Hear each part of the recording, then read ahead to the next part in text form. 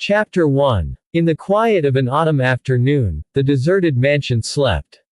Or appeared to do so. Concealed among the trees that edged the estate grounds, the watchers paused. There were two of them. Men of action by the scarlet coats with their gray facings. Insignia of the county militia. Cocked hats and buckled swords spoke of rank. Officers were these. Too skilled to advertise their presence by a show of arms and men. The spy, if there was one hiding out in the late Jarvis Remenham's empty house, would be taken unawares. Wary they might be. Sanguine they were not. In fact, one of them was downright skeptical. Seems quiet enough, observed the junior officer, his gaze raking the shuttered windows of the building's gray stone frontage. Don't be too sure, responded Major Gerald Alderley on a dry note. I am expecting a huge rat to emerge any second. Waving a white flag, naturally. Single quote. Captain Roding grinned. Why not a French flag? Because I don't believe that fool Poteswick could tell French from Arabic. Even if he heard it as he says he did, which I take leave to doubt. Single quote. The lodgekeeper had been in fine fettle by the time Major Alderley had produced his investigatory force at the gates.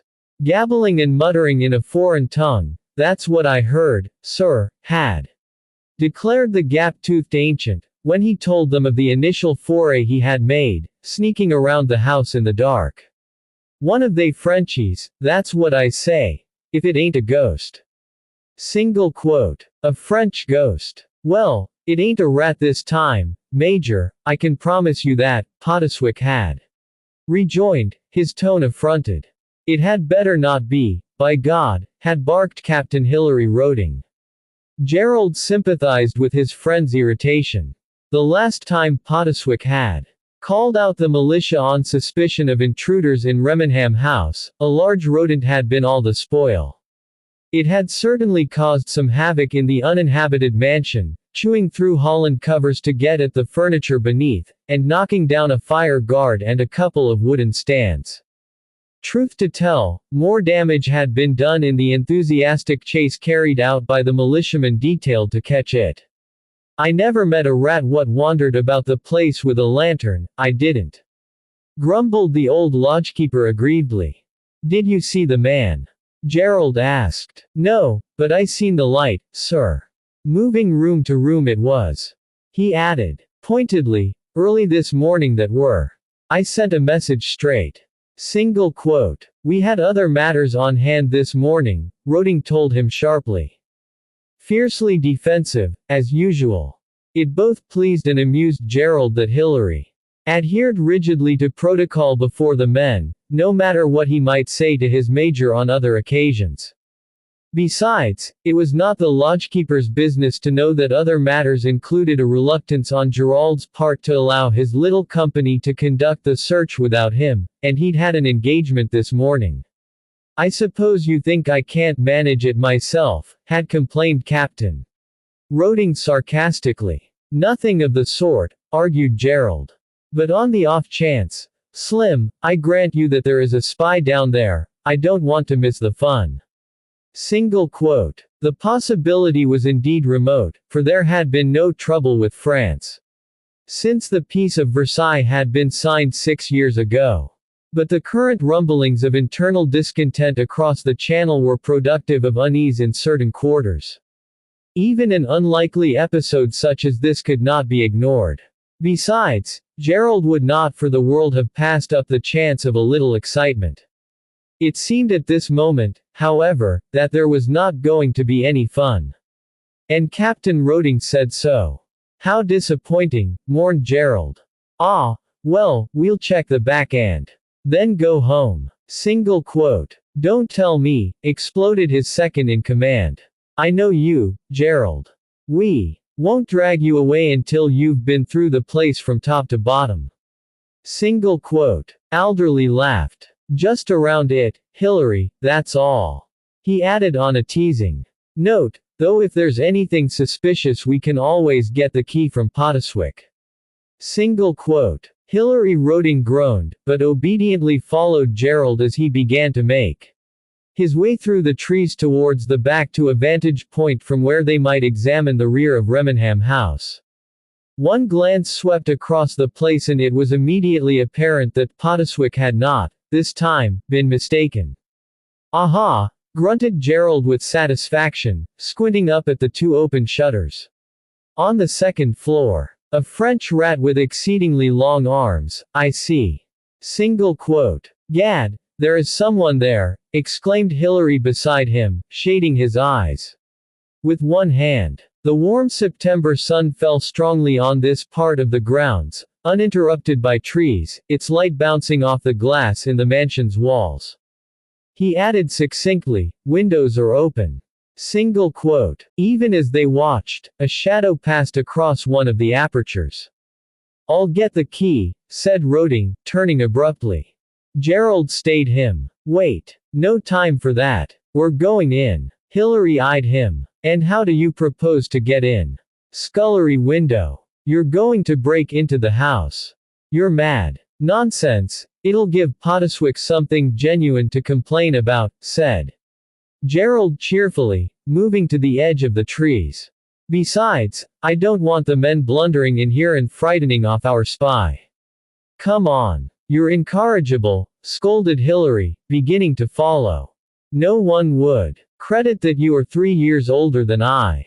You always were an old sobersides, even as a boy," retorted the Major, who was close on 30 now, yet as ripe for excitement as he had been on receiving his first commission at 16. 10 years of military life had taught him caution, but only strengthened a fearless zest for diving into any promising adventure with unalloyed enjoyment. Out of sight of that telltale window, the two officers darted across the grounds, speedily gaining the lee of the mansion walls. Hugging them, they crept stealthily around the house, Major Alderley leading, and wasting, so his captain acidly commented, a deal of time checking the windows and doors. When he tried the scullery door, and would have moved on, Hilary intervened. "Thought you were going to break in here," he said, in an impatient whisper. "We may have to," Gerald answered thoughtfully, staring at the window to one side. "But you said," Gerald tutted. "Housebreaking, Hilary. I take the matter of housebreaking very seriously, I'll have you know." He quirked an eyebrow. "I thought, you see, that we might as well enter by the same way our intruder had done." Single quote. Roding looked struck. "You mean there isn't any evidence of a break-in?"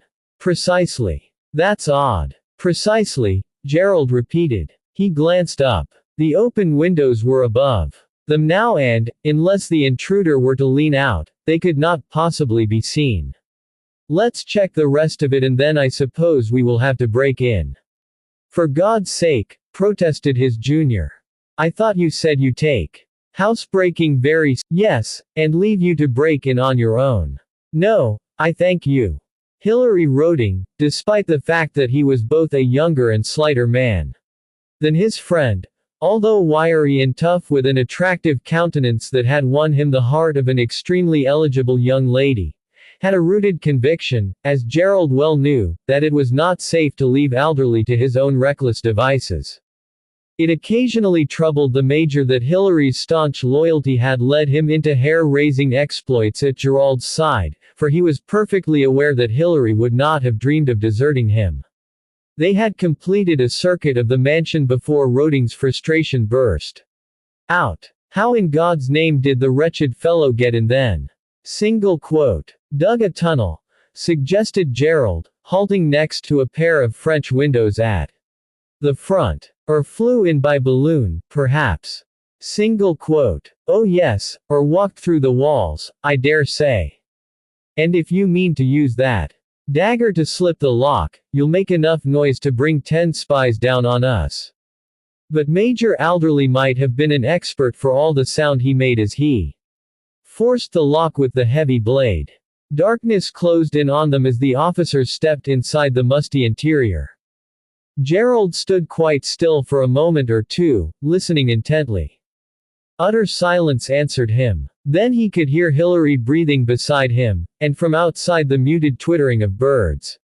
As his eyes adjusted, he was able to make out the great shrouded shapes of the furniture. A brief feeling of empathy with Poteswick passed through him. There was an eerie sense of brooding menace about an uninhabited establishment.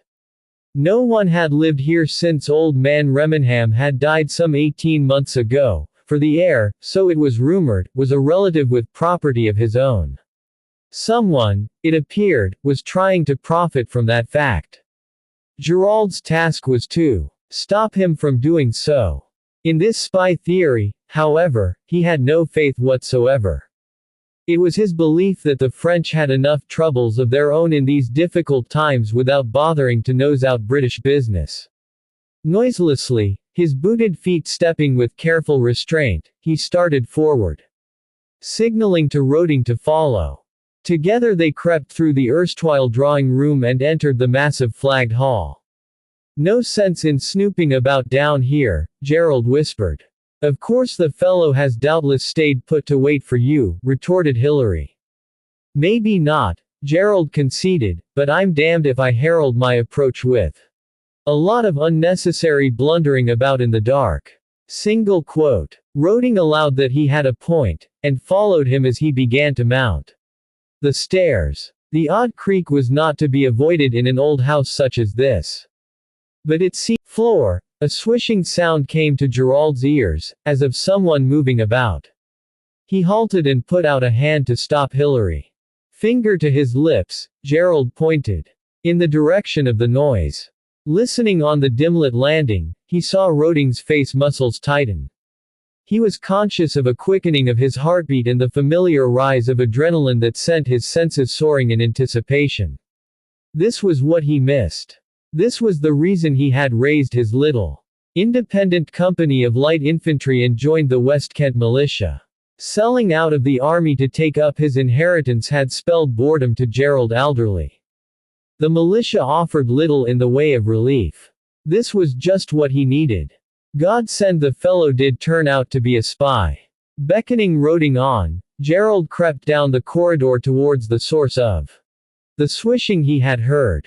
It had ceased now, but as he closed in on the area, a faint muttering came to his ears. Poteswick had mentioned muttering. Perhaps the old fool was not as fanciful as they had thought. The door to the room in question was closed. Gerald pressed against the wall and signaled Roding to go to the other side of the door. His hand went to his pocket and extracted a neat silver-mounted pistol. Like most officers, he'd had it especially made, for a man who loved danger had need of a precision instrument of defense. Hilary Roding was all soldier now, his earlier grievances laid aside. His fingers cherished the hilt of his sword and his eyes were on his friend and superior, ready at his back to do whatever was needed. Very gently indeed, Alderley grasped the handle of the door and stealthily turned it. A minute pressure inwards showed him that it was not locked. He glanced up at Roding and met his eyes.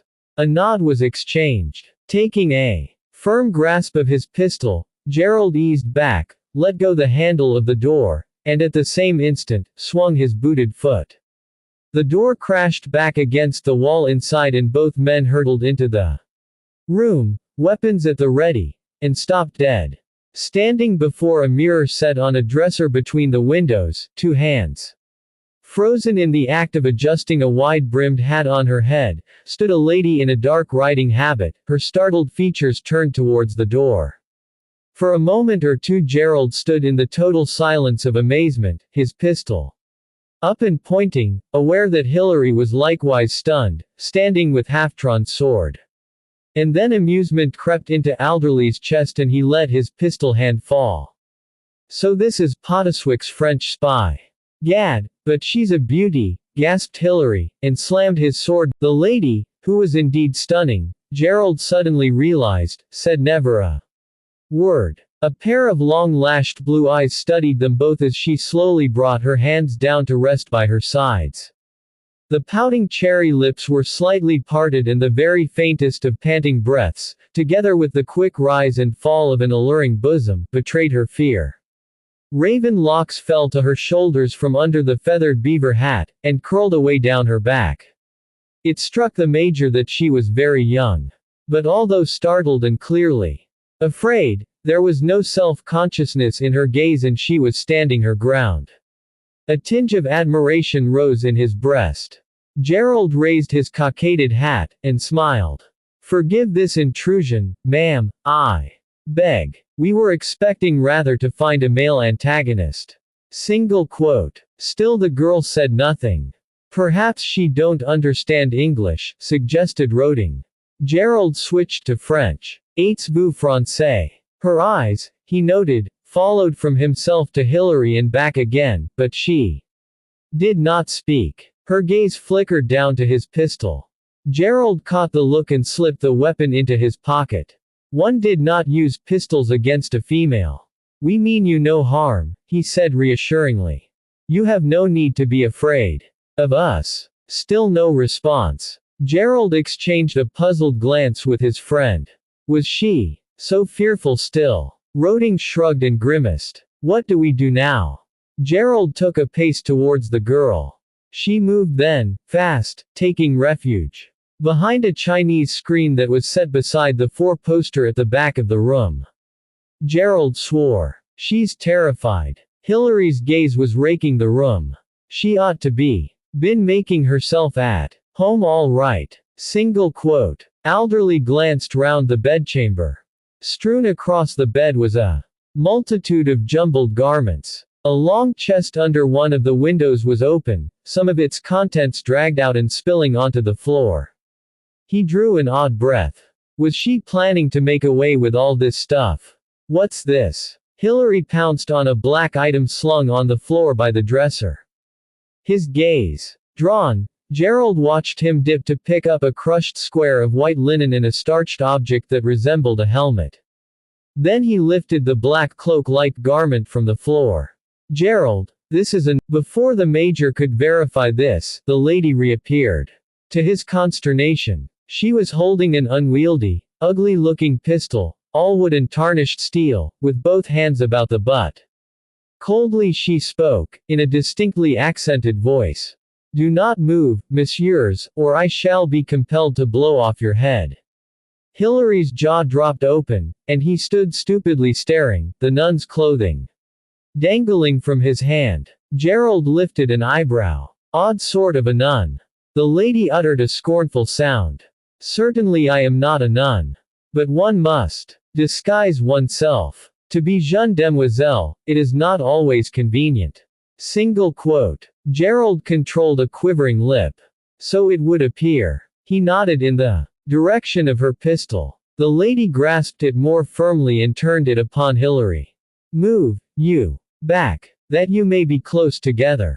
Single quote. "I should do as she says if I were you, Hilary," observed Gerald, noting the fierce determination in the girl's lovely face. "Never trust a gun in female hands," grumbled Hilary, dropping the nun's habit and backing to join his friend. "That's what comes of disarming yourself." Single quote. "A mistake, I agree." Gerald's eyes never left the girl. "What are the chances, do you think, of that thing being already cocked?" Single quote. "Probably not even loaded," suggested Hilary hopefully. "Parbleu," came indignantly from the lady. "Am I a fool? Can I blow off a head with a pistol which is not loaded?" Single quote. "She has a point," conceded Alderley, relaxing a little as amusement burgeoned. Again. 10-1 she is a French spy, burst from Roding. The pistol was lowered slightly. "I find you excessively rude, both of you," said the lady crossly. "You talk together of me as if I am not there. She, you say. But I am here." Single quote. "You are perfectly correct," agreed Gerald at once. "You are there. Why, is the question I would like answered." Single quote. "I do not tell you why," the lady uttered flatly. "But a spy I am not." "Can you prove it?" demanded Hilary. "Certainly I can prove it. That is easy. I am not French in the least." "Not French?" echoed Hilary. "That's a loud one. It is true." He was interrupted, and with impatience. "Alors, you make a game with me, I see that. It is better that you go away now, I think." Single quote. Ah, but there's the little matter of your presence here, said Gerald on a note of apology. This is a private house, Hillary said severely, and you are trespassing. Also stealing, added Gerald, with a gesture at the clothes on the bed. I do not steal, declared the lady hotly. Parbleu, but what a person you make. Me. One who spies. One who steals. One who. Trace, she paused, struggling for the word. Trespasses, supplied Gerald. And, if this was not enough, went on the lady furiously, you dare to say I am French. Pa. Single quote. She flounced about and, crossing to the bed, plonked down on it, pointedly. Averting her face and resting the large pistol in her lap. Hillary made a movement as if he would seize the opportunity to disarm the girl, but Gerald stopped him. I think, he said pleasantly, that it would be as well if you, Hillary, were to go and fetch the troops. And Poteswick, of course. He will wish to have his fears laid to rest. Single quote. The lady's face came round, a puzzled frown on her brow. Troops. Go, man, urged the major in an under voice. I'll handle her better alone. You certain? She's a thought too volatile for my money. She once more came in disgust from the girl on the bed. Her heavy pistol came up again, although she did not rise. What do you say of these troops? Single quote. You see, we're militia. Milice, Gerald translated. Civilian peacekeeping forces, you know. That's why we are here. Single quote. A scowl crossed the lady's face. You will arrest me. For trespass, theft and spying, snapped Hillary. And housebreaking, added Gerald calmly. At that, the girl jumped up. Parbleu, the house, is it broken in the least?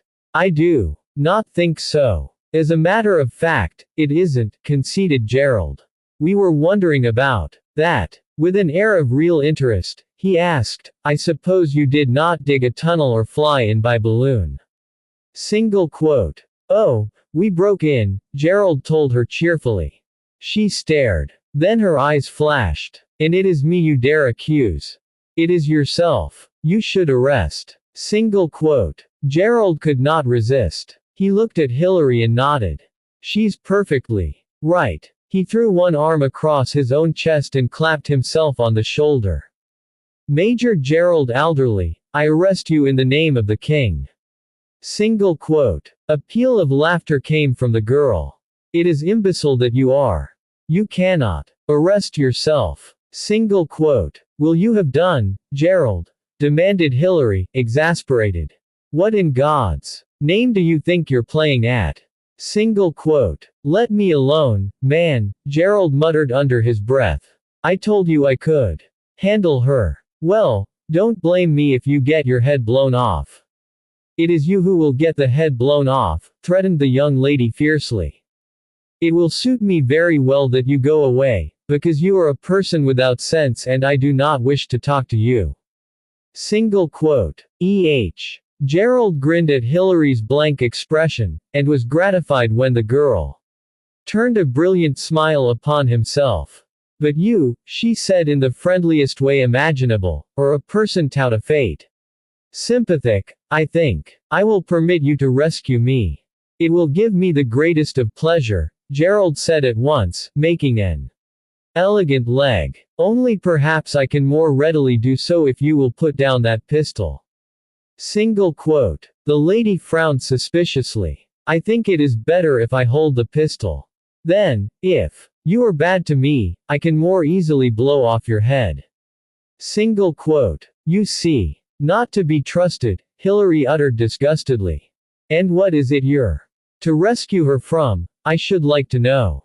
Single quote. From you, the lady threw at him furiously.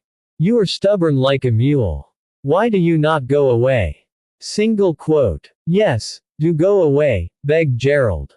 You are really not helping matters, my friend. Single quote. Captain Roding looked frowningly from one to the other. The lady receded, herself, watching him expectantly. He shrugged and, to Gerald's relief, made to leave at last. You're as mad as she is, Gerald. I'll be waiting for you outside. No, no, go and fetch the men to the house. To the lady. She was frowning, but it was evident that her initial fright had left her. The ruffled chemise front under the wide lapels of her waistcoat and jacket no longer quivered, and her pose, with the full cloth petticoat spreading about her, was relaxed. Only her ungloved fingers, and the arms in their long tight sleeves as she held the heavy gun aloft, bore any sign of stiffness. She addressed him in a tone of puzzlement. Why does this person say you are mad? Single quote. Because I am risking having my head blown off, Gerald answered cheerfully. The girl nodded sagely. And me. Oh, you're mad because you wish to blow off my head. A radiant smile dawned. Then I am not mad in the least. I do not wish to blow off a head, you understand. Single quote. I am relieved to hear it. The smile vanished. But to do only what one wishes, it is not always convenient. Single quote. Consider me warned, said Gerald solemnly. He removed his cocked hat and came towards her. You don't mind if I sit down? Single quote. She considered him a moment, her head a little on one side. You are, I think, a gentleman, no. Single quote. Gerald bowed. I try to be. Ah, that is good, sighed the lady. You do not say, I am a gentleman born Frenchman, they are different. She released the pistol which lay in her lap and gestured expressively with her hands. They hold their nose up, so. And look down, so. Englishmen also certainly. But only inside, you understand, that one cannot see it. Her conversation was wonderful, Gerald decided. And she was as shrewd as they come. You seem to understand the gentry very well. Single quote. You see, I am of them, she said seriously, but not with them. Yet. With pretty imperiousness, she gestured to the bed beside her. Please to sit, monsieur. I am not afraid that you may try to make love to me. What? Uttered Gerald, startled. The thought had not even occurred to him. He was not, in truth, much of a ladies' man. Which was not to say that ladies were not interested in him. But Gerald took it for the routine interest in an eligible bachelor, although he was aware many females had an eye for scarlet regimentals. He spoke the automatic thought that entered his mind. I should not dream of forcing my attentions on you. No, you are a gentleman, she agreed. And me, I am a lady. Voila tout. Single quote. Such simple faith touched Gerald. He refrained from pointing out that the case would be exactly the same if she was not a lady. He sat on the bed, throwing aside his hat. That is settled then. May I know your name? The lady eyed him. He waited. She frowned, appearing to think for a moment. Then she shrugged. Bien. It is Therese. Ah, no, I have it wrong. With care, she gave it an English pronunciation. Theresa. Single quote. Gerald tutted. You must think me a fool, mademoiselle. The eyes flashed momentarily. Then the long lashes sank demurely over them. You do not like it. Single quote. That is hardly the point. She looked up again and smiled sweetly. You do not think it is enough. English. I will endeavor. She bit her lip and thought deeply. Something seemed to dredge up from the recesses of her memory and she brightened. How is this? Prud'en SS. Single quote. Gerald gazed at her without expression. Very inventive. But it is a very good English name, she protested. Very. But it is not your name. Nor is Teresa, or even Therese. The lady opened her eyes very wide indeed. You do not believe me. I do not. Pa. Precisely. She let out a peal of laughter. You are not at all stupid. Even if you pretend, sometimes to be without sense. Single quote. Well, let us leave your name for the present. From what do you wish to be rescued? Single quote. The girl fluttered her eyelashes, sighed dramatically and spread her hands. I escape from a fate entirely miserable, you understand. Single quote. Indeed. Gerald said politely. What is this fate? Un mariage of no distinction. My husband, he is cruel and wicked, and entirely undistinguished. It is very bad. Single quote. Your husband. Gerald tutted. I agree with you. That is very bad indeed. I shall be delighted to rescue you. Where is this undistinguished husband? Leaping to his feet, he seized his sword hilt and partly withdrew it from its sheath, saying dramatically, I shall kill, that I do not doubt, Gerald muttered dryly, but added in a tone of intense satisfaction, then this husband is still in France. Excellent. The sword was released to slide back into its scabbard. In that case, he is probably already dead, and you have nothing to worry about. Single quote. Her face fell. Oh, you are making a game with me. You do not believe me. When you begin to tell the truth, Gerald told her severely, I shall be happy to believe you. Single quote. Parbleu, exclaimed the girl, jumping up in some dudgeon. You are not sympathetic in the very least. She raised the pistol. If you shoot me, Gerald said quickly, throwing out a hand, I shan't be able to rescue you. Single quote. I do not need the rescue from such as you. And I think I will indeed blow off your imbecile head. Single quote. In that case, I ought to warn you that my friend, Captain Hilary Roding, who is even less sympathetic than myself, you remember, will undoubtedly arrest you for murder. Single quote. The lady stamped her foot. Allure, now I am also a murderer. This is altogether insupportable. Take, if you please, your own pistol. Take it, I tell you. From your pocket there. Single quote. What for? Asked Gerald, half laughing, as he put his hand in his pocket and brought out his elegant pistol. Now what? Single quote. The girl's voice was shaking, and there were, he saw now, angry tears in her eyes. At me, she uttered, holding her own pistol high and aiming it steadily. Point it at me. Like this. Parfait. She sniffed and swallowed. I am not a murderer. The chance it is the same for both. It is no more a murder, but a duel, you understand. Single quote. She was backing across the room, moving towards the screen. Cocking the gun. He was damned if he knew what to do. Was the girl seriously expecting him to pull the trigger? Lord, but she had courage. Shoot, then, urged the lady. And we shall see which of us is more quick. There is no need for this, he ventured mildly, and lifted his finger to show his own pistol was not cocked. I cannot possibly shoot a lady, you know. I am far too much the gentleman. Single quote. She halted, her pistol still held firm. And where do you propose to go? Inquired Gerald carefully. She lifted her shoulders in an eloquent shrug. Where is there that I can go? All at once Alderley felt acutely suspicious. What was the wench at? Yet he could not maintain this stand-off forever. He was by no means certain that she would not in fact attempt to blow off his head as she had threatened. Very well, he said, lowering his own weapon. After all, Hilary must be near. Returned by now. Where was the harm in letting her go? She could not get far. He moved to one side, bowing and gesturing to the door.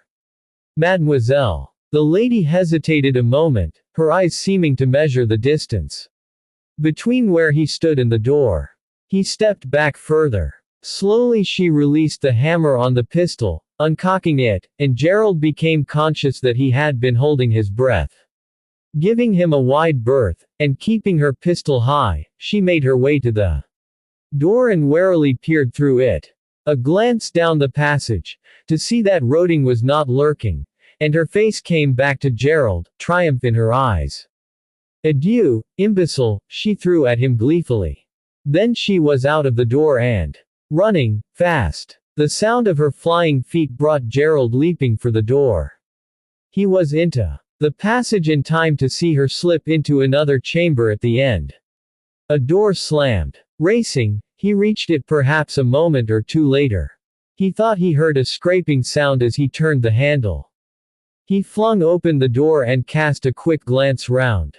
The place was gloomy, with its darkly paneled walls, but it was sparsely furnished. A dresser, a washstand, and a clothes press. No window. A dressing room then. But where in the world was the girl? A door led to another chamber beyond. Gerald tried it. Locked. He sped out to the corridor and went swiftly into the next room. Wasting no time, he crossed straight to the shutters and opened them. Light flooded the place. It was bare of any furnishings. And empty. The young. Chapter 2. Our French friends are beginning to form quite a little coterie, remarked Gerald, covertly studying the group gathered in an alcove at the other side of Lady Bicknaker's ballroom. The vast mirrored chamber, with its 4 little square window bays, to either side of the large raised dais that led to the French doors, was very full of company for the start of the little season. The clever hostess having let fall that several distinguished guests from France would be present, the world had flocked to her doors to catch, like the gossip-hungry vultures they were, a glimpse of them. Few approached the émigrés directly, preferring to stare covertly from behind their fans, while pretending to admire the simple elegance of Lady Bicknaker's neoclassical refurbishments. To Gerald's eye, the refugees therefore presented a rather forlorn little group, almost huddling together and chattering in low tones in their own tongue. The future Mrs. Roding turned bright, laughing eyes on the Major. "Dare I guess at the reason for your sudden interest in émigrés, Gerald?" Single quote. "Lucilla," barked Hilary warningly. "Not here. Don't be stuffy, Hilary," admonished his betrothed. She was a small blonde, not handsome, but with a flair for fashion. Demonstrated by her elegant chemise gown in the very latest Canterbury muslin, with its low décolletage barely concealed under a fine lawn handkerchief set about her shoulders, and decorated with a mauve satin sash at the waist. She had a warm, fun-loving personality, and an unflattering disrespect for her future husband's authority. Gerald liked her enormously. "If you did not want me to talk of it," she told him with characteristic insouciance, "you should not have mentioned the matter to me." "Are we to infer that he had a choice?" inquired Gerald. "Of course not," snapped his friend. "She wormed it out of me, the little fiend." Gerald tutted. "The cat's foot, Hilary. You're going to live under the cat's foot." Single quote. "Fiddle," scoffed Miss Froxfield. "I am perfectly devoted to him, as well he knows." Single quote. She bestowed a dazzling smile on Roding, who had reddened to the gills at these words. Which were perfectly true, as Gerald was aware. Lucilla clearly adored her betrothed, anyone could see that. If there was such a thing as love at first sight, these two must epitomize it. And his scarlet coat had nothing to do with it, as Hilary was fond of recounting, for he had been in civilian clothes when they met, as he was tonight. Neither he nor Gerald chose to attire themselves in full military rig on fashionable occasions such as this. Alderley's company of militia being his own, he was able to choose duty periods convenient to himself and his captain, and was under no obligation to wear dress uniform. With a rustle of her full lilac petticoats, Miss Froxfield turned back to Alderley. "Would you like me to inquire for your mystery lady, Gerald? I know the Comte and Comtesse de Saint-Erme quite well." Single quote. "How can you possibly inquire for her?" demanded Hilary acidly. "We don't know who she is." He threw a fulminating glance at Gerald. "Though we might have done, if a certain addlepated clothhead hadn't let her get away." Single quote. "Addlepated imbecile, Hilary," corrected Gerald calmly. "Did she call you that?" asked Lucilla, amused. "How famous. I shall borrow it. And apply it to you, Hilary." Single quote. "Don't you dare. In any event, I would not have let her escape me so easily." "Yes, she duped me finely," agreed Gerald. "And then vanished into thin air," rejoined Hilary on a sardonic note. No, I am convinced your very first theory was right. She walked through the walls." Single quote. Lucilla Froxfield laughed gaily. "Fiddle, Gerald." Hillary could not have suggested such a thing. Single quote. He did, you know, grinned Gerald. Though he didn't mean it. I do. However. Single quote. Are you mad? Gerald is convinced there is a secret passage into the house, explained Roding. And since the entire company and Poteswick himself were unable to find hide nor hair of the infernal French female. Single quote. English, Hillary, Gerald reminded him. Gammon. She is no more English than that set of beggars over there. For shame, Hillary, admonished his fiancée, casting a pitying glance at the refugees. They cannot help it. But, Gerald, do you believe there is a secret passage indeed? Single quote. Well, we covered every inch of the house and grounds, and I swear she never left that room by way of the door. I would have heard her. How exciting. A sudden thought brought a frown to her brow. But if there is one, how in the world did this mystery lady of yours know of it?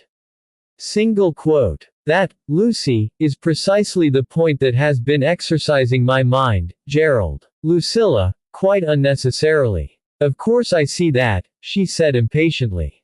Could she have been a spy, after all? Single quote. Oh, she's not a spy, Gerald answered, almost absently.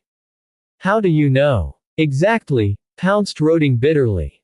Ask him. All he will say is that she said so. As if anyone could believe a word the girl said. Single quote. Gerald grinned. Difficult, I grant you. But though she lied about pretty much everything else, she didn't lie about that. Single quote. How do you know? Lucilla repeated, almost as skeptical as her intended spouse. If you had met her, you'd understand. With an unexpected flush of pleasure. He recalled the girl's antics. When she lies outright, she thinks about it. It's the fainting tricks you have to watch for.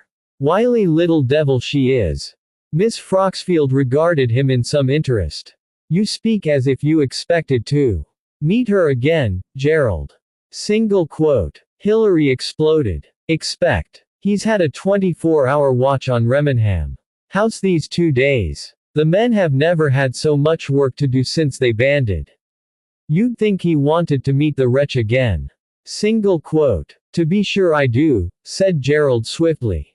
I haven't been so much entertained since I left the army. Single quote. Entertained, he says. Intrigued, then, amended Gerald equably, although truth to tell he was enjoying the mystery enormously. He grasped Lucilla's elbow. What you can do, Lucy, rather than make inquiries, is introduce me to this Comte and Comtesse. Single quote. By all means, agreed Lucy at once, and ignoring the automatic protest that issued from Roding's lips, she threw a command over her shoulder as she turned to go. Come on, Hillary. You don't want to miss the sport. Single quote. Sport, grumbled her betrothed, but he accompanied them across the ballroom. All the same, Madame la Comtesse de Saint-Erme regarded the English major with a lackluster eye, Gerald thought. Did she suppose him a possible pretender to her daughter's hand? The girl, Dorothée, if memory served, was clearly marriageable, but he imagined most of these unhappy exiles were all but penniless. Gerald doubted there would be many eager suitors, even assuming the Comtesse was keen to marry off her daughter to a foreign Protestant. According to Lucilla, this Comtesse had constituted herself something of a social leader in the rapidly growing assemblage of refugees, and would undoubtedly be ready to introduce an eligible bachelor appropriately. Mesdames Thierry and Poussin appeared delighted to meet Gerald, and he was obliged to do the pretty to their daughters too. If the young ladies were dowerless, which seemed likely, their attire at least, so Lucilla assured him in a whisper, was of the first stare. Silken open robes over full Tiffany petticoats in a contrasting color were, Lucy assured him, of the very latest Parisian design, cut by the finest French tailors. Gerald, whose French was adequate from his military service abroad, was able to respond suitably to such remarks as the ladies addressed to him, but was less exercised by their fashionable dress than their decidedly careworn appearance. Both girls looked pale and listless. There was little fighting spirit here. He could not see these two shrinking misses capering about in a nun's habit and brandishing a defiant pistol. There was a third lady among the younger set. A buxom piece, who looked, Gerald decided, as if she would be more at home in an amorous engagement in a hayloft than sitting demurely in a ballroom. She occupied a small sofa, a little apart, a ruddy-complexioned gentleman some years her senior beside her, and glanced about with an air of considerable unease. Briefly, with a careless wave towards the couple, the Comtesse presented them as Monsieur and Madame Valade, who have lately joined us, she said, adding sotto voce, a very great tragedy. The entire family massacred. Wiped out, but for these. A lucky escape. Single quote. Lucky indeed, answered Gerald, glancing at the pair again. Such stories were increasingly heard in English society. There were some deep-seated fears of the rot spreading to England, if the simmering discontent of the peasantry of France were to erupt any further.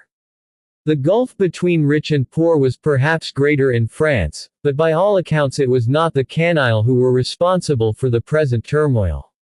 It was the incendiary intellectuals of the bourgeoisie, with their militant ideas of revolution, who had raised the populace to a pitch of violence resulting in cases of wholesale slaughter, such as had overtaken the Valades.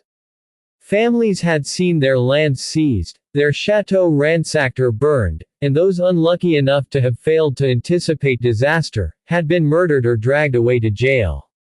In Paris, in July, a raging mob had stormed the Bastille, provoking circumspect aristocrats to uproot themselves and take refuge abroad. All these things were common knowledge among the bon ton, who were generously welcoming these unfortunate escapees. They had not so far been of much personal interest to Gerald, but tonight was different. He eyed the young couple with the tragic history behind them, and could only suppose that familiarity had dulled their senses. The man had favored him with a brief nod, but the girl had gone so far as to offer a tiny smile, and a look under her lashes with which not even Gerald, for all his scant interest in female society, could fail to be familiar. It was a look that accorded very well with the hayloft setting that had come to mind. Now, however, as Gerald watched them, their heads were together and they were murmuring in French. The female's words caught at his attention, and he no longer heard what the young puissant girl was saying to him. I was not born to this. I am not comfortable, complained Madame Valade. Courage, urged her spouse. It is not easy. It will be worth the pain, you will see. Hist, he added, as he turned his head and noticed Alderley's glance. Gerald smiled and excused himself with the puissant girl, whose mouth pinched together as she threw a dagger glance at the voluptuous Madame Valade. Gerald, intent on his trail, ignored it. I understand you have not been in England very long, he said in English. Noting that Madame raised her fan and lowered her gaze demurely. But a week and some days, answered Valade. It must seem strange to you at first. Oui, mais, safe. It is safe. I imagine it must be a relief to you, after so lucky an escape. Gerald infused sympathy into his voice, and deliberately addressed himself to Madame. I am sorry to hear of your misfortunes. Single quote. Madame ventured a glance up at his face, and fluttered her lashes. Her English was halting. But we, Mon Mari and myself, we have the bon chance. The rest, she shrugged fatalistically. Monsieur Valade heaved a gusty sigh, and Gerald, with heavy diplomacy and a forced heartiness of manner, turned the subject. How do you like England? Single quote. People have been very kind, Valade said, answering for them both.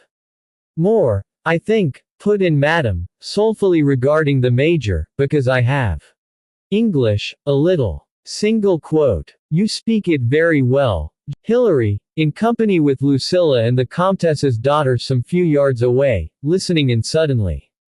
How fascinating. Were you born here, madam?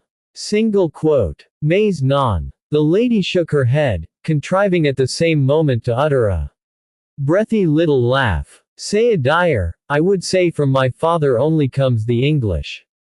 Single quote. Oh, Gerald uttered, disappointed. Not entirely English then. He heard Roding snort, and suppressed a grin as he bowed, taking the trouble to salute Madame's hand and cast her a provocative look as he did so. He would pursue that little pastime on some other occasion. It might prove rewarding. For the present, he murmured his farewells, and turning, caught Hilary's eye and walked away, crossing the ballroom to move into the less opulent, and less crowded, saloon next door where servants were dispensing refreshments. In a moment, Roding and Lucilla joined him. Well? Demanded Miss Froxfield, accepting a glass of lemonade proffered by a passing lackey. Well, nothing, uttered her betrothed crossly, before Gerald could answer. Playing games to tease me, that's all he can think of doing. Single quote. Nothing of the sort, Gerald said calmly, sipping at his burgundy. It looked to me as if he was playing games with Madame Valade, Lucilla said frankly. Her eyes quizzed the major. Flirting, Gerald. A new come out for you. Single quote. Gerald grinned. Merely making a useful contact. Interrogation takes many forms, you know, Lucy.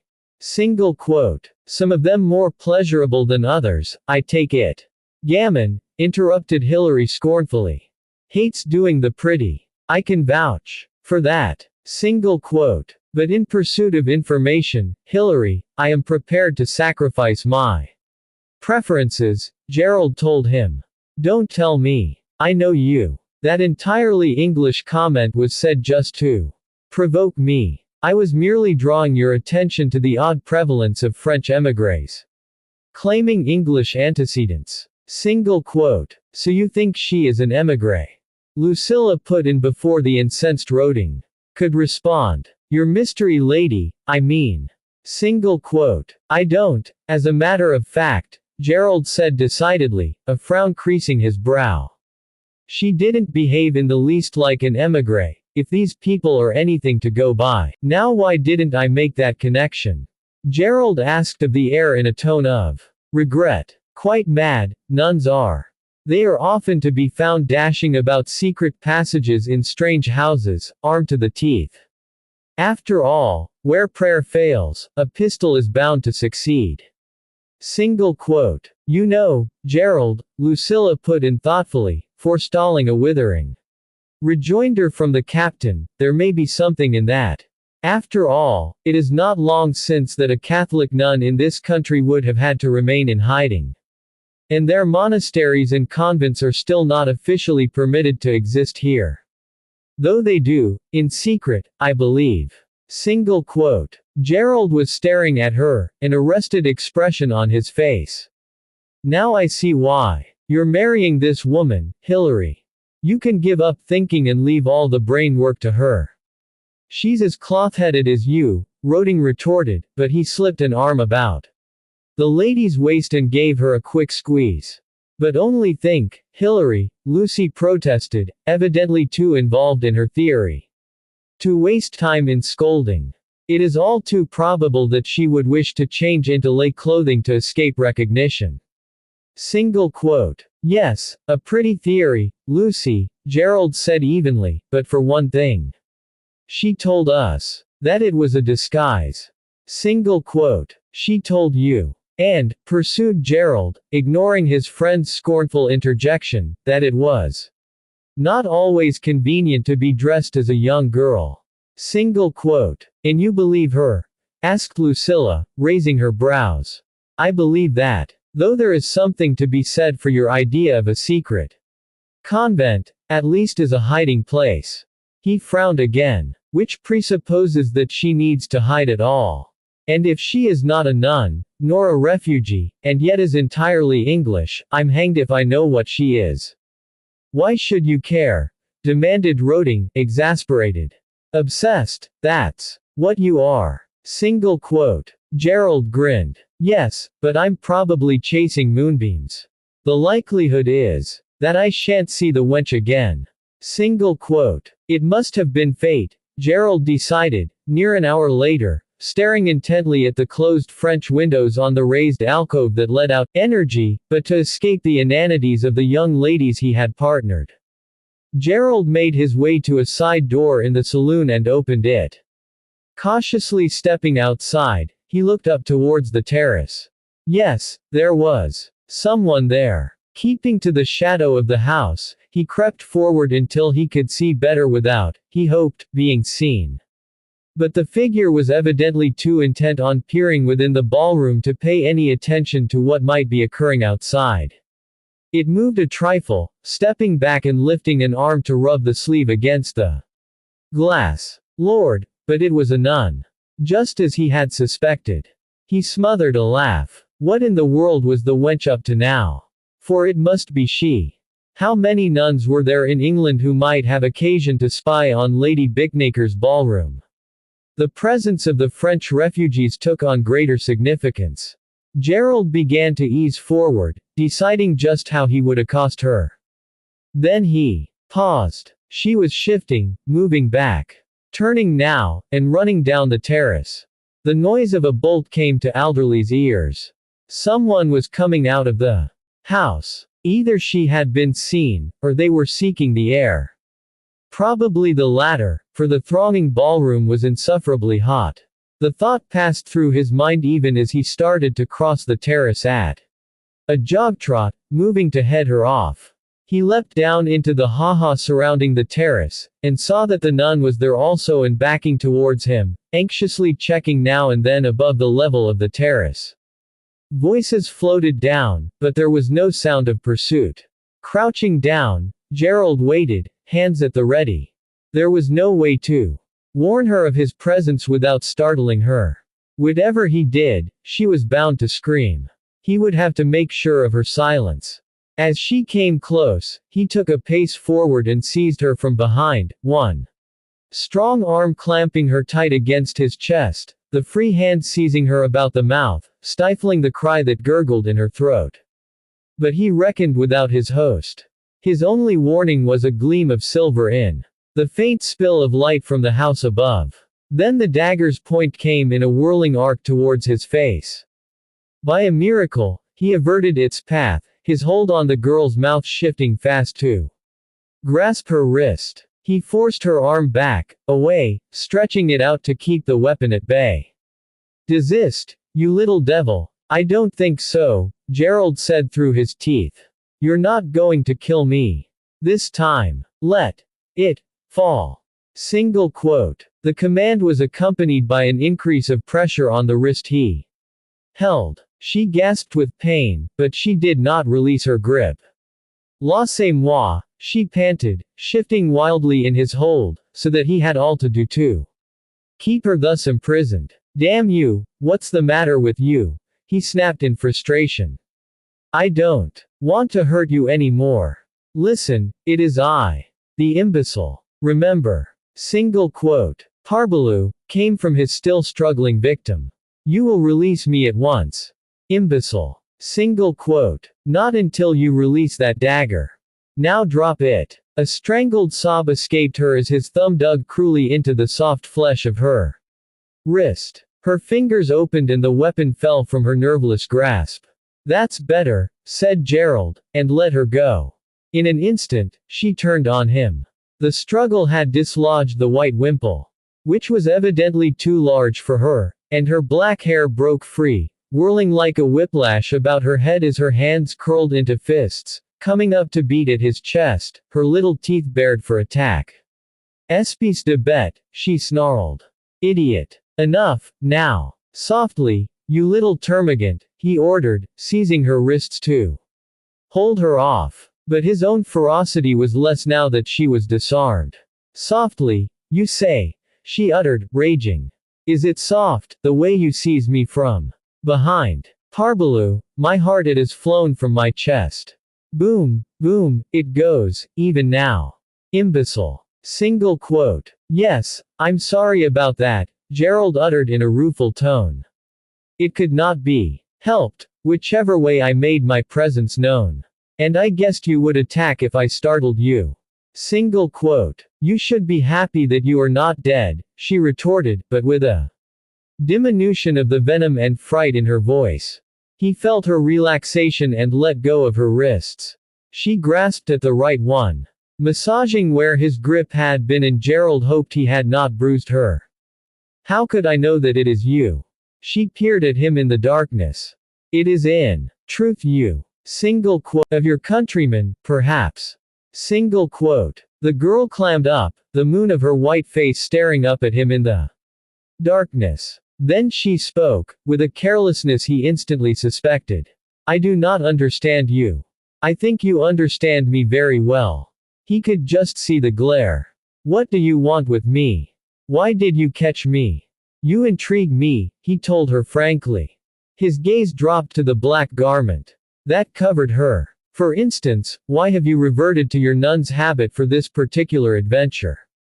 Single quote. That is easy. For a nun at night it is less dangerous than for the jeune demoiselle. Single quote. Gerald eyed her. His vision was becoming accustomed to the faint light now. And her features were clearer.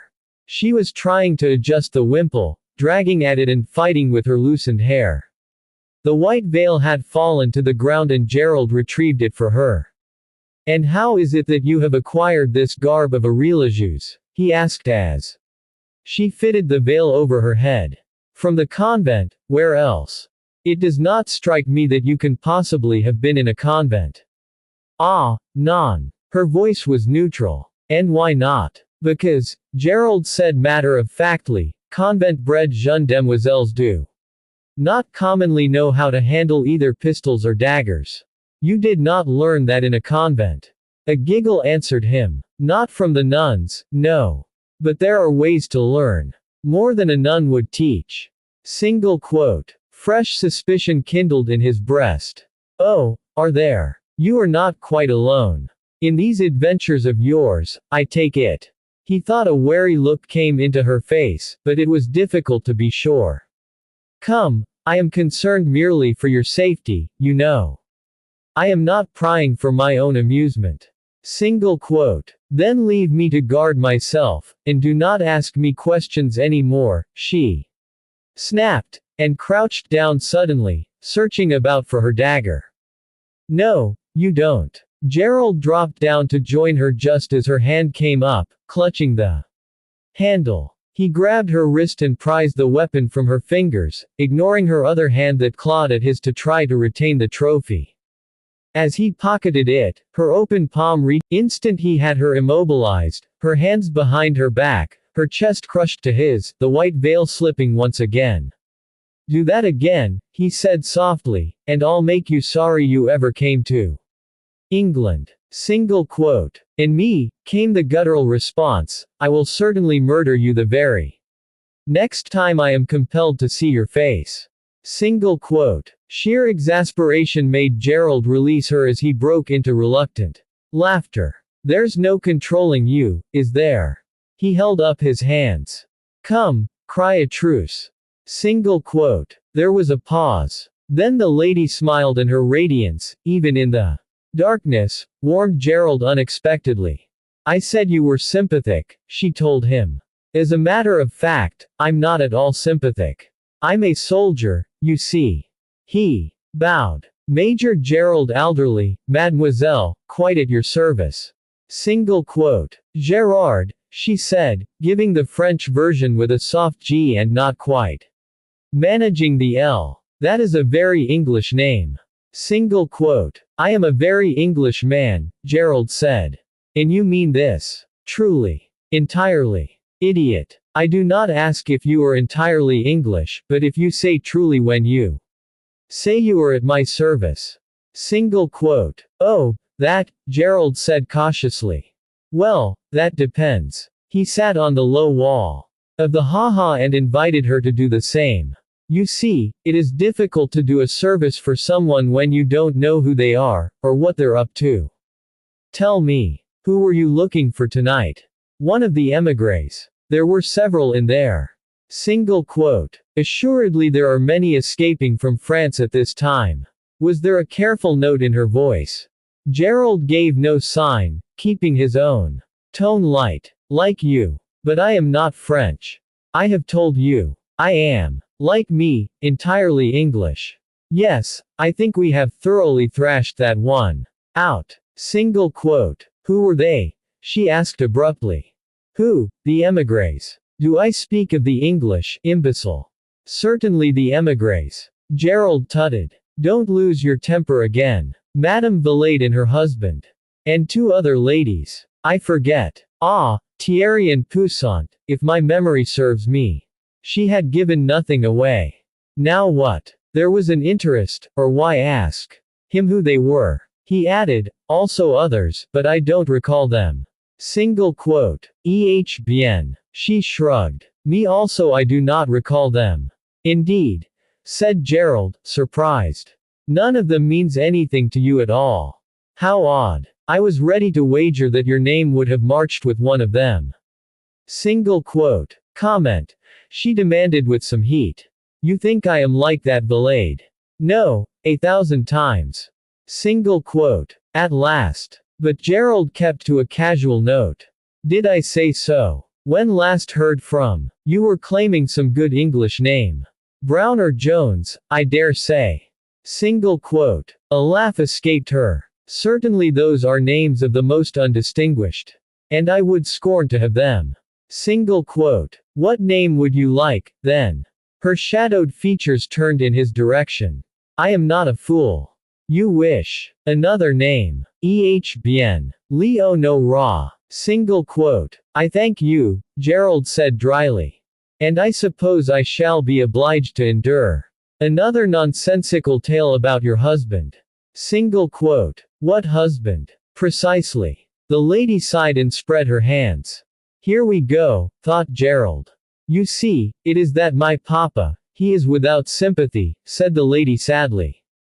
Indeed. Gerald said politely. Yes, like you, she snapped, with a venomous glance, her role evidently forgotten for the moment. Do please continue, Gerald begged, deceptively docile. I am fascinated. She bit her lip, and then turning her face away, emitted another sigh. My papa. He does not wish me to marry the man I choose, and thus he places me in the convent that the nuns may lock me up and I cannot escape. Single quote. As we see. Yes, but they did do so. But you managed to escape nevertheless, Gerald said calmly, disguising yourself as a nun. And who is the man you are not allowed to marry? Valade, perhaps. Single quote. Dieu du ciel, exclaimed the girl, jumping up. That, married. Single quote. Married. I did mention Madame Valade, did I not? At that, a growl of startling ferocity escaped her lips. She saw femme. That is, the game then. That she could dare to take my place, that salope. This is altogether insupportable. Bien, we shall see. She focused on Gerald's face. And for you, Monsieur le Major, it will be well if you do not make me a shock like this again. Single quote. Turning, she climbed over the low haha wall. Gerald reached out a hand to stop her. Wait. At least tell me where I can find you. So that you may interest yourself in my affairs even more. Then I will go with you, he offered. No. Let me alone. It is not safe. That is entirely my affair, and not your affair in the least, she told him. Haughtily. En tout cas, I have waiting for me a cavalier. Single quote. Oh, have you? Grunted Gerald, surprising in himself a surge of some odd emotion at these words. Damnation. Single quote. Confused, he released her, and in an instant she had darted away and was running down the garden. Gerald watched her vanish into the darkness, unusually incensed. Hang the wench. Roding was right. He was mad. Lord knew why he had any interest in an impertinent girl who would certainly have spit him with that dagger. He reached into his pocket and brought it out, examining it in the increasing light as he slowly made his way back up the terrace. A pretty piece. Gold-handled, too. Small, but eminently serviceable. For whom had its sharp point been intended? Valade. Or perhaps his wife now that the girl had word of their marriage. What a heat that news had wrought. Had she expected to wed Valade herself? Had the fellow broken a vow of betrothal, or abandoned her? He must find out more. Forgetting the dark thoughts of his last brush with the girl, he dropped the dagger back in his pocket, quickened his pace, and went back into the house to look for his hostess. He was halfway across the ballroom, where the dancing had ceased for the musicians to take a well-earned rest, when Roding pounced on him. "Where the devil have you been? Consorting with a nun in the gardens?" Hilary stared. "You don't mean to say she's here?" "Was," Gerald corrected. "She's gone. This time she tried to kill me with a dagger." Single quote. "What? Neat little toy. I'll show it to you later." He glanced about and saw his quarry holding court at one end of the vast mirrored chamber. "At this present, I must appropriate Lady Bicknaker." Single quote. "You're going?" asked his friend, and the note of relief was marked. "No, my poor guardian," Gerald mocked. "I'm following a scent." Lady Bicknaker, resplendent in purple satin, and basking in her triumphantly full rooms. For it was obvious that her patronage of the refugees had set a quickly to be followed fashion, was all sorrow and sympathy when Gerald spoke of them. He had adroitly captured her and led her away from her other guests on the pretext of feigning an interest in her charitable attitude to the newly arrived French. Her motherly features creased into anxious wrinkles. Poor things. Can you imagine how dreadful it must be for them? Most of them arrive here almost penniless. Single quote. "Gather their bankers are still able to transfer funds," remarked Hilary, who had tagged along, apparently determined not to leave Gerald to make even more of a fool of himself. He had already spoken his mind on the folly of allowing a clearly dangerous female to escape a second time. But for how long? Lady Bicknaker asked apprehensively. "Their lawyers are working tirelessly, but they report that the situation is daily worsening." Single quote. "Some, of course," put in Gerald, "have been unable to recover anything. Like the Valades, I imagine." Single quote. "Oh, that tragic pair," uttered her ladyship in saddened tones. "Yes, a very sad story," agreed the major. "Still, the Comtesse has them well in hand. She has even found them accommodation in the house where she is putting up herself. In Paddington. They are tending to congregate, our poor French friends." She shook her head. "Pitiful." Single quote. "Very much so," Gerald said, matching her tone, and at once forced the discussion back to his own point of interest by adding, "I was particularly struck by those poor Valades. Do you know much of his background?" Single quote. "Only that he is, or was, related to the Vicomte de Valade. It seems he does not inherit the title." Single quote. "Well for him," remarked Captain Roding. "He could have little comfort that, doubt if." Single quote. "Charvel," interrupted Gerald without ceremony, all his senses at once on the alert. "You cannot mean General Charvel." Single quote. "That old martinet," exclaimed Roding. "He was our first commander, and a more stiff-necked." Single quote. "Exactly so," concurred Lady Bicknaker. "Which is why I feel sure he will utterly repulse the girl, even if she is his granddaughter." Single quote. "What, Madame Valade?" demanded Gerald. "His granddaughter. Yes, his son's daughter." "What son?" asked Roding. "Precisely," agreed Gerald. "I thought it was his great-nephew, young Brewis Charvel, who is his heir." Single quote. "Oh yes, yes. But this was long ago. Nicholas is dead. At least I imagine so, if what Madame Valade claims is true. Not that it would make any difference if he was alive still." Single quote. "Why not?" Gerald asked straightly. "Because," said Lady Bicknaker in the confidential manner of all matrons, When passing on a tidbit of scandal, Nicholas married against his father's wishes and ran away. General Lord Charvel disinherited him for his pains.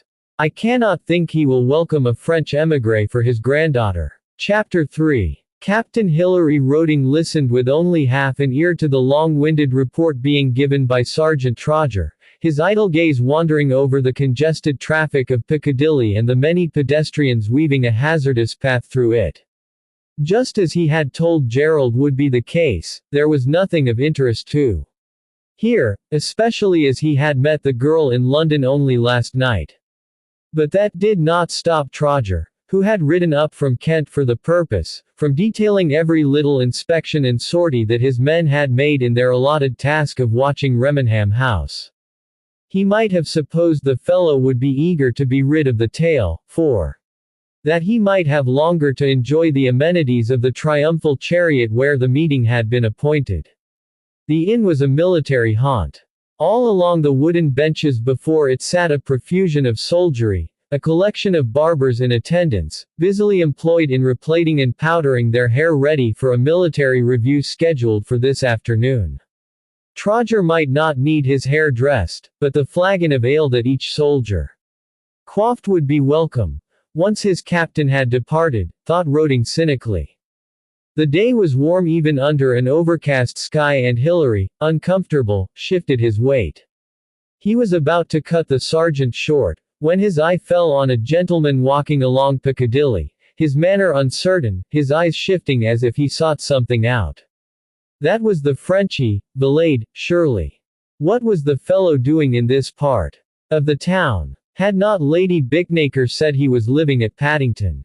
The Frenchman, booted and neat in buckskin breeches and a plain frockcoat, a flat-brimmed hat on his head, paused a moment at an intersection with one of the roads leading north, apparently seeking a street sign. Doesn't know where he is, thought the captain. Looking for something, or someone, probably. Visiting. Dressed for it, certainly. An unwelcome idea came to him. Would Gerald wish his friend to follow the man? He had hardly registered the decision that he had best do so, albeit with some reluctance, when his trained senses alerted him to an extraordinary circumstance. The Frenchman was already being followed. A young lad. Roding took him for a footman, or a groom by the neat black garb. Was halted some paces away from Valade, his hat in his hand as he made pretense of fanning himself. But his eyes were on the Frenchman, and as Valade moved up the other road a little way, the lad shifted alertly, and swiftly closed the distance to the intersection. There he paused again, half turning his back and pretending to look for someone among the soldiers on the benches. Sir. Hilary threw a brief glance at Troger, and quickly returned his intent gaze to the Frenchman, who had halted once more, and stood as if thinking deeply. I've finished me report, sir, Troger said aggrievedly. Good, good. And not before time, muttered Roding, glancing round again. Well, shan't I come to the Major's house up Stratton Street, sir? I'll give the Major your report, Troger. But me orders, sir. Are we too? Gad, but that's her, interrupted Roding suddenly. The Frenchman had moved back into Piccadilly from Down Street, at which the lad following him had immediately sauntered away a yard or two. But some little distance behind him, someone had come out from the shadow of the building and, seeing the Frenchman reappear, darted back again as quickly. His attention drawn, the captain was easily able to make out the pretty features under the feathered hat, and the same dark riding habit the fugitive had worn on that first occasion at Remenham House. Don't say the wretch was also following Valade. Perhaps Gerald was not as cloth-headed as he had thought. Beg pardon, sir? Asked the sergeant, evidently mystified. Be quiet, man, snapped Hilary, watching the Frenchman go by with the lad after him. Then the girl was heading past the inn and Roding marched down to confront her. Whither away, mademoiselle? He said grimly, ungently grasping her arm. Above the elbow. A pair of startled blue eyes looked up into his. Comment. What do you wish? Single quote. What the devil do you think you're up to now, I'd like to know. Her eyes flashed. It is in no way your affair, monsieur, and you will unhand me at once. Single quote. No, I won't. The captain grasped her more firmly. I'm taking you to Gerald. My girl. Single quote. The girl glanced up the road and turned back, annoyance in her face. Oh, peste, you make me late. She glared up at Roding. I do not know your Gerard. And I do not know you. Please to release me. I'm not going to release you, so it is no use complaining. You'll be Remenham House, exclaimed Trodger, who had been watching this interchange open-mouthed. Is she the Frenchie we've been watching for then, sir? Single quote. The lady's furious features turned on this new target. I am not French in the least, bet. Single quote. Woof, uttered the sergeant, jumping back. A Spitfire, ain't she, sir? Roding ignored this. Are you going to come quietly, mademoiselle? He demanded with grim determination. Or do I arrest you and have these soldiers march you off to jail? Single quote. A sweep of his arm indicated the array of military strength on the benches, every eye of which was trained on the little scene being enacted before them. The lady looked them over in silence, and then pouting lips trembled, dark eyelashes fluttered, and in a broken voice, she pleaded, Honored messieurs, you will not allow this pig, to be thus cruel.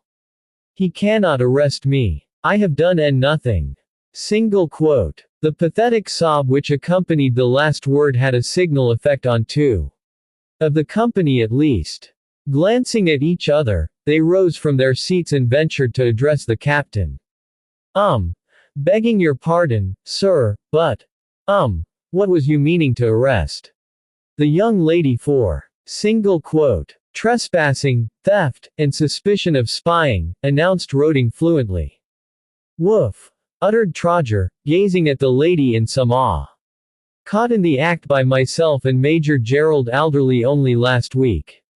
The mention of Alderley's name, as Roding had confidently expected, caused the soldiers' eyes to veer across to the young lady again, this time with a good deal less sympathy, and much more uncertainty. There was a murmur or two among the watchers on the bench, but no one ventured to intervene again. Grimly Hilary smiled to himself at the effect of Gerald's name. In military circles, highly exaggerated tales of Major Alderley's daring do were bruited from lip to lip and passed on to raw recruits to strengthen morale. The young lady saw the change, and almost snorted. Very well, arrest me. But, if you mean to take me to this Gerard, I shall know what to say to him. Single quote. Sir, called Trodger, as the captain began to lead the young lady off. Shall we abandon the guard, then, sir? Single quote. Certainly not. But if she's going to jail, just keep watch, like you've been told, Roding said severely, turning to glare. Certainly I am going to kill him. Single quote. You ain't never. Back to your post, Trodger, ordered the harassed captain. As for you, do not address me. You are without sense and not sympathetic in the least. And when I have finished killing your major, I shall also kill you. Single quote. The listening soldiers began to snigger behind their hands. His face warm. Captain Roding glared them into silence, and firmly marched his captive off down Piccadilly, heading for Stratton Street where the town house of the Alderley family was situated. You're the most troublesome wretch I've ever encountered, he told her bitterly. What Gerald wants with you has me beat. Single quote. He received a glare from his captive. You are rude, and stupid, and altogether a person with whom I do not wish to speak. So now I will say nothing more to you, and you will please to say nothing more to me, for I do not reply. Single quote. It was thus in stony silence that the pair traversed the short distance to Stratton Street, where Roding knocked on the major's door and entered a pleasant wood-paneled hall, with his prisoner firmly in tow. Your master in? He demanded of the astonished footman, removing his cockaded hat and handing it over. In the bookroom, sir, answered the man, his eyes round as they took in the furious beauty at the visitor's side. Good. I'll announce myself. The footman did not object, but it was plain he felt he was neglecting his duty. For he emitted an admonitory cough, causing the captain to pause in his way to the library across the hall. What is it? Shouldn't I tell? I mean, the young lady, sir. You can leave the young lady to me. What young lady? Demanded a voice from the back of the hall. Don't tell me you've found her. Ah, Gerard, uttered the girl in a gratified tone as Major Alderley walked through into the light. You will please to tell this idiot to release me. Of course he will release you, Gerald said at once, concealing his delighted satisfaction at this unexpected piece of good fortune. I'm only surprised you have not released yourself. No pistols, no fellow. Happened to be at the chariot, you know, with Troger, and it is review day. Ah, the matter begins to come clear, Gerald said. The place was full of barbers and military men. Exactly so. And she, interrupted the young lady crossly. Yes, very rude, agreed the major. Hilary, you must stop referring to Mademoiselle as she. But we cannot discuss this here. He bowed and indicated the open door at the back of the hall. Mademoiselle. Gerald was relieved to find the girl did not attempt to run away, but meekly allowed him to usher her into the spacious and comfortable library which was his habitual haunt when at home. This lapse was possibly due to her apparent determination to make full protest of Hilary's conduct. All these soldiers, she complained, adding with a sweep of one arm at the major's dress, all of them in red as you. And this idiot, he has threatened to arrest me and make them take me to prison. What would you? I cannot fight them all. No, of course you could not, Gerald soothed. Monstrously unfair of you, Hilary. Unfair, echoed his junior. And this is not all, went on the lady, evidently determined to disclose all her wrongs. When I thought to make them sympathetic for me, with a little tear, you understand, and some tricks feminine of this kind. Feminine tricks, too, cut in Gerald admiringly, controlling a quivering lip. Very useful, of course. Useful certainly. But he tells them that I am a spy. One cannot expect that. Soldiers can be sympathetic to one they believe may be a French spy.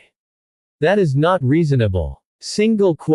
A very low stratagem, Hilary, Gerald said, turning on his captain with mock severity. How could you? No wonder Mademoiselle is angry with you. What? Roding's glare tried Gerald's control severely, but he pursued his theme. Unheeding. I am extremely displeased. It is no fault of your own that you are not at this moment standing there with your head blown off.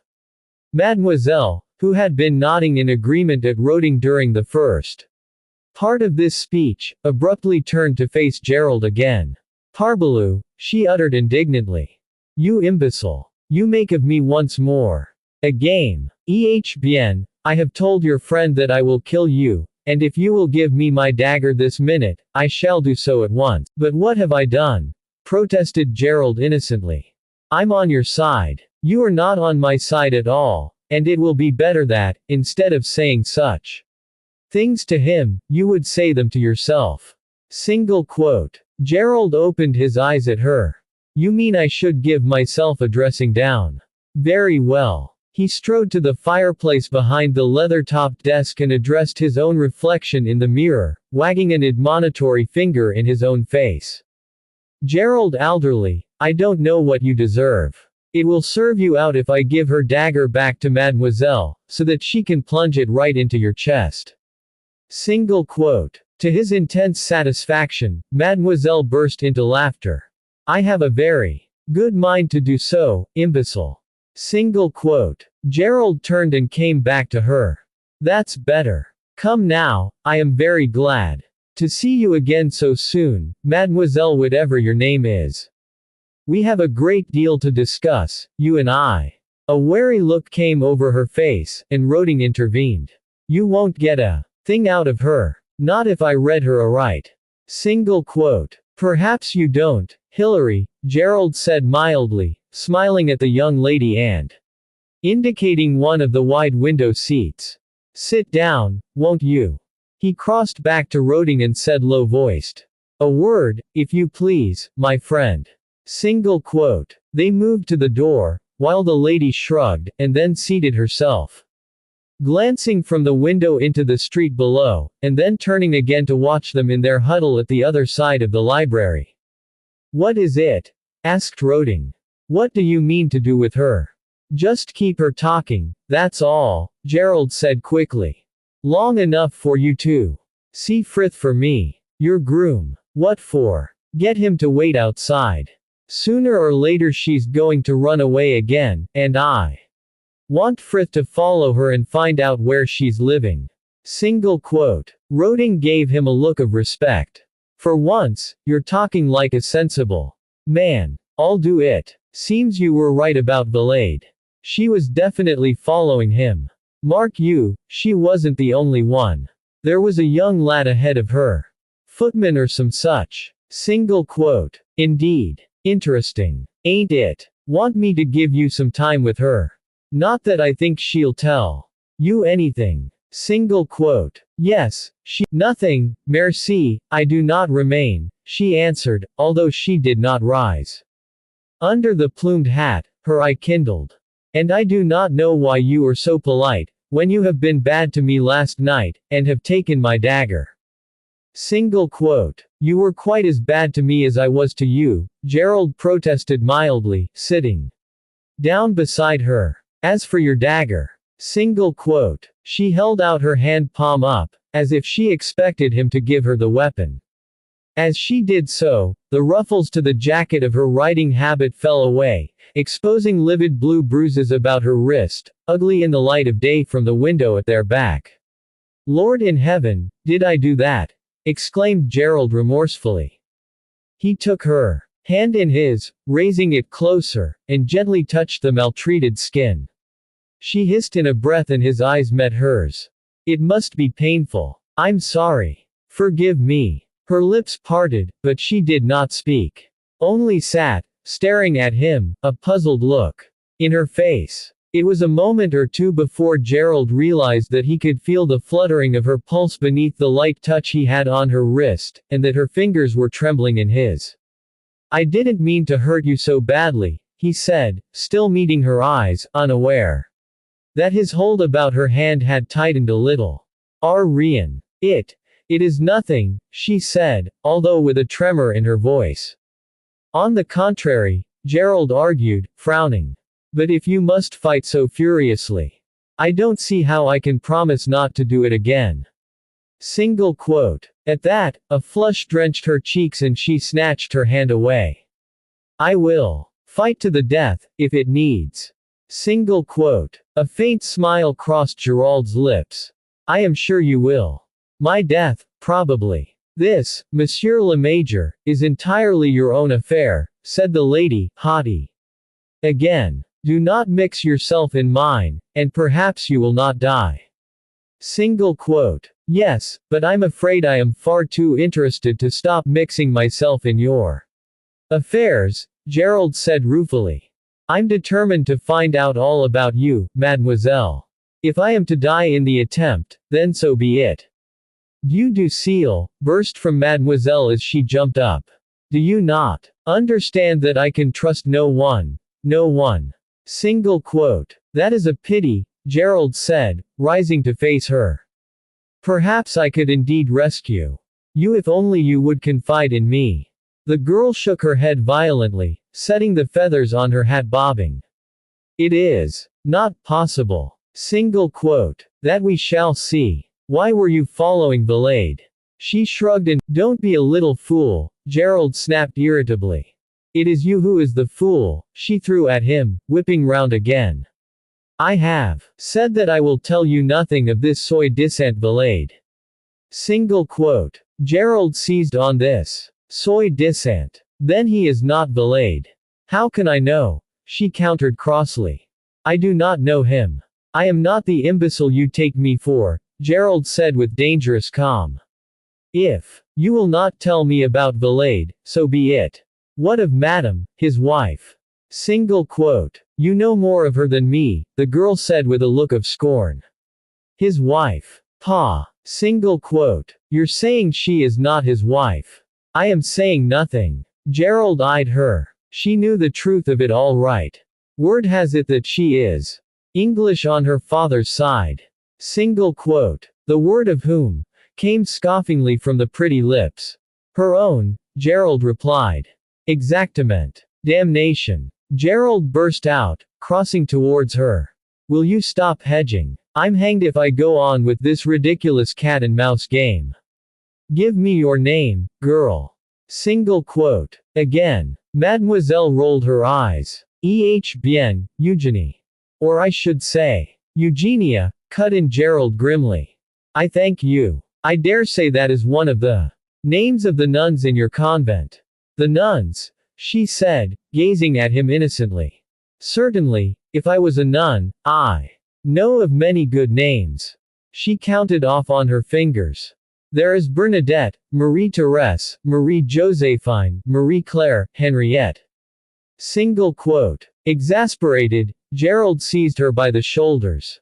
I don't want a list of all the nuns resident in your wretched convent. I am aware that you ran away from there, but. Single quote. Certainly I ran away, she said, meeting his gaze with defiance in her own. And if you like, I will tell you why. Single quote. For the space of half a minute, Gerald continued to scowl in silent frustration. But the sheer tenacity of the girl defeated him. He laughed suddenly, and released her. You had better kill me, mademoiselle, because otherwise I shall end by strangling you. Single quote. Comment. You wish to murder me. No, I wish to beat you, he retorted. In fact, I've never met anyone who goaded me to so much violence. Single quote. You surprise me. Relaxing back, Gerald folded his arms.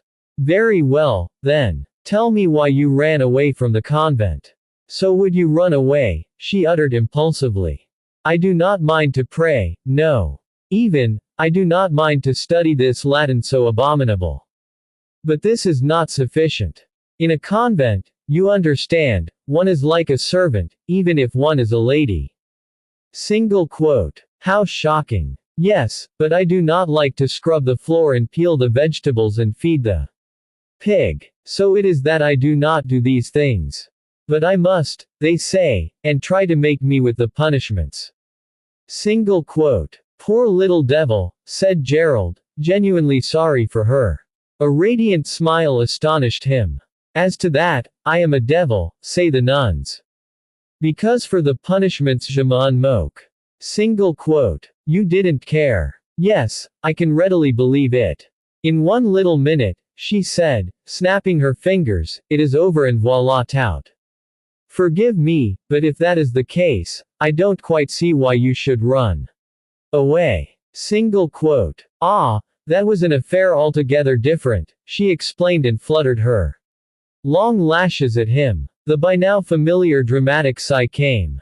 There was a priest, the father confessor, you understand. He tried to make love to me. Oh, it was very bad. She spread her hands. What would you? The nuns they would not believe me, and so it was not possible for me to stay. I was compelled to run away. Single quote. All the way to England. She opened wide eyes. But it is entirely natural that I choose my own country. Single quote. Footsteps sounded just outside, and Captain Roding walked in. The Major hailed him with a show of relief. Hilary, thank God. Have you a pistol about you? Or better yet, your sword? Single quote. He moved to his friend and grasped his hand in a gesture as deliberately dramatic as the storytelling of Mademoiselle. If you care for me at all, shoot me. Or run me through. I'd rather die than hear any more fairy tales.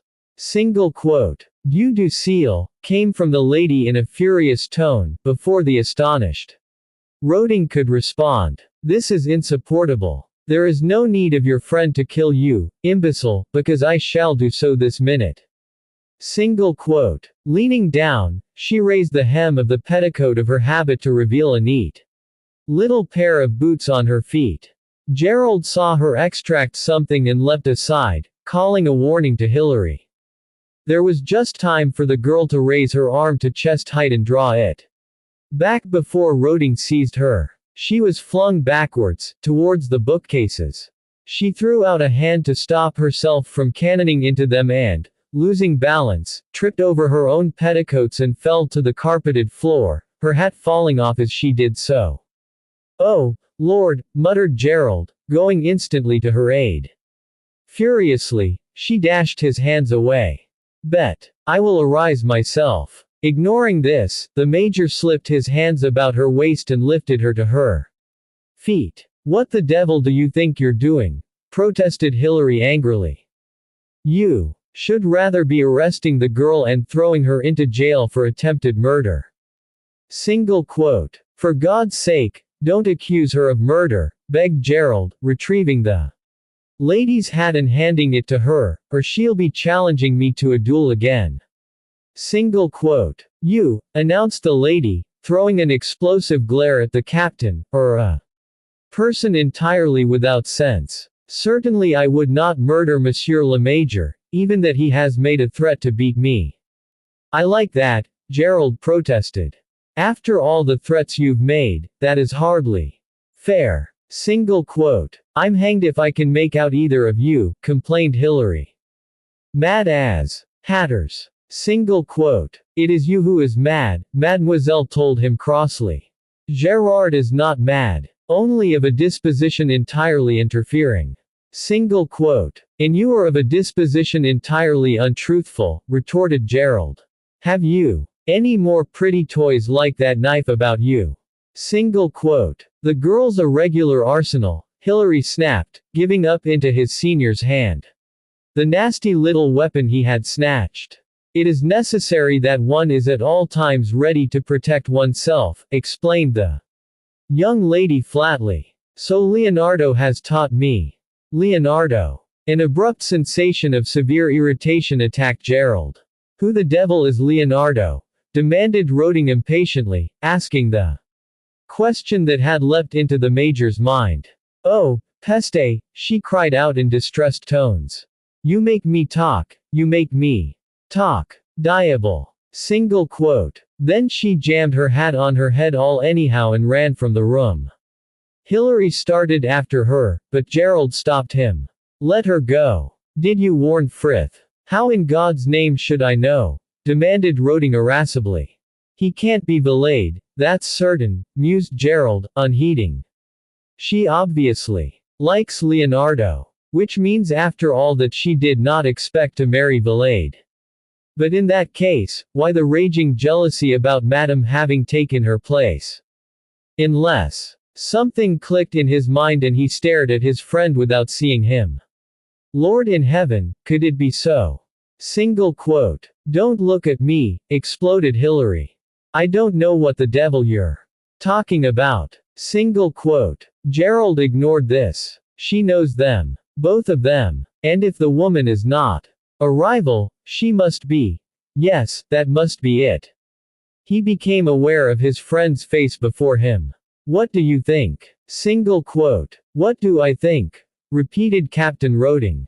"I think you've gone stark. Staring crazy. Why can't you let it be?" Single quote. Gerald grinned at him. "What, and miss getting myself murdered? She said she wouldn't murder you. Don't you believe it? She'd have thrown this thing if you hadn't stopped her. My thanks, by the by." The captain shook his head. "I just don't understand you, Gerald. If you know her for the vicious, scheming wretch that she is, why in God's name?" Single quote. "She's not a vicious, scheming wretch," Gerald said calmly. "She's an evil-tempered little termagant, yes, but there's no malice aforethought. And she's plucked to the backbone." Single quote. Hilary stared at him. "You're either mad, or in love." "What? gasped Alderley in shock. In love.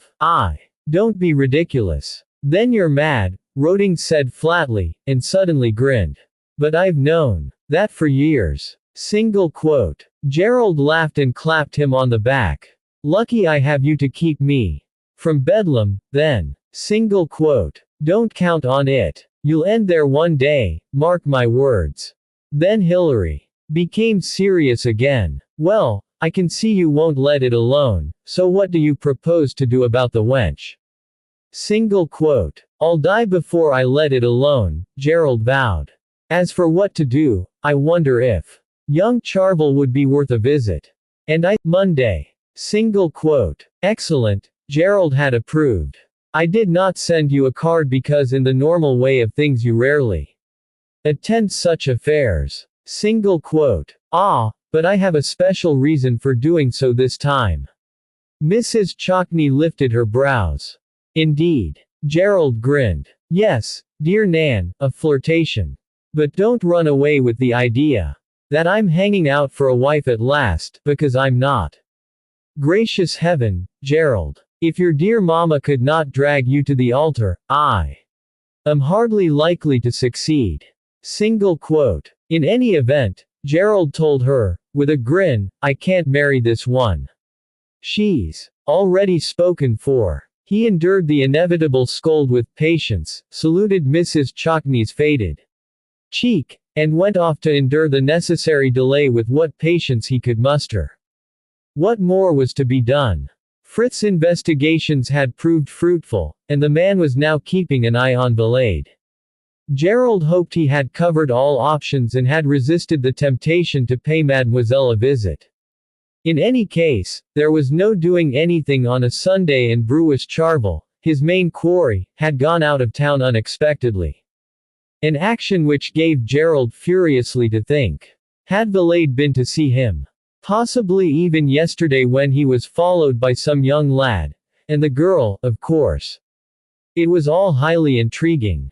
On Monday Charvel had still not returned, and the Major duly presented himself at Mrs. Chalkney's house in Grosvenor Square, thanking his stars that his friend Roding would not be there to spoil sport. Madame Valade was looking heartily bored, he noted, as his searching eyes found out the couple. He could scarcely blame her. Valade, who was standing by her chair, glancing around the packed pink-papered saloon with a heavy frown on his face, was a thick-set man of coarse, reddened feature, with a discontented air. Or was that perhaps because his business in Piccadilly the other day had gone awry? Perhaps Brewis Charvel had not welcomed him with open arms. Gerald noted the lady's eyes brighten as she caught sight of him making his way through the throng towards her. Now how in the world was he to get rid of the husband? His luck was in. Just as he reached them, the Comte de Saint-Erme drew Valade a little apart and began to converse with him in rapid French. Valade accorded the Major's greeting a brief nod and gave his attention back to Saint-Erme. Gerald took Madame's hand and kissed the fingers with a little more warmth. Then Punctilio demanded, Madame, I trust I see you well. Single quote. Merci. She inclined her head, looking up at him through her lashes, and passing a tongue lightly over her lips. Gerald smiled and crooked his elbow. A little promenade, madam. Madame Valade rose from the chintz-covered chair with alacrity and a little rustle of her silken petticoats. The close-fitting round gown, if a little old-fashioned with its very narrow waist and wide skirts, was becoming on a full figure, and the low décolletage, unencumbered by any form of covering, exposed a good deal of bosom. The lady murmured briefly to her husband, and then tucked her hand into Alderley's arm. We will converse in your own tongue, he said in French as he led her away. And I trust you will pardon my inadequacies. Single quote. Madame gave one of those breathy laughs. They cannot be worse than mine. In English, monsieur. Single quote. While he trod a deliberate path through the pink saloon towards the door. Gerald encouraged a flow of harmless chatter about the people Madame had met and the parties she had attended. But once he had steered the lady down the hall and along a passage to a window seat at the end, he abandoned the subject of society. And now, he said, drawing Madame to the seat, and contriving to sit close enough that his anatomy touched hers at several points, let us talk about you, Madame. Single quote. About me. The lady's lashes fluttered and her fan came up. You would know more of me. Single quote. I would know everything about you, Gerald told her, his tone at once provocative and inviting. The major might not indulge in this sort of flirtation in the ordinary way, but he had seen enough among his army colleagues to know just how to go about it. She responded at once, rapping him on the knuckles with her fan. I hope I do not understand you. Single quote. You mean you hope you do, thought Gerald cynically. But he seized the chance to entrap her fingers, fan and all, and looked deeply into her eyes. They were a dull gray, but the dark frizzed hair that framed her face was attractive. To begin with, he said, allow me a very tiny intimacy. Your name. Ah, that is easy, she began, laughing. No, let me guess, he interrupted. Let me see if our minds are attuned. The lashes fluttered demurely. You would read my mind. Gerald was pretty certain he already had, but he did not say so. This was unscrupulous, he admitted, because he had no intention of following through on the seductive promise. Soon enough, Madame Valade was that kind of woman. I would read your body, he whispered, and lifted her fingers to his lips. Then, he released her hand, and sat back a little, appearing to concentrate his thoughts on her face. She waited expectantly. Let's see now. Would it be Therese? She shook her head. Quite wrong, monsieur. Alas. Then perhaps it is Prudence. Oh la la. That is not me at all. No, perhaps not, Gerald agreed with a smile. Leonore, then. She shook her head animatedly, enjoying his attention. Then it must certainly be Eugenie. Single quote. But, no, she dimpled. You cannot read my mind at all, monsieur. I'm afraid you are right. Very well, I give up. You will have to tell me. I could have done so at the first and saved you the pain, she told him merrily. It is y'all. She broke off abruptly, her face collapsing into an expression of acute consternation. Gerald was instantly on the alert. Something wrong, madam. Her fan came up swiftly, hiding the lower part of her face. She fluttered it with a trembling hand, averting her eyes from his, and he could hear her uneven breath behind it. It is nothing, she uttered jerkily. I thought I saw my husband. Single quote. Gerald cast a swift look up the corridor, but there was no one there, not even a shadow. His frowning gaze came back to her. She was making it up. It was an excuse, dredged up on the spur of the moment to cover a slip. What had she so nearly said? She had almost spoken a name, and quickly withdrawn it. He remembered also, all at once, the very first words he had heard her speak. I was not born to this. Lord, he was right. But softly now. Let him be sure. Have no fear, he uttered soothingly, reaching out to pat her free hand. I will make certain that we are unobserved. Single quote. He made a pretense of rising and making a sortie to the corner to see if anyone was there. She seemed to have recovered herself as he returned, but rose as if she would go back to the saloon. Ah, no, Gerald uttered at once, lowering his voice and infusing it with all the promise he could command. Not yet, madam. You will leave me utterly distraught. Single quote. Madame Valade reseated herself, and Gerald set himself to flatter her into relaxation again. He succeeded so well that by the time he asked for her name once more, she fluttered her lashes as coquettishly as ever. You will not guess again. Single quote. No, I am quite out of ideas. And you promised to tell me. Quick, now. I can no longer bear to address you by that formal madam. Single quote. Then you shall no longer do so. I am called Melusine. Gerald let out a sigh, both relieved and satisfied, and repeated the name.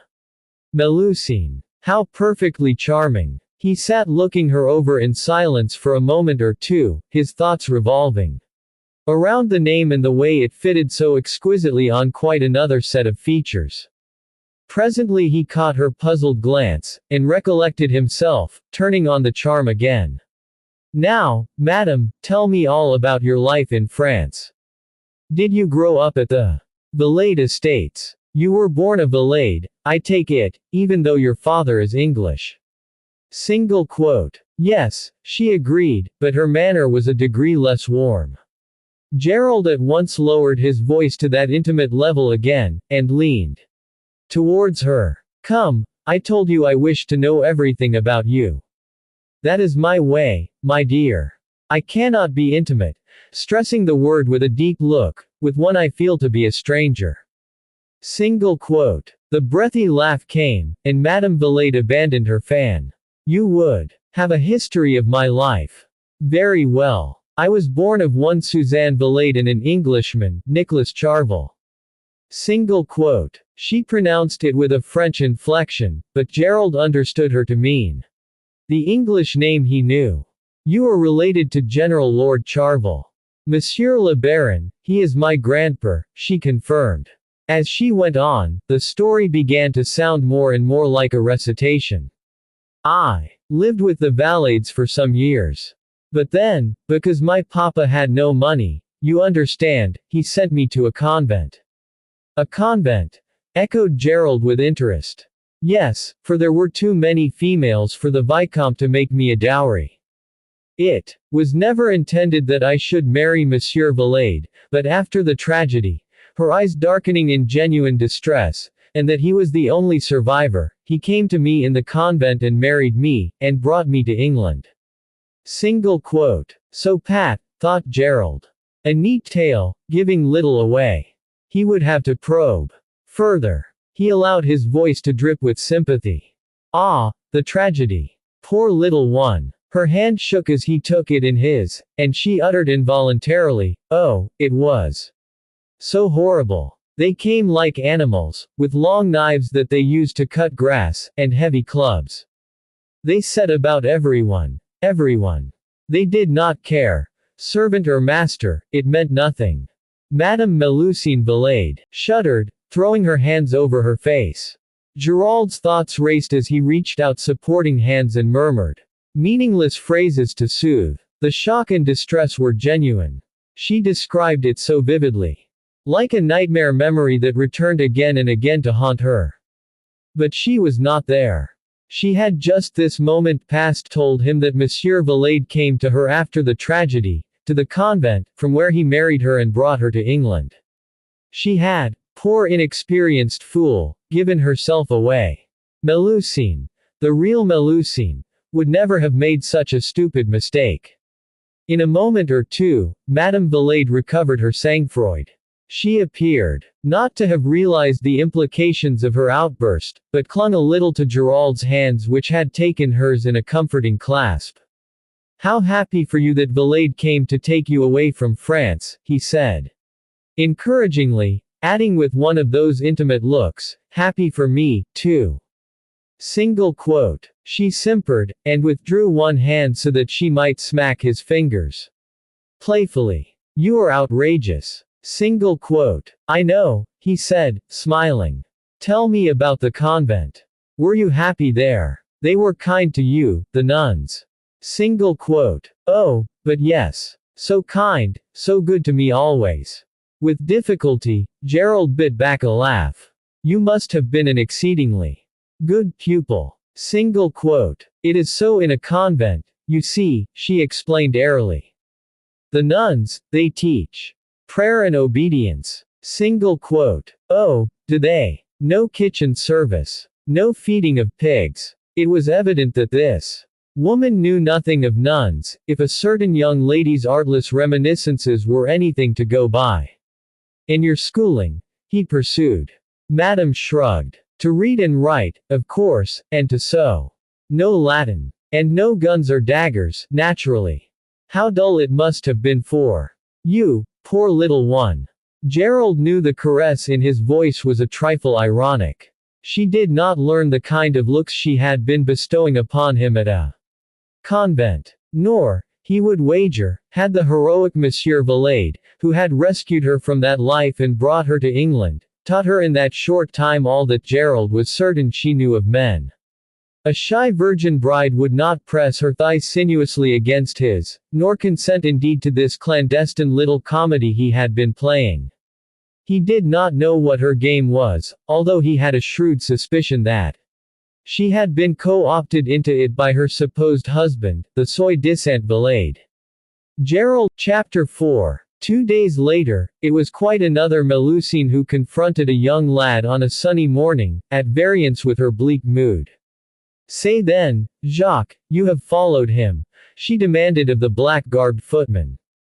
Jack Kimball nodded eagerly. I, miss, like a shadow.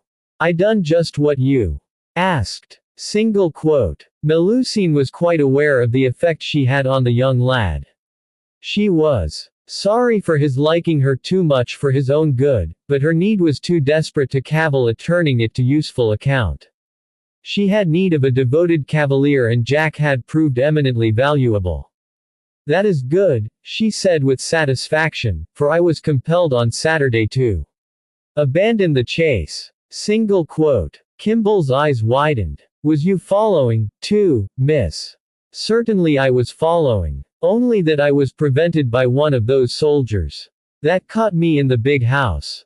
Single quote. Militia, miss, Kimball corrected her. They weren't no soldiers. They wear a uniform, do they not? They march and fight with swords and shoot with guns, no. Single quote. Well, yes, miss. Then they are soldiers. And me, I know very much of soldiers. One must be on guard. Now do not make me any more arguments, but tell me at once where that pig is gone. Single quote. Jack blinked. Pig, miss. The one who calls himself Valade, idiot, snapped Melusine impatiently. Oh, the Frenchie. On Saturday he went to that there Mr. Charvel's house. In Hamilton Place, that is, like I told you before, miss. Yes, that is Mr. Brewis Charvel, as you have found out for me. She struck her hands together. Parbleu, that pig, he will ruin all. Did he see him, this Monsieur Charvel? Single quote. I don't rightly know, miss, confessed Kimball. At least I couldn't say for sure. He went in there, and he was in there for a good half hour. But I never seen Mr. Charvel, and when the Frenchie come out, I followed him again, like you told me. But he only went home again to Paddington. Single quote. Melusine swung away and moved to stare dully out of the window of the little chapel vestry onto the mews outside. At this time of day the priest would be at his apartments in Brewer Street, a short walk away from Golden Square, which the building overlooked. The house had in fact been converted into a convent, but the fact could not be advertised, not even in the Catholic enclave that existed in this part of town. The nuns wore their habit, and said all their offices, and went about their tasks unobtrusively, relieving the poor and needy and tending the sick.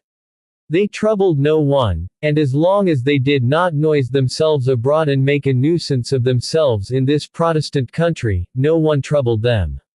The vestry was perhaps the only room in the place, except her allotted, curtained-off portion of the dormitory chamber that served for her cell, and she could not scandalize the nuns by having a man in there, be he never so much a servant, where Melusine could be sure of privacy.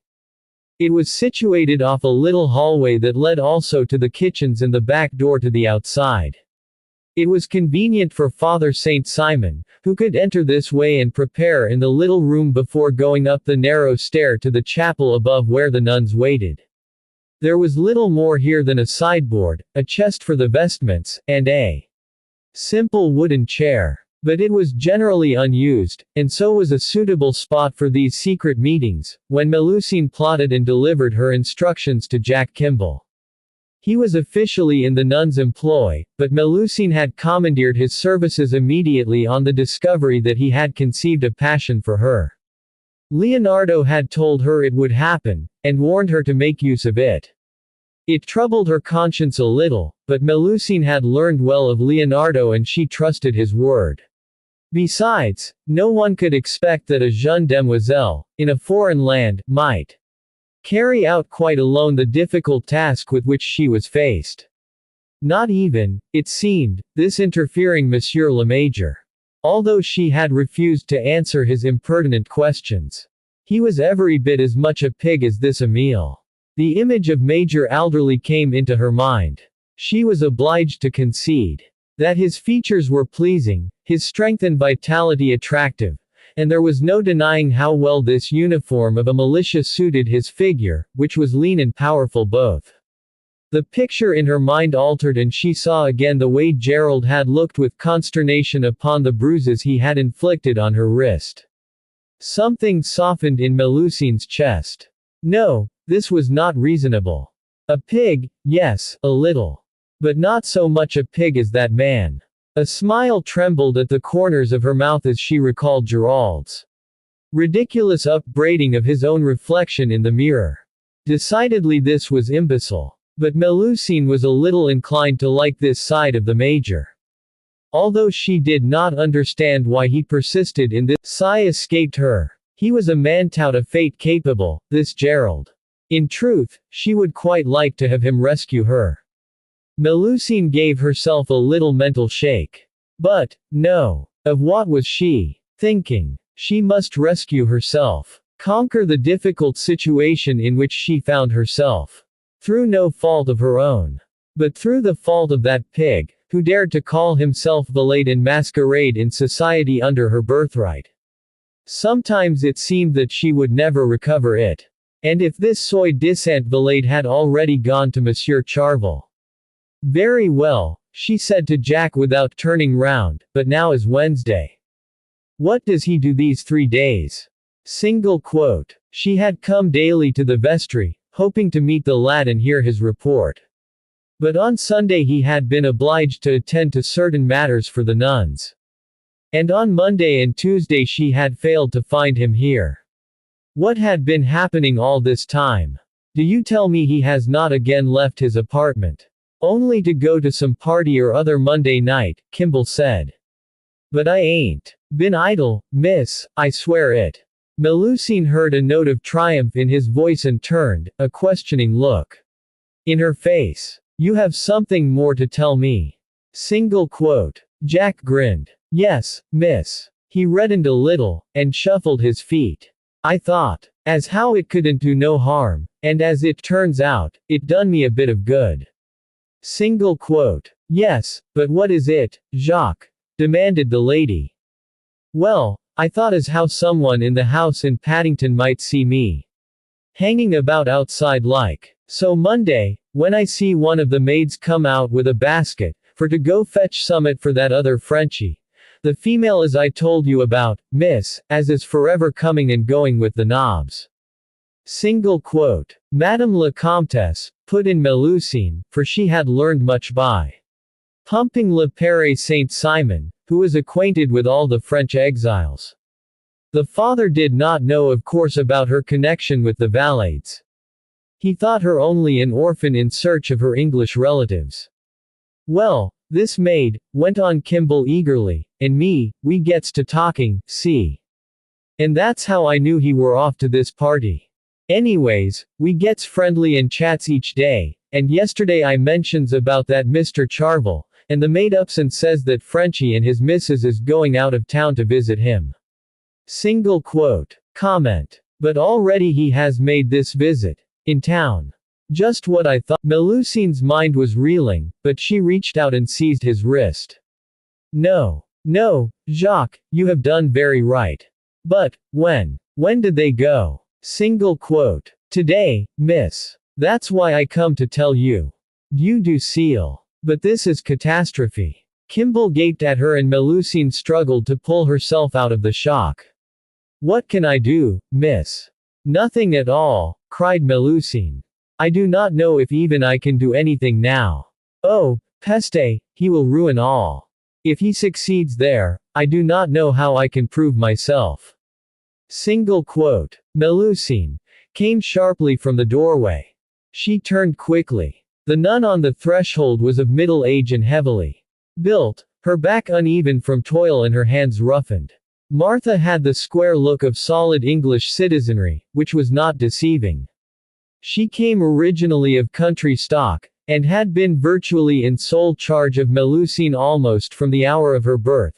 A thankless task, as Melusine had heard her bemoan countless times, with the writer that she had carried it out with a conspicuous lack of success. Melusine sighed with frustration. Why must her old nurse discover her? Precisely at this moment. What are you at now, may I ask? Martha glared at the footman. Kimball, you shouldn't be here. Not alone with her, that's sure. Single quote. No, sister, I know that, but you needn't tell me. Go away now, there's a good lad. Must be plenty of work for you to do. But, sister, I get along. Melusine gave Jack a smile as he cast a worried look at her, and nodded. Dismissal. She turned to Martha as the lad exited by the back door, but her nurse forestalled anything she might have said. Now then, my girl, why the long face? Melusine had no hesitation in placing her trouble before her old nurse, for it was Martha who had made her aware of her true history. She owed the nun a great deal, including her command of English, for no one else thought to ensure she could speak her mother tongue. Oh, Marta, she groaned, using in her accustomed way the French version of her nurse's name. That pig is going to Monsieur Ladylike. Single quote. Of what use to be ladylike when I cannot be a lady? None of that. You're a lady all right and tight, and nothing anyone does can take that away from you. Single quote. Yes, but if it is only we that know, it is of no use at all to me. She flounced back to stare out of the window again. Well, if that's what the good Lord wants, then you'll just have to accept it. But me, I am not very good with accepting, Melusine said bitterly over her shoulder. Oh, dearie me, I wish I'd never told you anything about it, lamented the nun, moving to the only chair the vestry possessed and sinking down into it. All this gadding about. And don't tell me what you've been up to, dashing off to Remenham House with that Kimball lad, and Lord knows what besides, because I don't want to know. I'd only have to do something about it, and that I can't. What our dear mother would say back home I dread to think. Single quote. Melusine turned, an irrepressible giggle escaping her lips as she thought of the mother abbess in the convent at Blaye. She would say, Espèce de diable, this Melusine. Single quote. And she'd be right, Martha said severely. A devil is just what you are. It's that father of yours you take after, no question. Single quote. Melusine shrugged. I do not wish to be like him, but it is entirely reasonable that it should be so. More's the pity. But perhaps he was right not to tell you the truth. How can you say so? Protested Melusine. Well, only look what's come of it. You won't settle and I'm going mad. She shook her head. I should never have told you. Single quote. But, Marta, you do not imagine that I would have taken the veil like you. Even if you have not told me. And to wish not is useless, because you have told me from when I was a little girl. Single quote. True enough, nodded Martha sadly. Thought it was downright wicked too. Keep you ignorant of your proper background. How was I to know what would happen? He always said if he couldn't get you a dowry, you could take the veil. Single quote. He said. Melusine uttered scornfully. What a fate he finds for me. Rather. Would I have gone with Leonardo? And he wished me to do so. Melusine, shrieked the nun. That's wicked, that is. You don't know what you're saying, and I hope you never will. Well, but Leonardo he was excessively useful to me, you know, Melusine. She stopped, biting back the words for a young girl. If Martha knew all, she would certainly die of shock. You were supposed to be nursing him, Martha grumbled, and helping him convalesce. And mother trusted him. Italians. That's Italians for you. Single quote. Pa. One little kiss, voila tout. Martha got up with a swish of her black habit. That little kiss cost him his sanctuary, my girl, and don't you forget it. Melusine did not forget. She had agonized over it for weeks. Moreover, it had cost her a whipping and several days' imprisonment in her cell on bread and water. But her tears had been for Leonardo's expulsion, and the loss of his companionship. He had changed her life dramatically, and she had missed him dreadfully. Let me tell you, went on the nun severely, it would have been better for you if you had taken the veil. Single quote. You think it would have been better for me to stay as a nun and be killed like the Valades, said Melusine, brutally frank. Or perhaps to marry the soi-disant cousin that Emile portrays. Single quote. That silenced Martha, for the mother abbess had sent her off with Melusine to England not only for the sake of the girl herself, but to save at least one of her nuns from the growing wrath of the populace of France. Many a black veil hid a high-born dame, and the religious habit was no protection. But Melusine's own words had thrown an idea into her head. Cousin. But I am a fool. Monsieur Charvel, he is also my cousin. If Emile can see him, then so also can I. What are you about now, child? Demanded Martha apprehensively. You know what I am about, exclaimed Melusine impatiently. To go to these Charvel, it was not in my plot. I wish nothing at all from them. And by Monsieur le Baron, of a disposition entirely unforgiving, I do not desire to be recognized in the least. Now I require it, only that I may stop this pig from ruining all. Allure, one must steel oneself. Single quote. Gerald Alderley stepped out of a house he had been visiting in Hamilton Place and the door closed behind him. He stood on the top step for a moment, lost in deep thought. As he hesitated, unable to make up his mind what to do for the best, a heavy rumbling on the cobbles penetrated his absorption. He looked up to see an ancient coach making its ponderous way down the street. A grimy, battered object, with ministrations of a hackney coachman, one who evidently served the less affluent inhabitants of London. Gerald watched its approach with vague interest, which quickened when he saw that it was drawing up outside the very house out of which he had just stepped. The door opened. A black-garbed young lad leapt out and let down the steps. Immediately a feathered hat emerged, under which a familiar countenance was visible. Of all the amazing coincidences, though Gerald must suppose it was inevitable she should eventually come here. But to choose this of all moments. Or had she, like himself, been held up until the fellow returned to town? He waited, his ready humor anticipating her likely reaction. Melusine, the real Melusine, evidently did not see him immediately, for her attention was on her descent from the high vehicle. She accomplished it with the aid of the young fellow's hand, and stepped down into the road, glancing up at the house as she did so. Gerald saw her eyes change as she recognized him. Oh, peste. How do you do? Gerald said pleasantly, stepping from the pillared portico and coming down the shallow stairway. What do you do here? Demanded the young lady, moving to meet him. Again you seek to interfere in my affairs. Single quote. I did warn you I had every intention of doing so, said Gerald. And I am delighted to see that you are ready to admit that the Charvels, or rather the Valades, are indeed your affair. Single quote. A multitude of changes flitted across Melusine's features as she stood there for a space, unusually silent. Gerald guessed she was biting her tongue on an explosive retort as she eyed him. No doubt she was wondering what he had done in Charvel's house and what he intended now. That she was provoked by his interference was obvious. Aware of the footman hovering, and the hackney coachman's curious eyes. Looking down from his box, Gerald leaned a little towards her and spoke in a lowered tone. Come, mademoiselle, it is of no use to conceal anything from me, you know. Which are you? Valade or Charvel? Or, no, let me guess. Both, perhaps. Single quote. At that, her eyes darkened with fury. I have overlarge and tarnished pistol. There was a concerted gasp of shock from both the black-garbed lad and the coachman. Don't, miss, uttered the boy. Don't concern yourself, Gerald said calmly.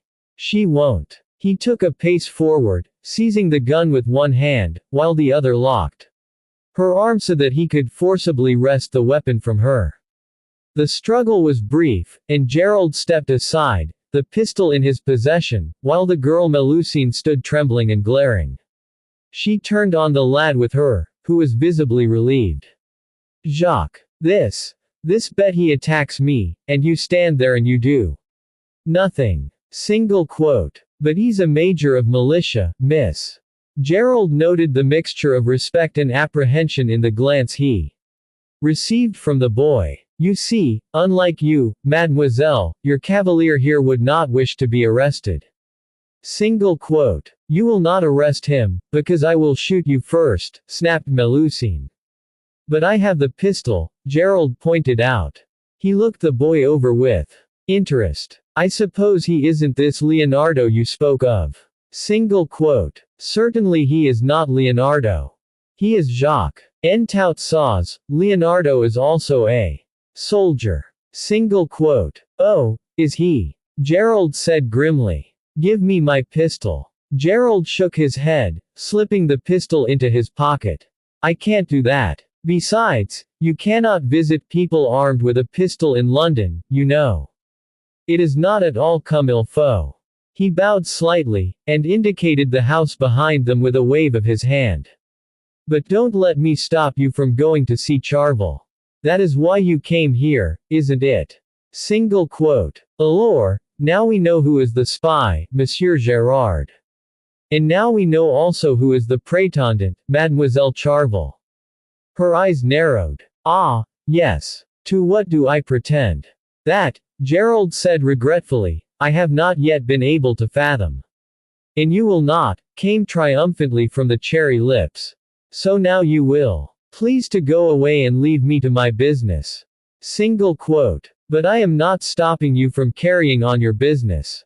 Why don't you go in? Charvel is there. I've just seen him. Single quote. You have seen him. Exactement. And me, I wish to know why you have seen him. What is it that you wish from me? Sighed. You're right. It is perfectly intrusive of me, and I quite see that you must be sick to death of running into such an interfering busybody all the time. He regarded her thoughtfully. I'll make you an offer. Single quote. What offer? She asked, suspicion rife in her voice. If you are not going to visit Charvel today, I'll escort you back to the convent. In Golden Square. Single quote. Shock spread across her lovely features. Then she uttered a strangled, espèce de bête, and burst into tears. Oh my God, uttered Gerald in some dismay. Not in the open street. He turned to the goggling footman and thrust him towards the coach.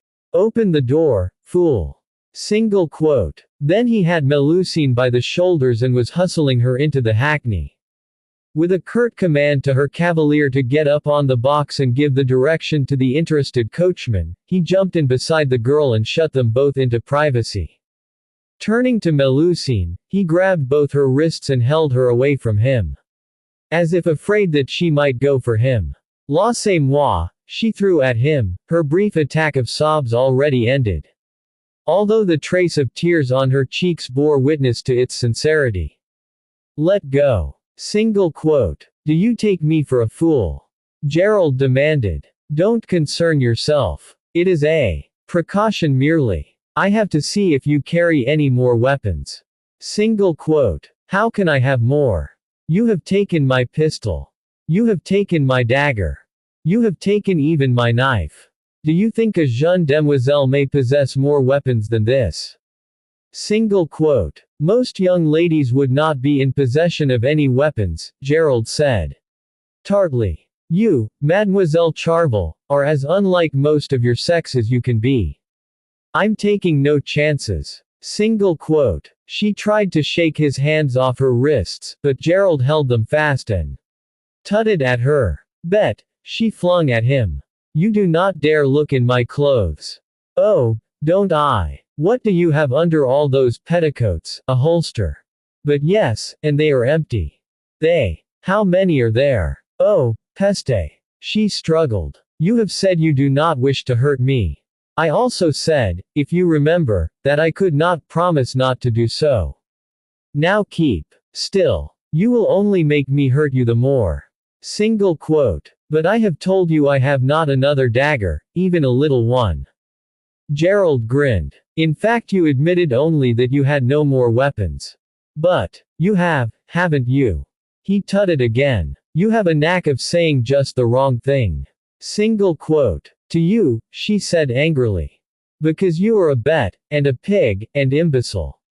I am whatever you like, he agreed pleasantly, but nothing is going to stop me from searching for this dagger. And meanwhile, we'll just have these no doubt potentially lethal little claws of yours out of harm's way. Single quote. So saying, he pulled her forward, slipping her arms about his back. The strong fingers of one hand secured both her wrists there, and Melusine found herself chest to chest with him as he threw off his hat, and began to pat at her petticoat, searching for telltale protrusions. Melusine was unable to repulse him, even had she tried. The thought did not occur to her, for all thought had flown out of her head. She could not say a word, much less move. All the fury had left her, swamped by an inexplicable flood of warmth.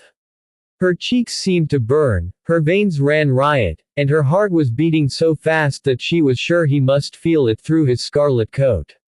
His face, as he looked down where his hand sought for a weapon concealed in her petticoat, was so close that she could see only the line of his firm jaw, the drag of his powdered hair that drew it into the military pigtail, and the black ribbon that adorned it. Then the incredible happened. The major's hand stilled. Slowly, he drew back his head and looked into her face. His eyes swept down and Melusine felt the quiver at her lips where he gazed. His glance came up again and met hers. Melusine saw fire in his eyes and a streak of heat rushed through her to match it. And then she could see nothing at all for his lips found hers. The kiss was powerfully moving. Drowning, her brain dizzy, Melusine clung to the source of the flooding warmth, her hands, no longer forcibly held, moving without will about the firm back. Her feathered hat fell from her head and down her back, and she felt fingers writhing in the mass of her hair and caressing the flesh of her neck beneath so that she shivered uncontrollably. A strong arm pulled her closer, and the lips that mouthed her own in tender touches sent her senses reeling. They pressed more insistently, forcing her lips open. A moistened velvet touch found her tongue. A shaft of searing heat plunged downward. Shocked, Melusine shot out of that blanketing warmth of sensation. Dieu du ciel. Gerald was kissing her. She struggled to be free, and the arms that held her loosened, the lips leaving hers. It was a moment or two before Gerald, opening his eyes on the girl's astounded expression, recollected himself sufficiently to guard against the tactics he had come to expect from her. Until he felt a sharpness digging into his coat at the point of his heart. He glanced down between the still narrow distance that lay between Melusine and himself, and discovered her hand there, a very small dagger within it. His glance swept up again and found her staring at him with much of her usual defiance, if a touch less of her customary assurance. Ah, there is the little menace itself, he drawled, recovering some of his own sang-froid. Yes, there it is, she uttered, stumbling a little over the words. And never would you have found it. It has instead found you. Single quote. So I see. It was not quite the search I intended, he said with a touch of self-mockery as he released her, but success comes in all sorts of unexpected ways. Single quote. Success. Her eyes narrowed. You kissed me that you might make me find it. For you instead. Single quote. I had no such intention. I certainly didn't mean to kiss you. Parbleu, you deserve I should stick this dagger in you this minute. Gerald raised his brows. For kissing you, or for not meaning to do so? Imbecile, exclaimed Melusine impatiently. You should not kiss me at all. And undoubtedly I should kill you. Single quote. Undoubtedly, Gerald agreed. He held her eyes. Why don't you? Melusine frowned at him, grasping the dagger more firmly. You wish to die. Not in the least. But I shan't try to stop you. You have threatened to kill me. For nothing, I know not how many times. Now I have done something for which you might be pardoned if you did kill me. So here is your chance, Mademoiselle Charvel. Single quote. He held his hands out of the way, surrendering his chest for her assault. Her eyes flashed and she withdrew the dagger, pulling away from him. But it is idiot. Certainly I cannot kill you if you tell me to do so. Only in hot blood, grinned Gerald. Exactament. Gerald held out his hand, and she meekly gave the dagger up to him. He did not pocket it, but sat hefting it lightly from hand to hand, watching the girl thoughtfully.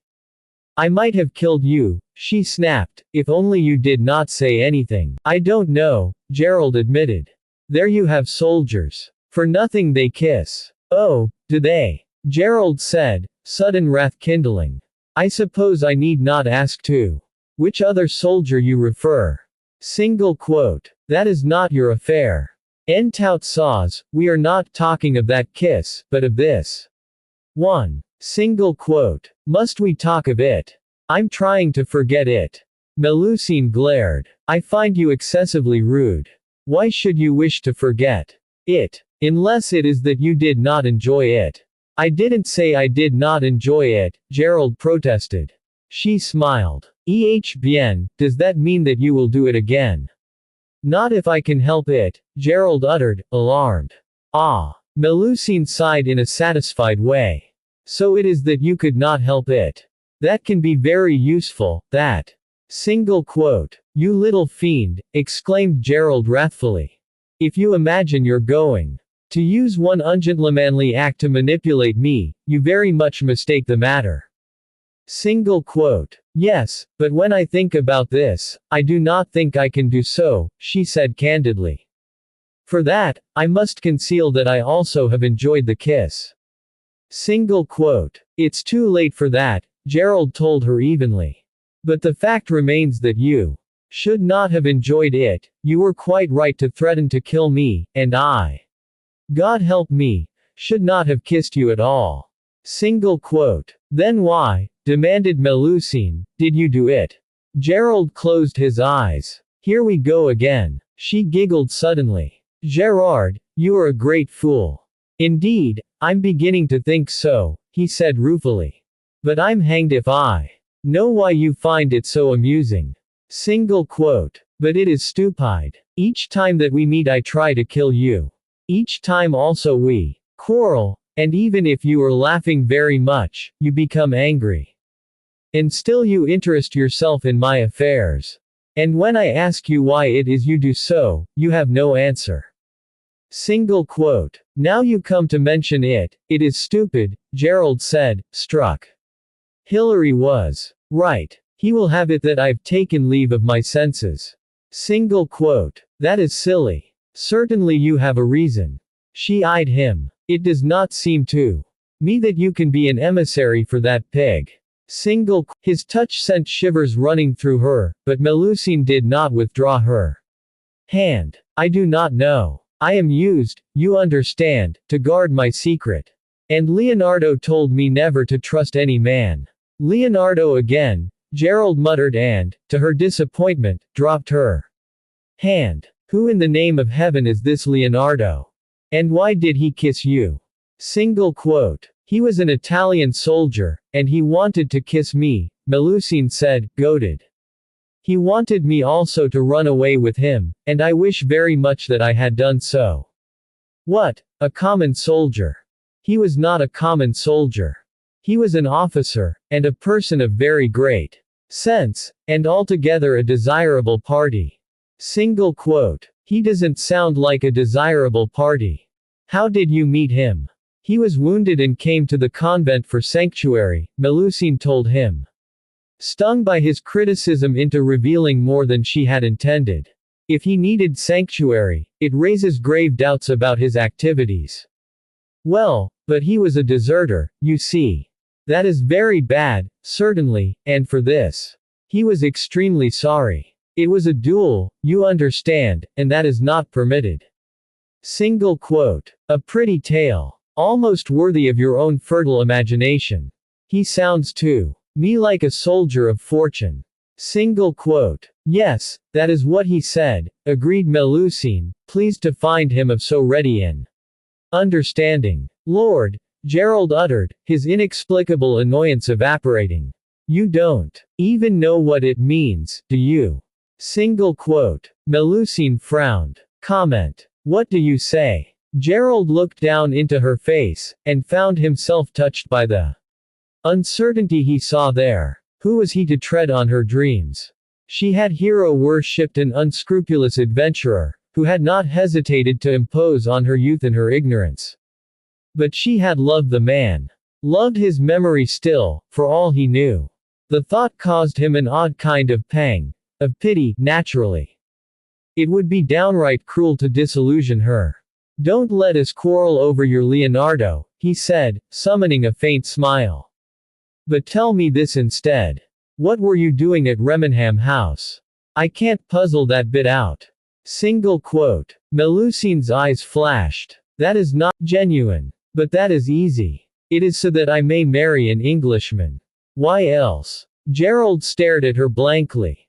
Marry an Englishman. Which Englishman? Melusine shrugged. That I do not yet know.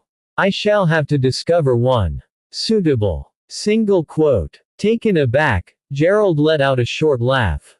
Don't be so absurd. It is you who is absurd, countered Melusine, the spark returning to her eye. You will not believe any of my very clever lies.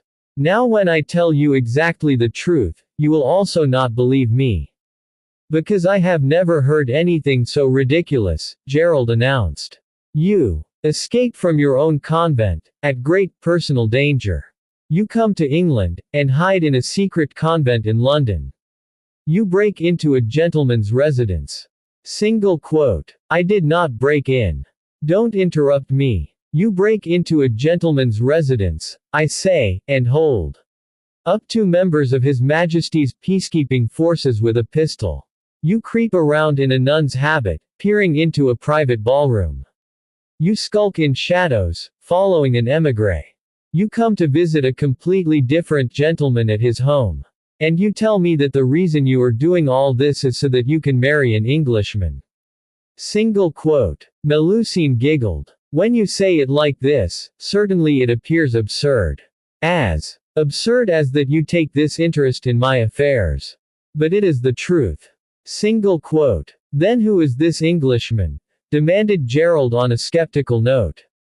Some ineligible that your parents would not tolerate, I suppose. Single quote. Ah. There was satisfaction in Melusine's voice. That was one of my own clever stories. Single quote. Gerald frowned in an effort of memory, and then laughed as he recalled one of the lies she had invented for his benefit. So it was. Single quote. And it is very stupid of you to think of such a thing, because in this case, why should I seek out my family? Single quote. Triumph rose in Gerald's breast, but he took care to conceal it. That was an admission all right. You are not the only one to seek them out, he said. Do you think I do not know? If this pig has not done so, there would be no need for me to do it. I do not wish to seek them out, it. Single quote. Will you go back there? Asked Gerald. To see Charvel. She sighed. I must, for that the pig has already gone to Monsieur le Baron. You mean Belade. Don't be down. She seemed to recollect herself suddenly. Parbleu, how you make me talk. Your secret is safe with me, I promise you, Gerald said reassuringly. The coach was slowing down, and he realized that they had arrived in Golden Square. He looked about for his hat, and put it on. Then, seeing Melusine's feathered beaver had fallen to the floor, picked it up for her. She held out her hand for it, but Gerald smiled. Allow me. He fitted the hat onto her head, and was aware as he did so of her eyes watching his face. He looked down and met them. Merci, Melusine said, and smiled. Gerald's breath caught. But before he could say anything, the vehicle rolled to a halt. He tore his gaze away, aware of the quickening of his heartbeat. Hastily, he reached for the door. As he turned the handle, it moved, and the door was taken from his hand and pulled outward by the young footman. Ah, yes, Gerald said, jumping down from the coach and waiting for the fellow to let down the steps for Melusine. I had forgotten about you. He held out his hand to help the girl descend. I suppose this is the cavalier you had with you when you attended the ball the other night. Single quote. Jacques is very useful to me, Melusine confirmed, bestowing that same radiant smile on the young man, whose features were instantly suffused with scarlet. She turned back to Gerald, holding out her hand. And now, Monsieur le Major. Single quote. I will see you to the door, Gerald said, looking with interest at the building that his observant groom had told him housed a small collection of nuns. He glanced up at the coachman.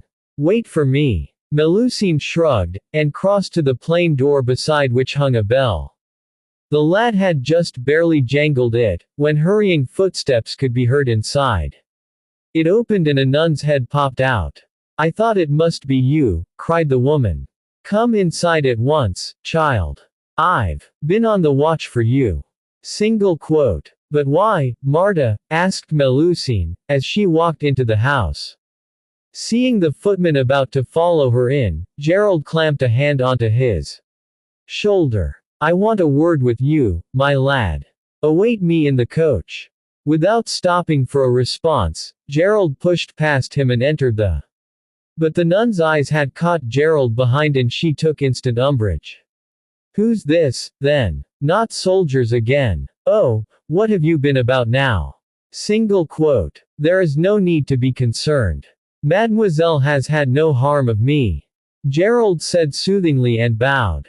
I am Major Gerald Alderley of the West Kent Militia. Single quote. Oh, you are you? Said the nun, evidently not mollified, but she was forestalled. Why have you come in here? Demanded Melusine, turning on him. This is not a place for a man. You will go out at once, if you please. Single quote. She fairly pushed at Gerald, who grinned and gave in, moving back to the still open door. He stepped out but, rather to his surprise, found Melusine following him. She pulled the door so that it was not quite to, and held out her hand, palm up. Gerald looked at it, then at her face. Is that a gesture of friendship? She stamped her foot. It is nothing at all of the kind. Give me my pistol and my dagger. Single quote. Gerald hissed in a doubtful breath. I don't know that I dare. But you must. How will I protect myself if you do not? If you will only confide in me, I will be happy to protect you, Gerald said cheerfully. You cannot be always with me. How can you protect me? Moreover, it is stealing that you have done, and therefore. Single quote. Don't tell me you expect me to arrest myself again. Melusine giggled. Imbecile. Then she came closer and put her hand on his chest so that it rested on the braid that decorated his scarlet coat. Gerard. Single quote. What now? He asked, rife with suspicion. Cajolerie. This is not your style. Melusine hit lightly at his chest. Do not be foolish. You see, it is that I begin to like you, even that you are of this disposition extremely interfering. But I do not know you at all, in truth, and I do not understand why you do this. Single quote. Because I like you, of course, Gerald said promptly. But I don't trust you an inch. What are you after? Single quote. But my pistol and dagger, imbecile, she exclaimed impatiently, moving sharply back. I doubt very much whether they are yours at all. In fact, it would not surprise. Say. A little darling. Lord in heaven, he had taken leave of his senses. Her voice recalled him. Quick, Gerard. Before Marta will become impatient and come out. She will die if she knows I have a gun. Single quote. Very well, Melusine, you win, Gerald said unguardedly, and dug his hand into his pocket. Her mouth at half-cock, Melusine stood there staring at him. She received into her slack grasp the pistol and dagger, only half aware of taking them. His expression altered. What is the matter? Is there nothing you do not know? She asked faintly. He cocked an eyebrow. Why, what have I said? You said to me my name. His features relaxed again and he grinned. I told you I would find out all about you, Melusine. His finger came out and Melusine felt it stroke her cheek. A shiver slid down inside her. It's a pretty name. As pretty as its owner. Then he bowed, raising his hat in salute and, crossing to the coach, spoke briefly to its driver and leapt into it without looking back. Recovering herself, Melusine tucked the weapons out of sight, down into the deep holsters hidden under the petticoat of her riding habit, and went back into the house where Martha awaited her in some impatience. Who is that man? What has he to do with you? No, don't tell me. I don't want to know. She grasped the girl's arm. Anyhow, never mind that now. Melusine, I've remembered something that may help you. You'll have to go back to Remenham House. Single quote. Chapter 5. Now then, young Jack, Gerald said, turning to the lad, who was sitting in the place lately vacated by his self-appointed mistress, but in a state of far less relaxation. He was perched on the very edge of the leather seat of the coach, his three-cornered hat twisting nervously in his hands, and from time to time he passed a tongue over dry lips. Gerald had been confident that the boy would not dream of disobeying an order thrown at him by a major of militia, but he guessed Jack might be wondering if he was about to be hailed off to prison. In fact, Gerald had given order to the coachman to drive out of Golden Square and then stop around the corner. He had no wish to drag the footman out of his way, once he had got his questions answered. No need to shake in your boots, Gerald said soothingly. I'm not going to arrest you, young Jack. Yet. It was Jack, wasn't it? Single quote. Yes, sir. K. Kimball, sir, stammered the lad. Very well, Kimball. You need only answer me truthfully and you have nothing to fear. Single quote. Kimball nodded. Sir. That's better. How long has Miss Charvel been in England? Not long, sir. Little more in a week. I presume you were not with her in France. Kimball stared. Who, me, sir? Lor, no, sir. I only seen her when she come with that sister Martha. Thought she was a nun at first. He sighed. Like a vision she were. He flushed. I mean, she were. Single quote. Pretty as a picture, suggested Gerald. More nor that. Looked like them statues of the Holy Mother I see about the place. His color deepened. Seeming to feel that this statement called for explanation, he added, I've been working for the sisters 6 months, see. Folks don't like 'em. Nuns, I mean. But they've been good to me, they have, sir. Down on me luck, I was, and they took me in. What sort of down on your luck? Asked Alderley. The lad looked alarmed. I ain't done nothing wrong, I swear it. Lost me place, that's all. He grimaced. Me and the butler didn't see eye to eye. Single quote. Gerald suppressed a grin. Kimball was clearly a plain-spoken fellow. And he did not lack courage. His initial nervousness had already abated, and it took some valor to allow himself to become embroiled in Melusine's crazy schemes. Even given that he was hopelessly enamored of the wench, a fact which was obvious to the meanest intelligence. Gerald's moment later. Tell me what you know of Miss Charvel, he ordered severely. Jack Kimball stiffened, looking at his interrogator with wary anger in his face. He glanced out of the window, looked back at the major and grasped the handle of the door. Don't even think of it, warned Gerald, in the voice generally reserved for his men. The lad hesitated. You ain't got nothing on me. On the contrary. You have been seen loitering with suspicious intent in several places. Paddington, for instance. And I have no doubt at all that you were party to a break-in last week at Remenham House in Kent.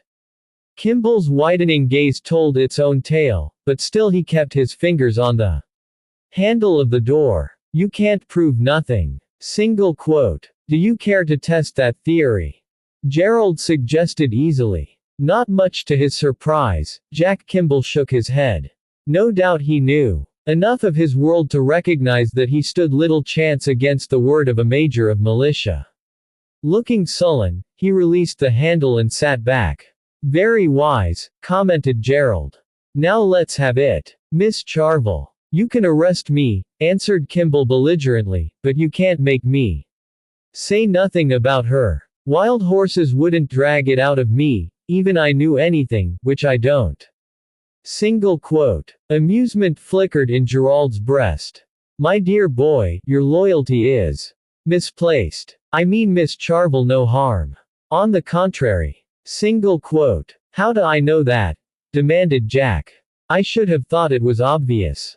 By rights I ought to have arrested her days ago. But I have not done so, and will not. I have discovered something of her background. I know who she is, and I know that she has been cheated somehow by the people calling themselves Valade. Single quote. Kimball chewed his lip, but his hostility was visibly lessening. Seems to me like you know just about as much as me. He had abandoned the sir, Gerald noted, realizing that the footman's respect for him had dropped sharply. Possibly, he said. But then again, possibly not. I have not found the secret way into the house, for instance. Single quote. Jack gasped. You know about that. It was the only possible deduction. Now tell me, if you can, something about the man who calls himself Valade. Single quote. The Frenchie. I only knows as how Miss says he will ruin everything. She calls him a pig, and she says he ain't Valade. But I swear she ain't told me nothing more, sir. Single quote. Authority had won again, Gerald thought with satisfaction. But it looked as if the boy was not going to be of much use. He tried again. Do you at least know how he came to be in a position to cheat Miss Charvel? And to pass off his wife in her place? Single quote. In her place. There was no mistaking the boy's ignorance of this part of the tale. You mean that his missus is pretending to be my mistress? Lord a mercy. Single quote. Precisely. And I have no doubt at all that there is a great deal of money in the case, which, if we are not all of us very careful indeed, will be stolen from Miss Charvel. Single quote. Jack Kimball took a deep breath. I knowed he were a wrong, but that. He clenched his fists and grew red in the face. Well, sir, if I've to choose betwixt him and you, I'll take you, no question. Single quote. I thank you, Gerald said dryly. Would that your mistress were as trusting. Aye, but she don't reckon to militiamen. Thinks they're the same as soldiers. Seems as she don't trust soldiers easy. Single quote. That was hardly the impression I got, Gerald murmured, remembering Melusine's attitude to Leonardo. Sir? Inquired the lad.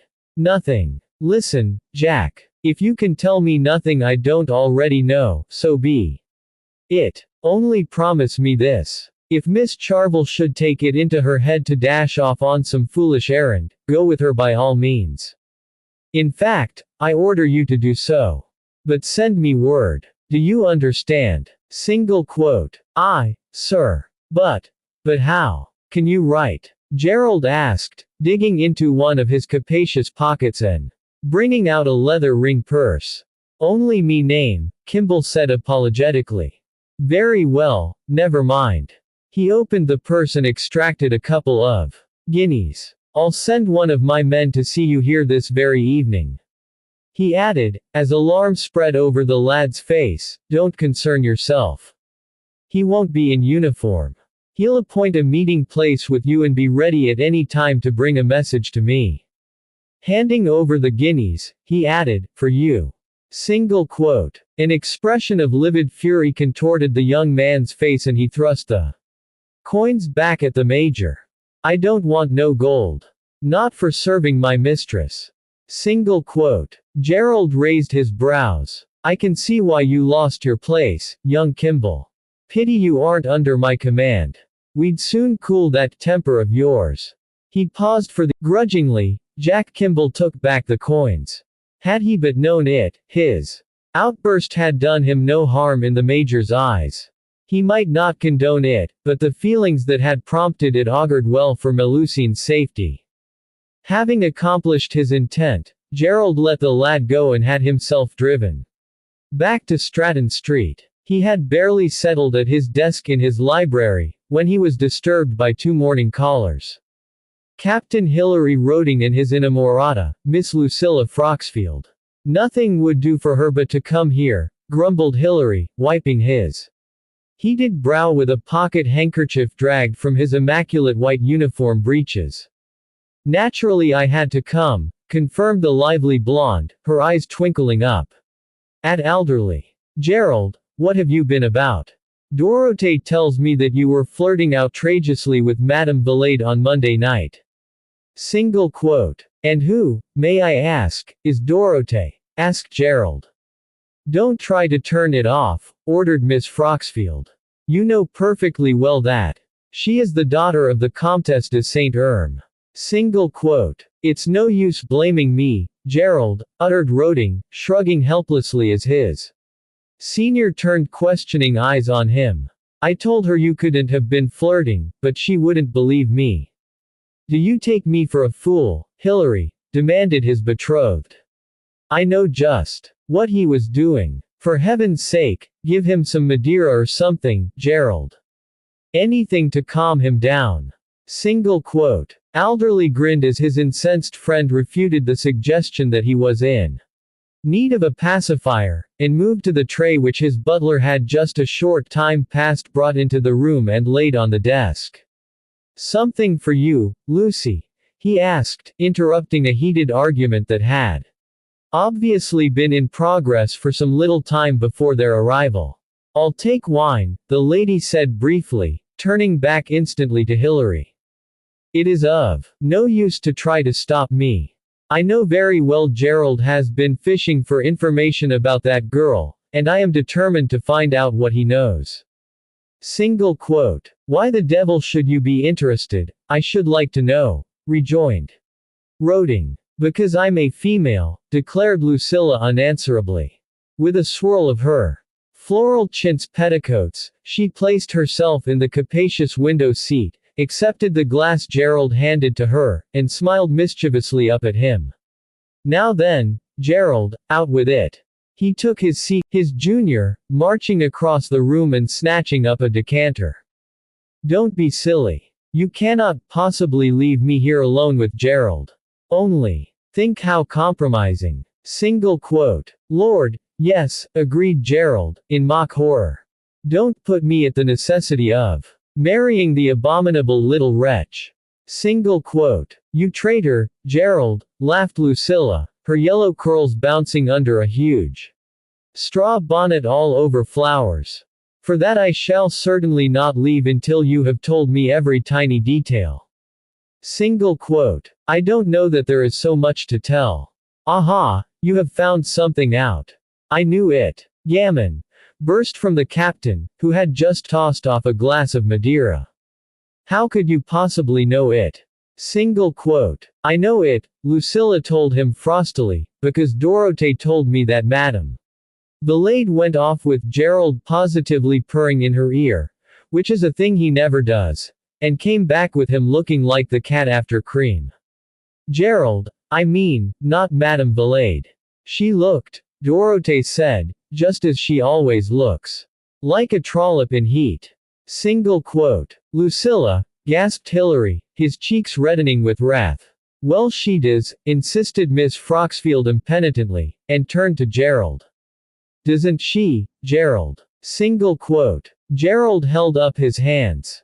Don't involve me in your lover's tiff. Lucilla let out a peal of laughter.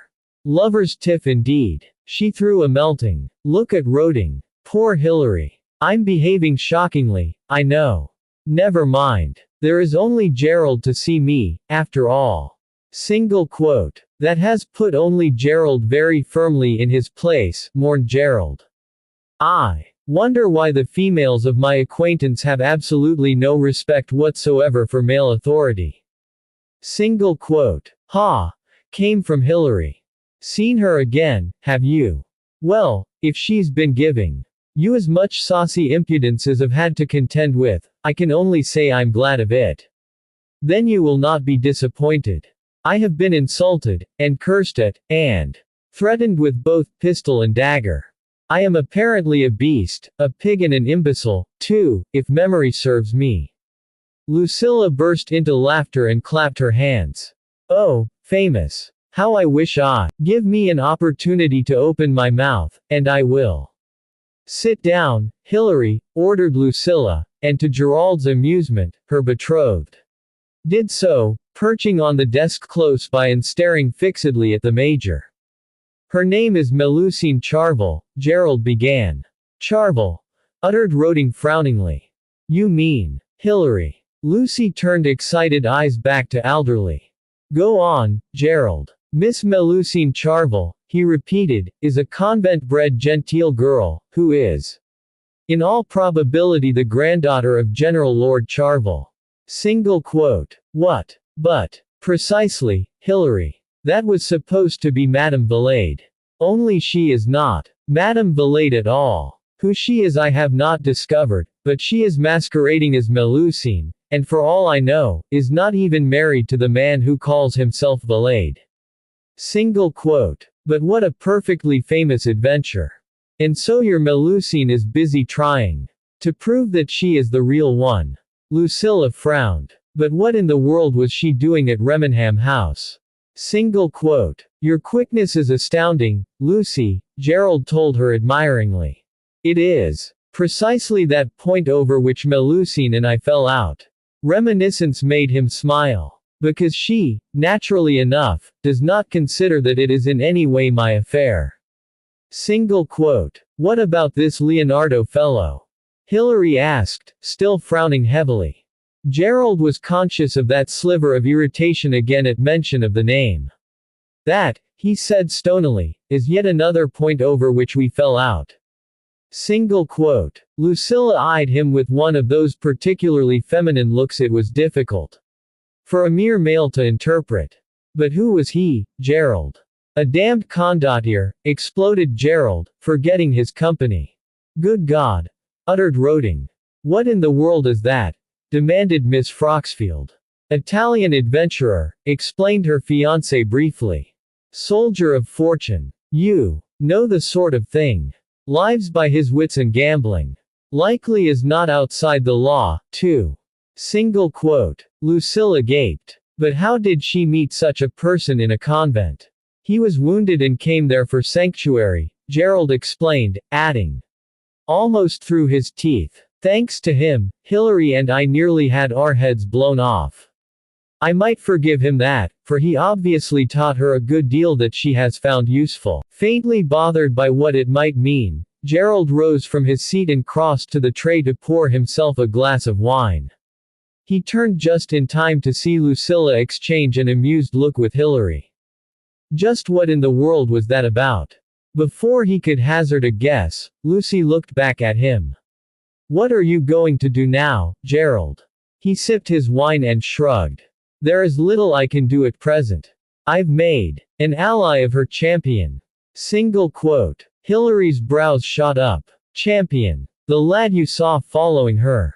Jack Kimball. He's a footman who works for the nuns and has taken up the cudgels on her behalf. He glanced at the captain. By the by, get Troger to send up one of our best men, will you?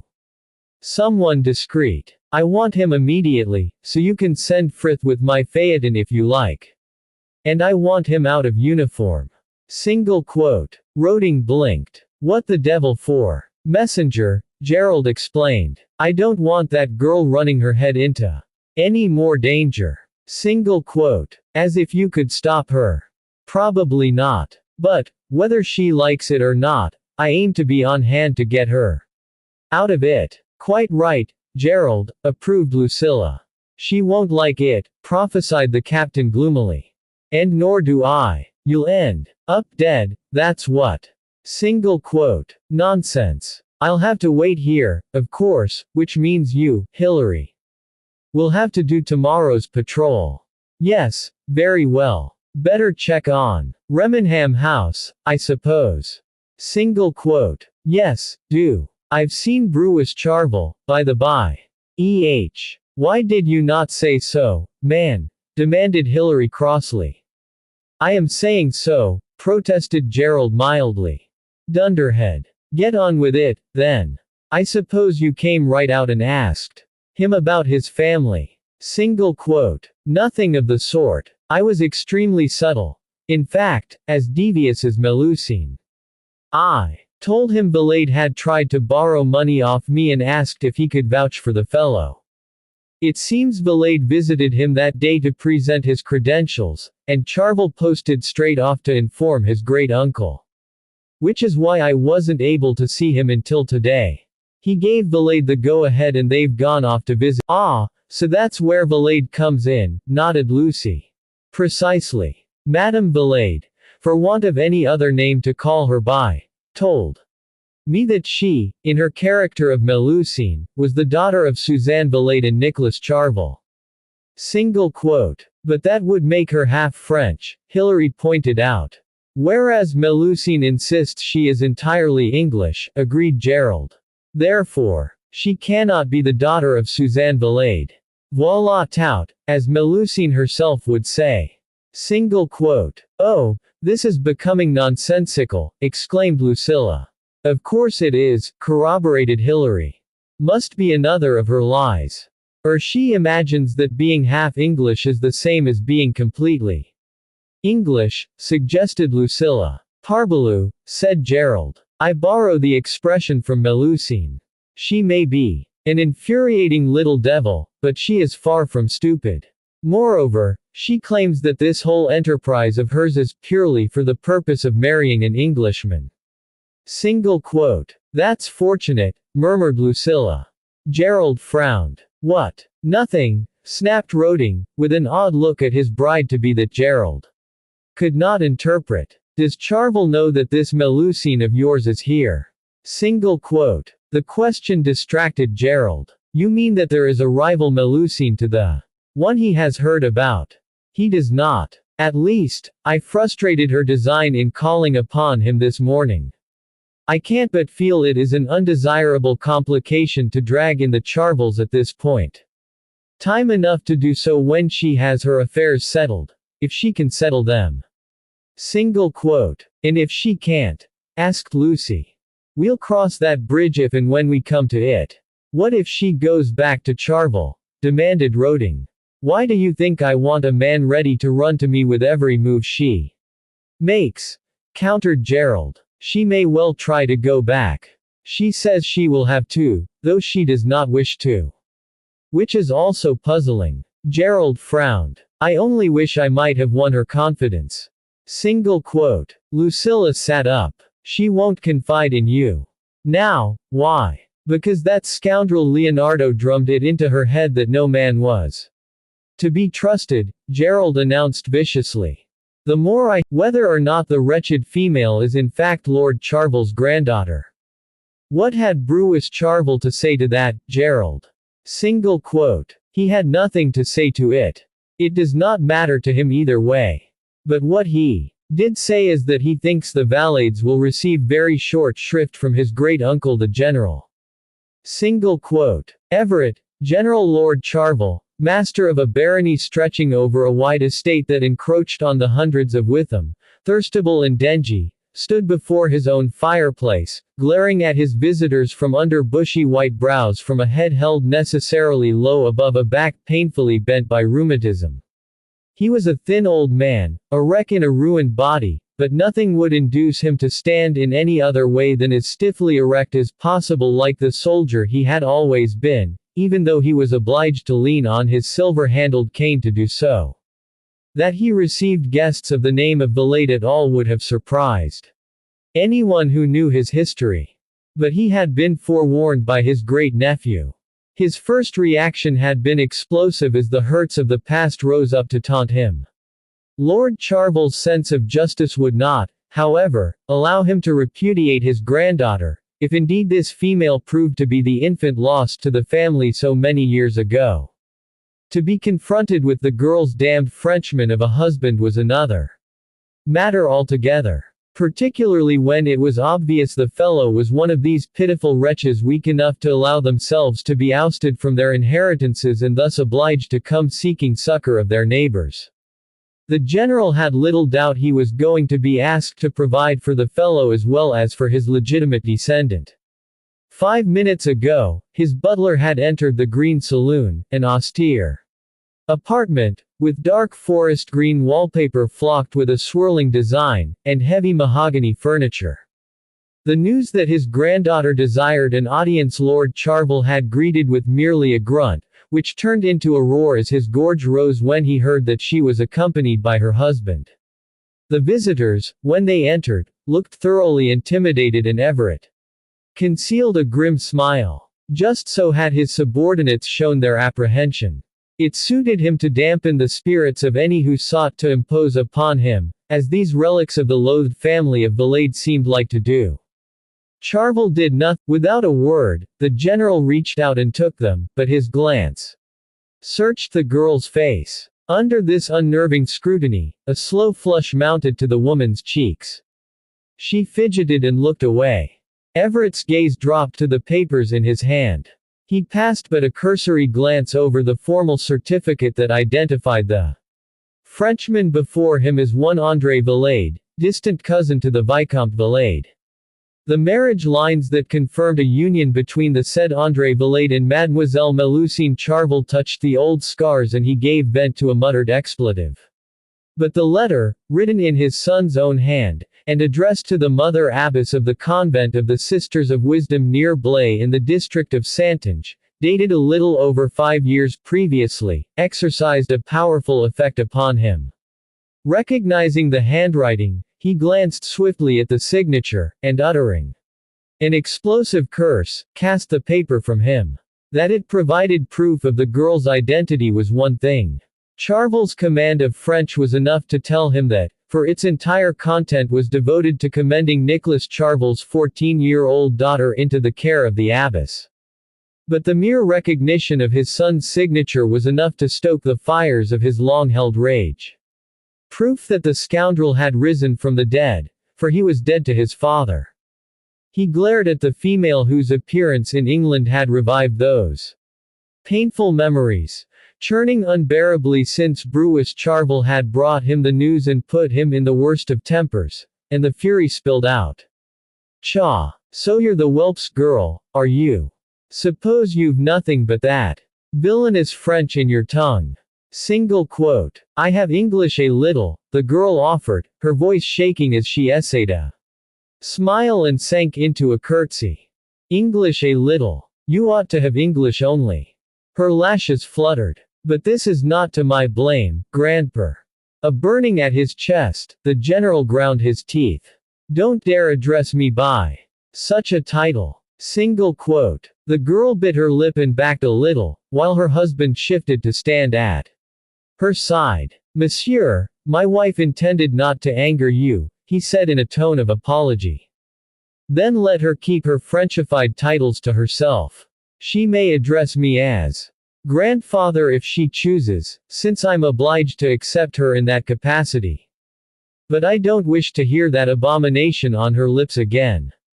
Single quote. "Please forgive, milord, but my wife, and even I myself, have yet very much trouble with English." Single quote. Charvel eyed the girl with resentment. "Wants any truck with me? I won't tolerate any foreign tongue in this house, least of all that confounded French." Single quote. The fellow seized on this. "Then it is that you will have pity. Here we have come, we poor, for aid. Pardon. I wish to say, for your granddaughter, we seek succor." Single quote. "I dare say you do," said the general, grim satisfaction overtaking his anger as His prophecy proved accurate. It is not for myself, you understand, pursued the man, in an unctuous tone. That sickened the general, but for this poor one. Lost from all protection, all her family dead, as are mine. Single quote. Shock ripped through Charvel's chest. What, is Nicholas dead? He saw the two of them exchange glances and an instinct of danger rose up. What was the fellow about? Was he being imposed upon? He watched as the man Valade turned back, spreading his hands in the French way. General, we do not know. The last that is known of Monsieur Charvel is when he departed the Valade estate. Single quote. Departed. Cha. I suppose the Vicomte threw him out. Watching the fellow's face, Everett felt his suspicion growing. Was the man debating whether or no to tell the truth? A grimace played about Valade's mouth and the general waited, maintaining his own rigid pose. It is, you understand, that Monsieur Charvel did not, how do you say in English, having an eye to an eye. Single quote. Didn't see eye to eye with the Vicomte Valade. That I can well believe. It was so, said Valade, becoming a trifle more fluent. And that Suzanne, the sister of my cousin the Vicomte, must choose between Monsieur Charvel and her brother. For a pity, she has chosen to remain, and it has been her death. Single quote. Slaughtered with the rest, was she. Despite his hatred of the woman who had caused so much grief, the general found he could not rejoice as he wanted to. Brewis had told him the Valade family had been victim to wholesale murder, and a twinge of compassion had wrung even his deliberately hardened heart. Well, let him be honest. Had this not been the case, he must have refused even to see his Frenchified granddaughter. Monsieur Charvel, pursued Valade, has left the chateau, and since we have heard from him nothing at all, but for the letters to his daughter from Italy. Single quote. But 2 letters, put in the woman. And if he is, looking positively terrified, the girl nodded dumbly. Dolt. Mutton-headed oaf. Why the deuce couldn't he have sent you home? Valade cut in at that. Monsieur Charvel thought perhaps that his daughter would find not a welcome. Single quote. Cha. Better a doubtful welcome here than a confounded French convent. The fellow is little better than a lunatic. How the deuce did I ever manage to father such a brainless nincompoop? A nun, for God's sake.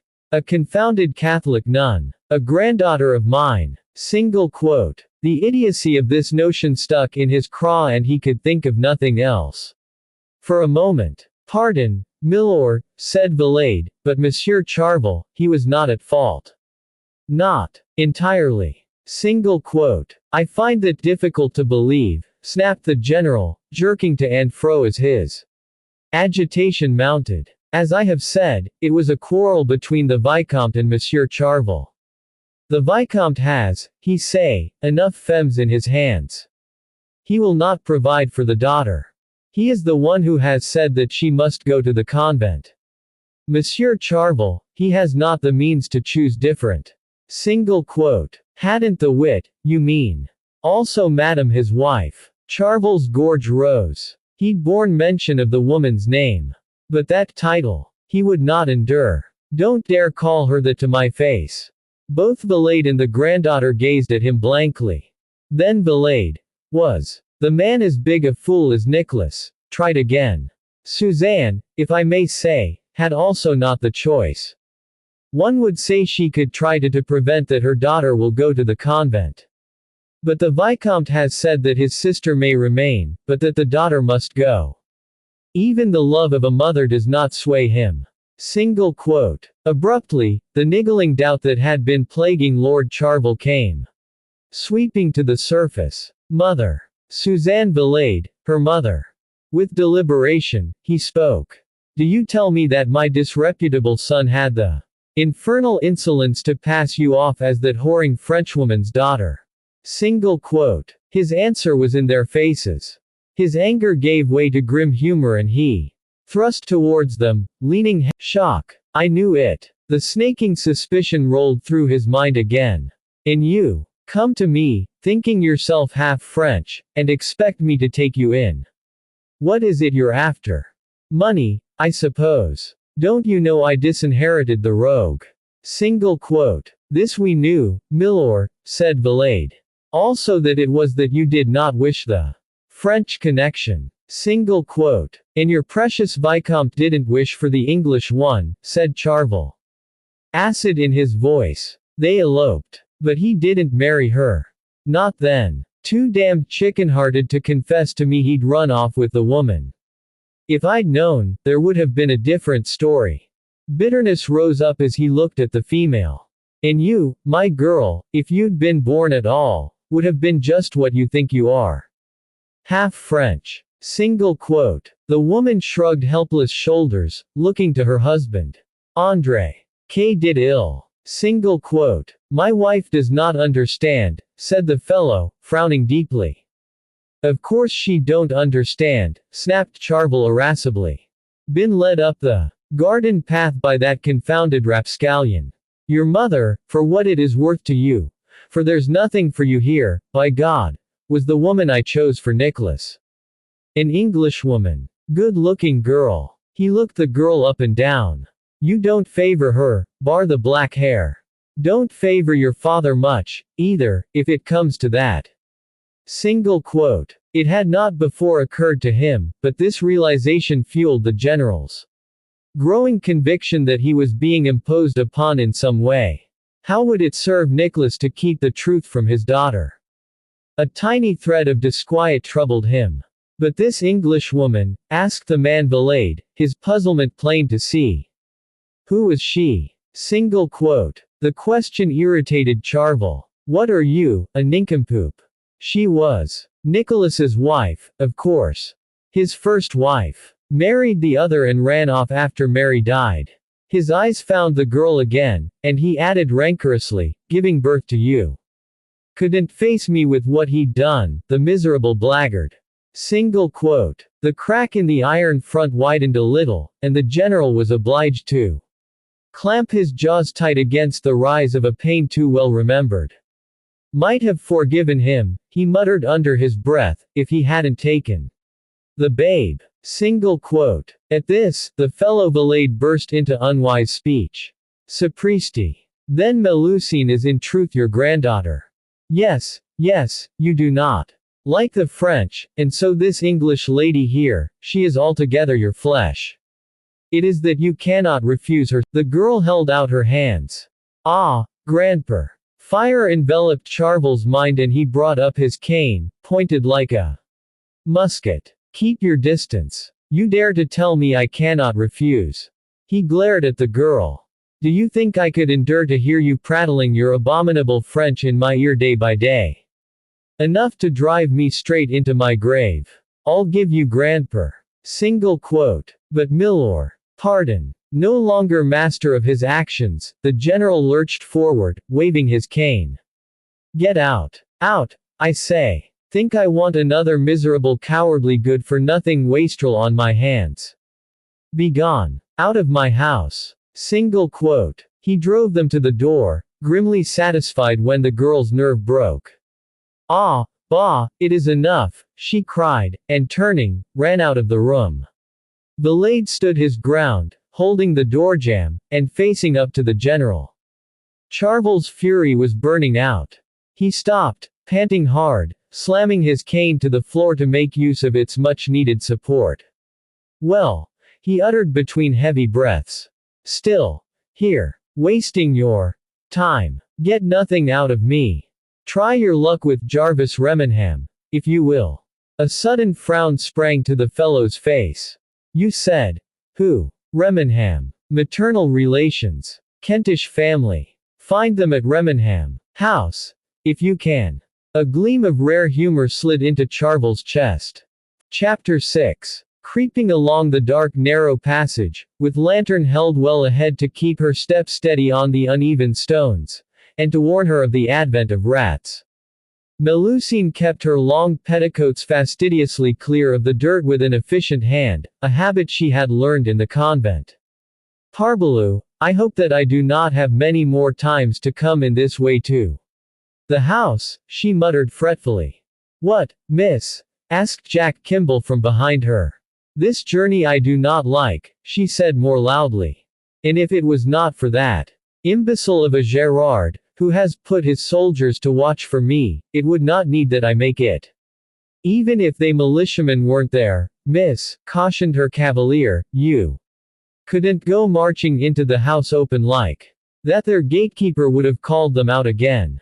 Single quote. Ah yes. He will be sorry when he knows who I am, decided Melusine with satisfaction. There was some justification for her annoyance, for negotiation of the secret passage demanded either a stout heart, or a desperate one. The original passage, Martha had told her, had led only from an upstairs room to one downstairs. But the Remenhams in the days of Charles I, with the need for an escape route from Cromwell's increasingly victorious forces, had cut a trapdoor through its floor into the cellars below, and thence hewn the long rough passageway that led underground right outside the boundary of the estate. The entrance was concealed between two huge boulders within a clump of trees, and was now so overgrown that no one who did not know of its existence could ever hope to find it. Even Melusine, armed with special knowledge, and the enthusiastic assistance of Jack Kimball's strong arm, had taken almost half a day to locate the place. She had known that Remenham House would be deserted, for Martha, released, as she had carefully explained to her charge, by her vows to God from servitude and obedience to Nicholas Charvel, a mere mortal, had begun a correspondence with a friend of her youth, Mrs. Joan Ibstock, née Poteswick. That good woman, although astonished to hear of Martha's conversion to Catholicism and embracing of a religious sisterhood, responded with the news of Jarvis Remenham's death. Martha had been careful to make no mention of Melusine, and did not reply to Mrs. Ibstock's enquiry about the fate of the little babe. When she confessed all this to her charge, telling the now grown-up babe that there was no hope in the world of establishing any claim, she very soon discovered her mistake. Rebellious and resentful, Melusine decided there and then that she would do exactly that, come what may. Once in England, she made all haste to visit Remenham House. On that first occasion, the delay in locating the entrance to the secret passage meant that she had to wait until morning to make her search. She had been obliged to spend the night in that fateful bedchamber, the faithful Kimball, who had foraged at a nearby inn, bringing back a large pie and a jug of porter for his mistress, guarding the door outside. In the early hours of the morning, unable to bear the suspense any longer, Melusine had ventured to explore the mansion, the lantern she had brought in hand, commenting to herself all the time on the state of the place and the difficulties of her task, and having no idea of the consequences she was bringing on herself thereby. To her intense disappointment, she discovered that all papers had been removed from desks and cupboards. Not the most stringent search, conducted all morning, turned up one solitary sheet. There was nothing to replace the all-important letter from her father. But she found an unknown lady's discarded garments, and selected some of those that she tried on, sending Kimball off down the secret passage to load them onto the horse she had borrowed, unbeknownst to its owner, from Father St. Simon. Kimball had bedded the animal down at the local inn. And then she had been disturbed by the eruption into the room of Major Gerald Alderley and his companion, Captain Hilary Roding. On this second excursion, forewarned, she would use no light and keep as quiet as a mouse, she vowed, and thus refrained from attracting the attention of the militia at the gates. Arrived at the secret door, she grasped the lever that opened it and placed the lantern on the floor. This we will leave. I do not wish that the soldiers there will see it shine. A panel slid open and she stepped into the relative light of the little dressing room, Kimball close behind her. Coming from the gloom of the passage, even the corridors seemed sufficiently illuminated for them to see their way. And the bedchamber, for which Melusine instantly headed, was almost bright. That is good. There is light enough from the sun, she said, relieved. What are you after this time, miss? Asked Jack. A thing Marta told me of, Melusine answered, her attention on the garments. that were still lying higgledy-piggledy, just as she had left them. She saw her discarded nun's habit still on the floor and scooped it up, knew when it would be necessary to resume her disguise. Jacques, she said, turning to the lad, and holding the habit out, take this for me and leave it in the passage where we have left the lantern. I do not know if I will have to escape quickly once more. Single quote. I, miss, Kimball agreed, taking the garments, but where will I find you? I do not know. I must go perhaps in all the rooms. Not up here, I think. I shall start at the bottom. Oh, wait. She seized Jack's arm as he was about to go out of the room. Go you through the passage and find the other door. Martha said to me that it must come to the bibliothèque. Single quote. The what, miss? Asked Kimball, frowning. I do not know the word in English. The place for reading. You mean the bookroom, miss. Will I meet you there? Yes, yes, I shall await you. Now go. She thrust him out of the room and made for the stairs. The library was on the ground floor, Melusine recalled from the previous visit. For she had searched through a desk in a room filled with bookshelves of leather-bound volumes. But she was not sure just how to reach it. It had been brighter than the rest, for dawnlight had come in through high unshuttered casements above the bookshelves. Melusine glanced at the walls as she sped down the 4 flights of stairs, and noted with relief that some paintings remained. Here and there, a rectangular patch, darker than the rest, showed that some had been removed. Well, one must hope, that was all. In the flagged entrance hallway at the bottom, where extra light came in from a window above the double doors, it was easy enough to distinguish a family group, and a landscape which clearly included Remenham House in the distance. But, moving through into the first of the large main rooms that led one into another around the house, with here and there an antechamber between, it was obvious that the task was not going to be easy. If only one might open the shutters and let in the light. This gloom was impossible. Moving to the shuttered window, Melusine dragged the heavy drapes back. Yes, this was a little better. Parbleu, but must she do this all through the house? Evidently she must, for not only could she not properly see the paintings and portraits that hung on the walls, the direction of the sound. It came again. It seemed to emanate from the back of the house. She looked about and discovered a door partially hidden by shadow. Melusine crossed to open it, and immediately the knocking intensified in volume. The room behind was another small antechamber, presumably linking the back rooms. Swiftly following the sound of knocking, she crossed right and passed through a door near the windows, and found herself in the bookroom. Suddenly remembering Kimball, her heart thudded with excitement. Had he found the secret door? Running to the center, she tried to judge where the knocking came from. There was a huge desk of heavily carved ebony at one end, and at the center, a couple of straight-backed chairs stood before a great fireplace at the outer wall, flanked by 2 bookshelves with casement windows above. Over the mantel, set into an ornately carved panel with fluted columns at each end, was a portrait of a man on horseback. Every other wall comprised bookcases, except where the doors appeared. The entire place was a masterpiece of wooden carving, a design of interleaving carried throughout. Melusine turned and turned, unable to imagine just where the secret door could be. Upstairs, in the little dressing room, the panel was opened by means of tugging a small candle sconce in the wall. Here, it might be anything at all. And nothing to tell her where to begin. Jacques, she called out, forgetting the need for silence. Here, miss, came faintly from somewhere close at hand. Can you not open it? She cried. I dropped the lantern, Jack's muffled voice told her. Can't see a thing. Oh, peste, exclaimed Melusine, and louder, where are you? Call, that I may find you. Single quote. She moved quickly to the nearest bookcase, and listened intently to the sound of Jack's voice. She could not judge its direction, and began to move swiftly along the bookshelves, her hand running behind her across the spines of the calf-bound volumes.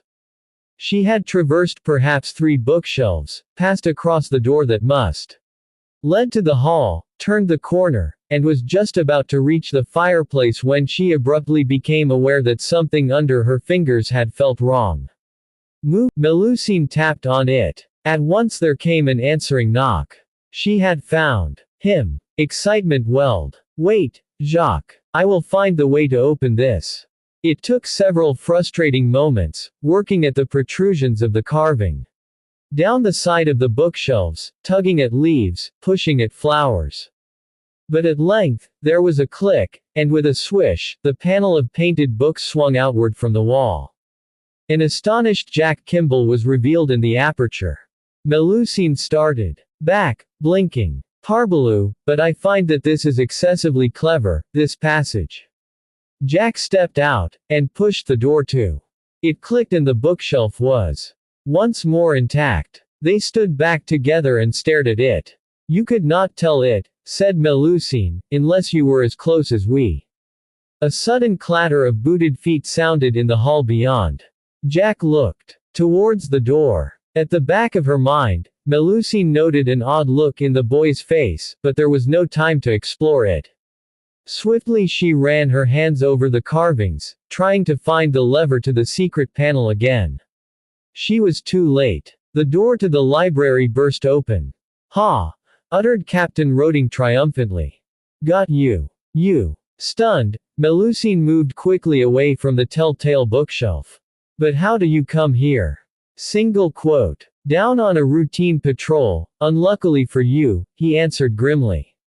I was just looking the place over when I heard you calling out. Single quote. Oh, peste, exclaimed Melusine crossly. It is all the fault of that lantern.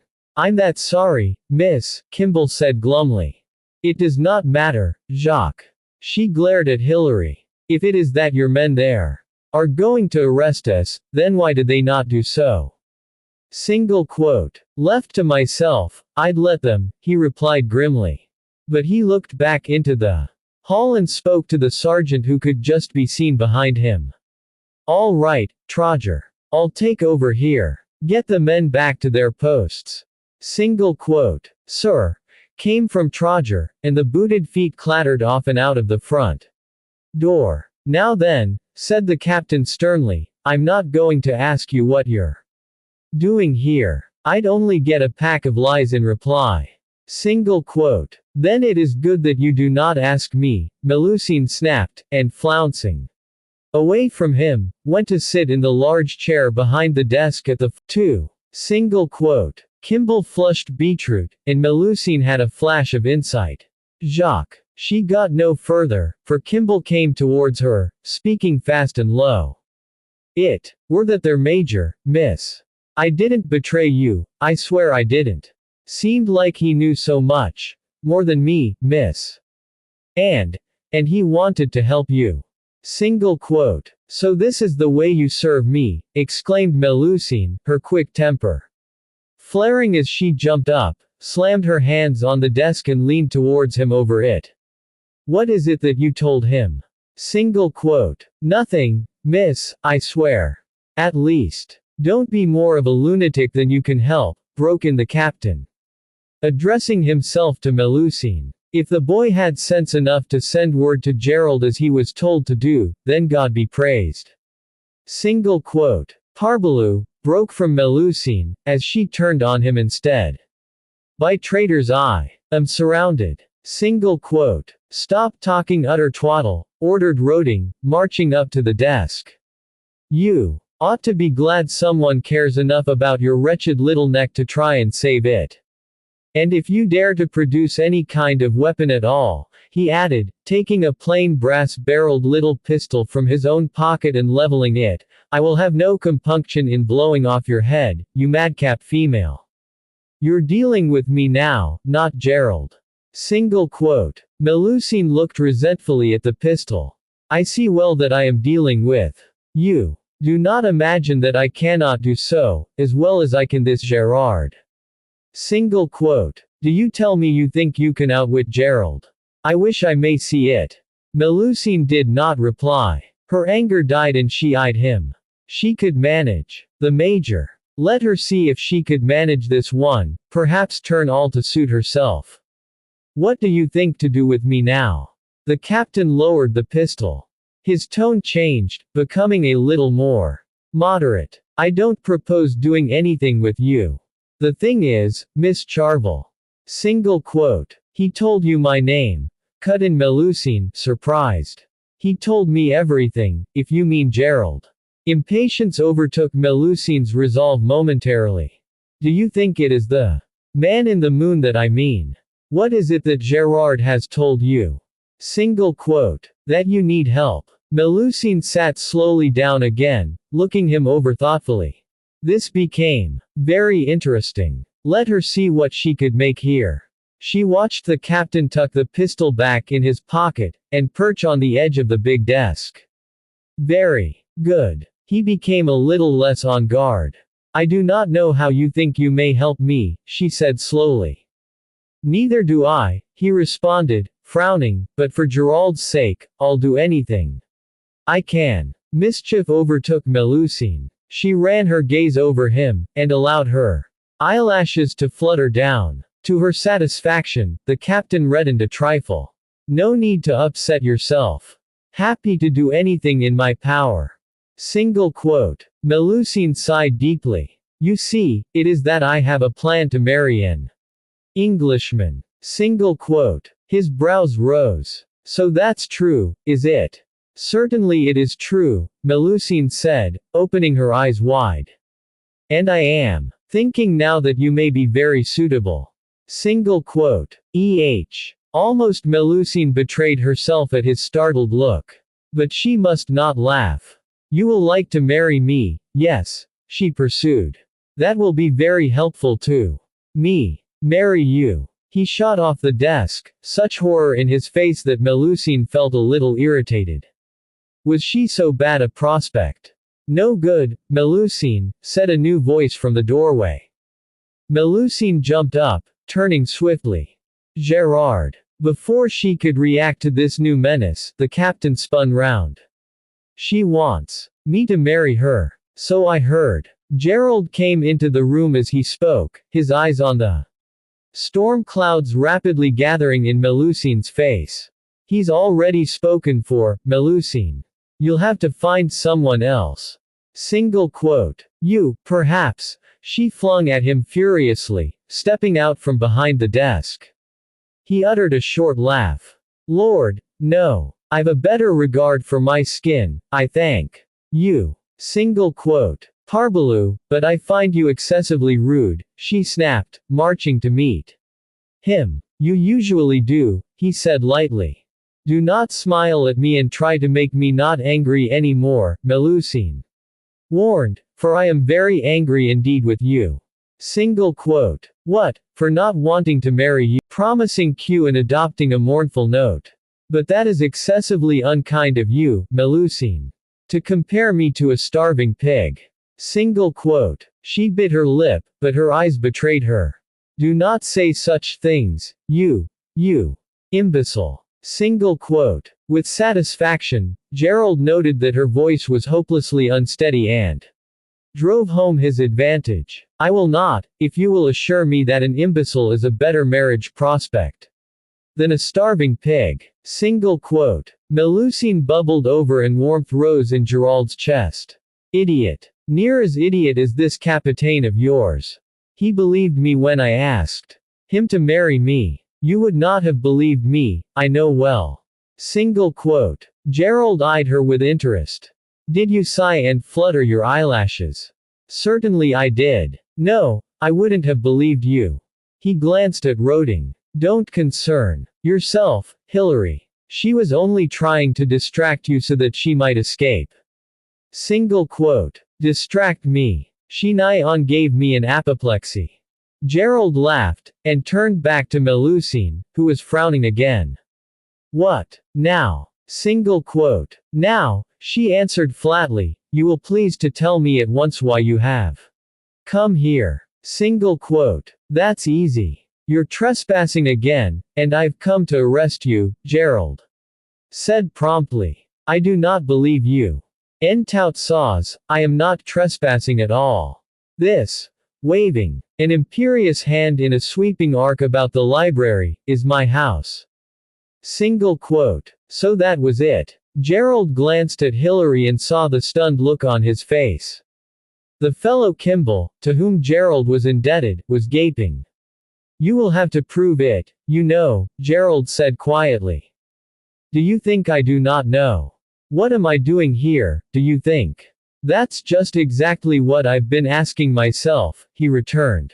Are you going to tell me? Single quote. But looking for proof, Melusine uttered impatiently. Have I not said so? No, as it happens. He smiled down at her. But that will do for a start. Now, I'd like the rest of your story. Single quote. Melusine's eyes flashed. You would like. And do you imagine that I will tell you pretty much everything you need to know? Single quote. Melusine swung round and stared at him, while Gerald silently cursed. How much does he know? Without waiting for a reply, she turned narrowed eyes on Gerald. So it is that you have made Jacques betray me.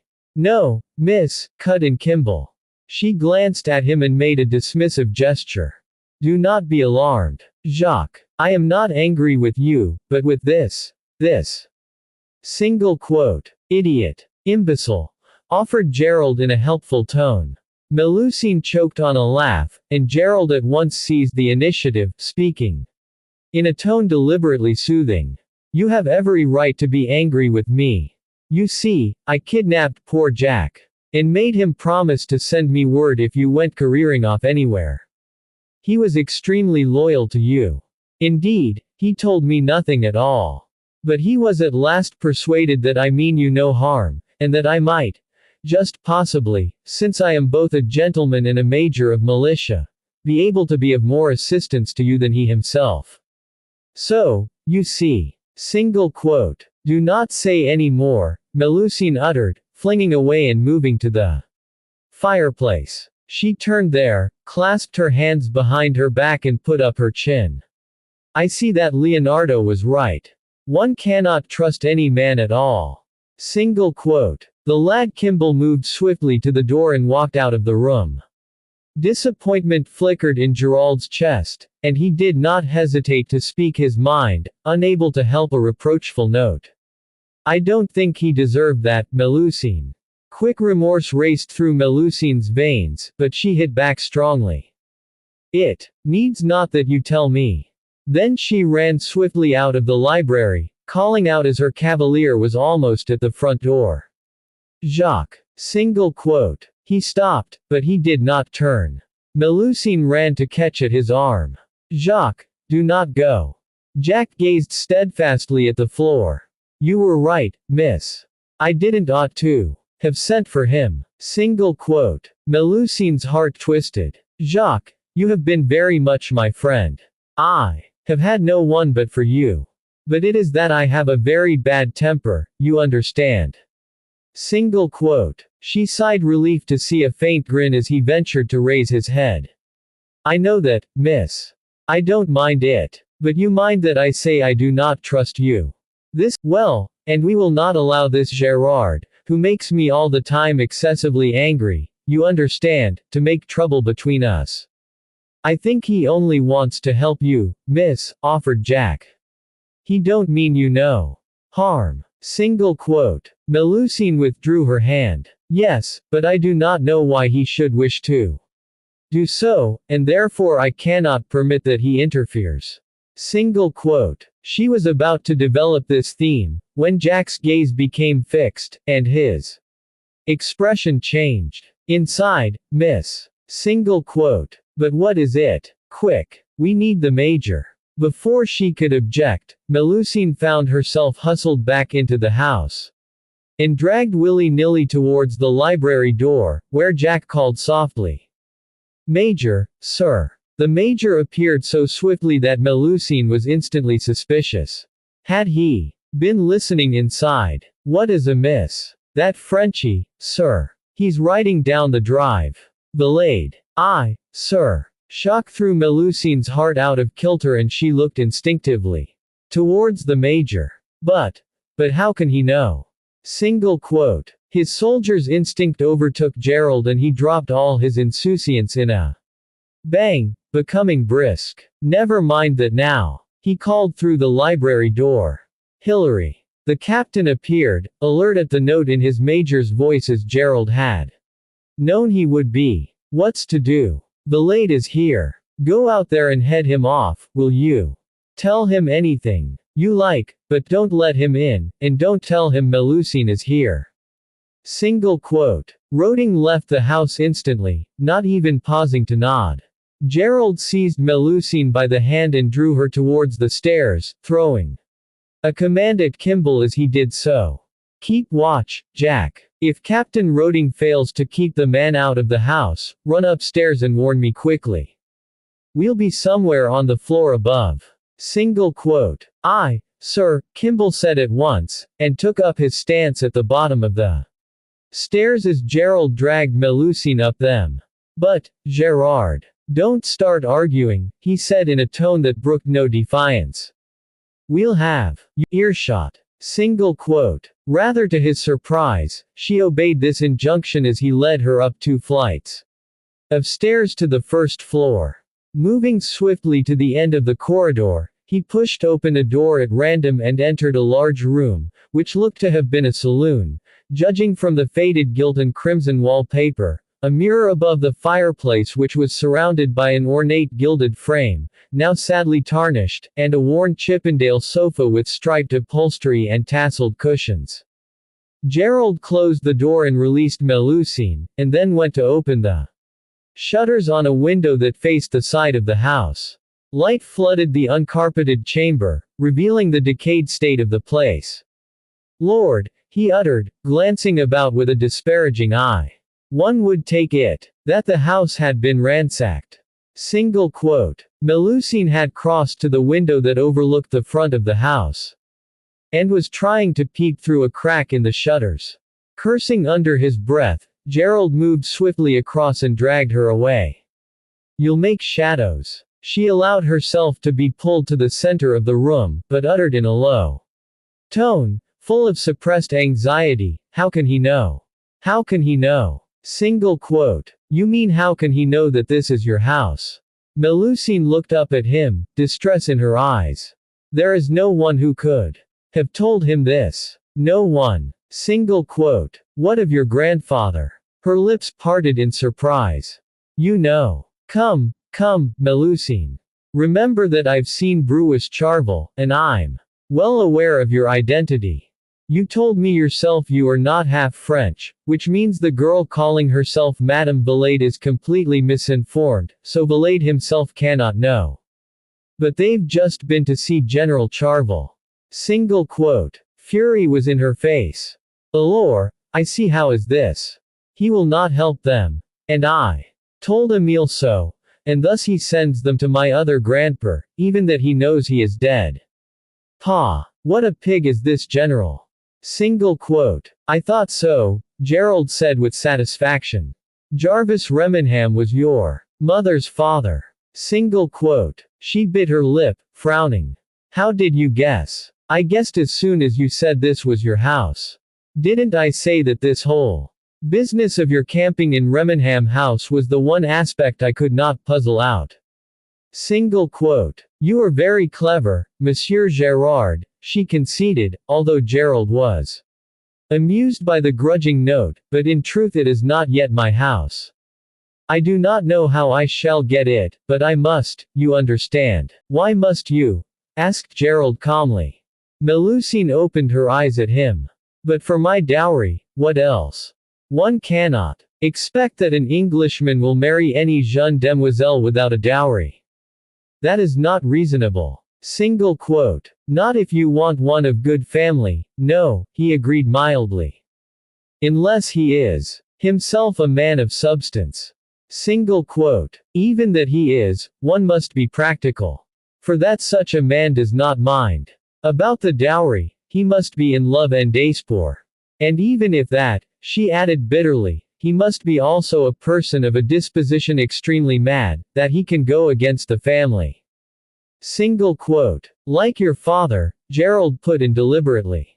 Her eyes flashed. Exactly like my father. Only my father he is also of a disposition extremely stupid. And it is all for his behavior tout a fate imbecile, and that of Monsieur le Baron his father entirely unforgiving, that I am put at this need to come myself and get a dowry that I may marry in all honor. And an Englishman, which is my right of birth.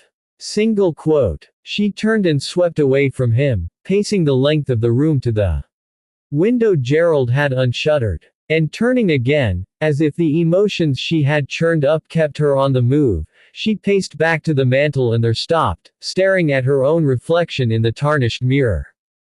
Gerald watched her perambulations in silence, his heart wrung. So this was what it was all about. Hurt beyond what he could imagine by the selfishness and pride of her forebears, whose fateful disputes had robbed her of the life she should have led, the plucky little devil had taken matters into her own hands. It was not only Leonardo who had instilled in her this distrust of men. Small wonder she had learned to be self-reliant. Every man in her life had betrayed her one way or another. Well then, Melusine, he said calmly, it seems as if we must get you your dowry willy-nilly. Single quote. She turned, her eyes narrowed. We. Gerald smiled. Precisely. You may command my services at any time. I told you that at the outset. Single quote. No. She advanced towards him. I do not command your services, Mon. Major. I do not command the services of a person who will not tell me why he offers them.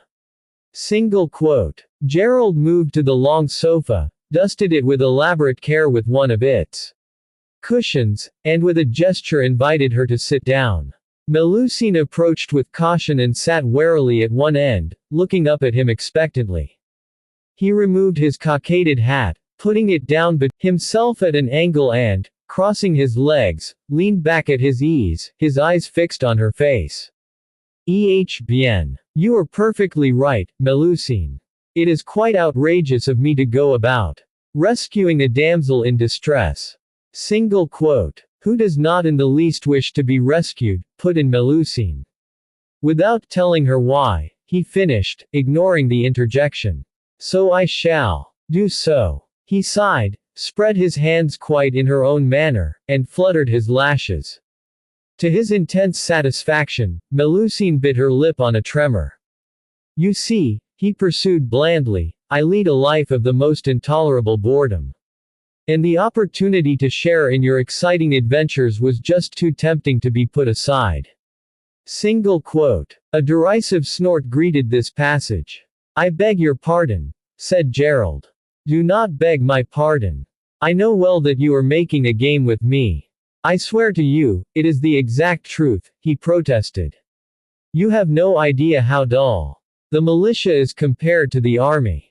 I had to sell out, you see, when my father died, for the estate is in my hands. Single quote. Estate. But are you not obliged to do this work of the milice? Asked Melusine, her eyes round. Gerald grinned. Believe it or not, I do it for pleasure. At least I rather hoped I might spend my time chasing smugglers, which would have afforded some excitement. But sadly, at Lullingstone we are too far off the coast to be of use. It would have given me intense satisfaction to have been able to catch a French spy. Single quote. That is what you thought of me. Yes, but in fact you've offered me far more entertainment than any French spy could have done. And that's why I'm at your service. Now do you see? Single quote. Melusine frowned. I do not see at all. It seems to me very silly. So did your business about marrying an Englishman seem to me, Gerald returned. Until today. Single quote. And why are you not married? She demanded suddenly, if it is that you have land enough. He sat up. While we're on the subject of age, it may be relevant to your claim to this house.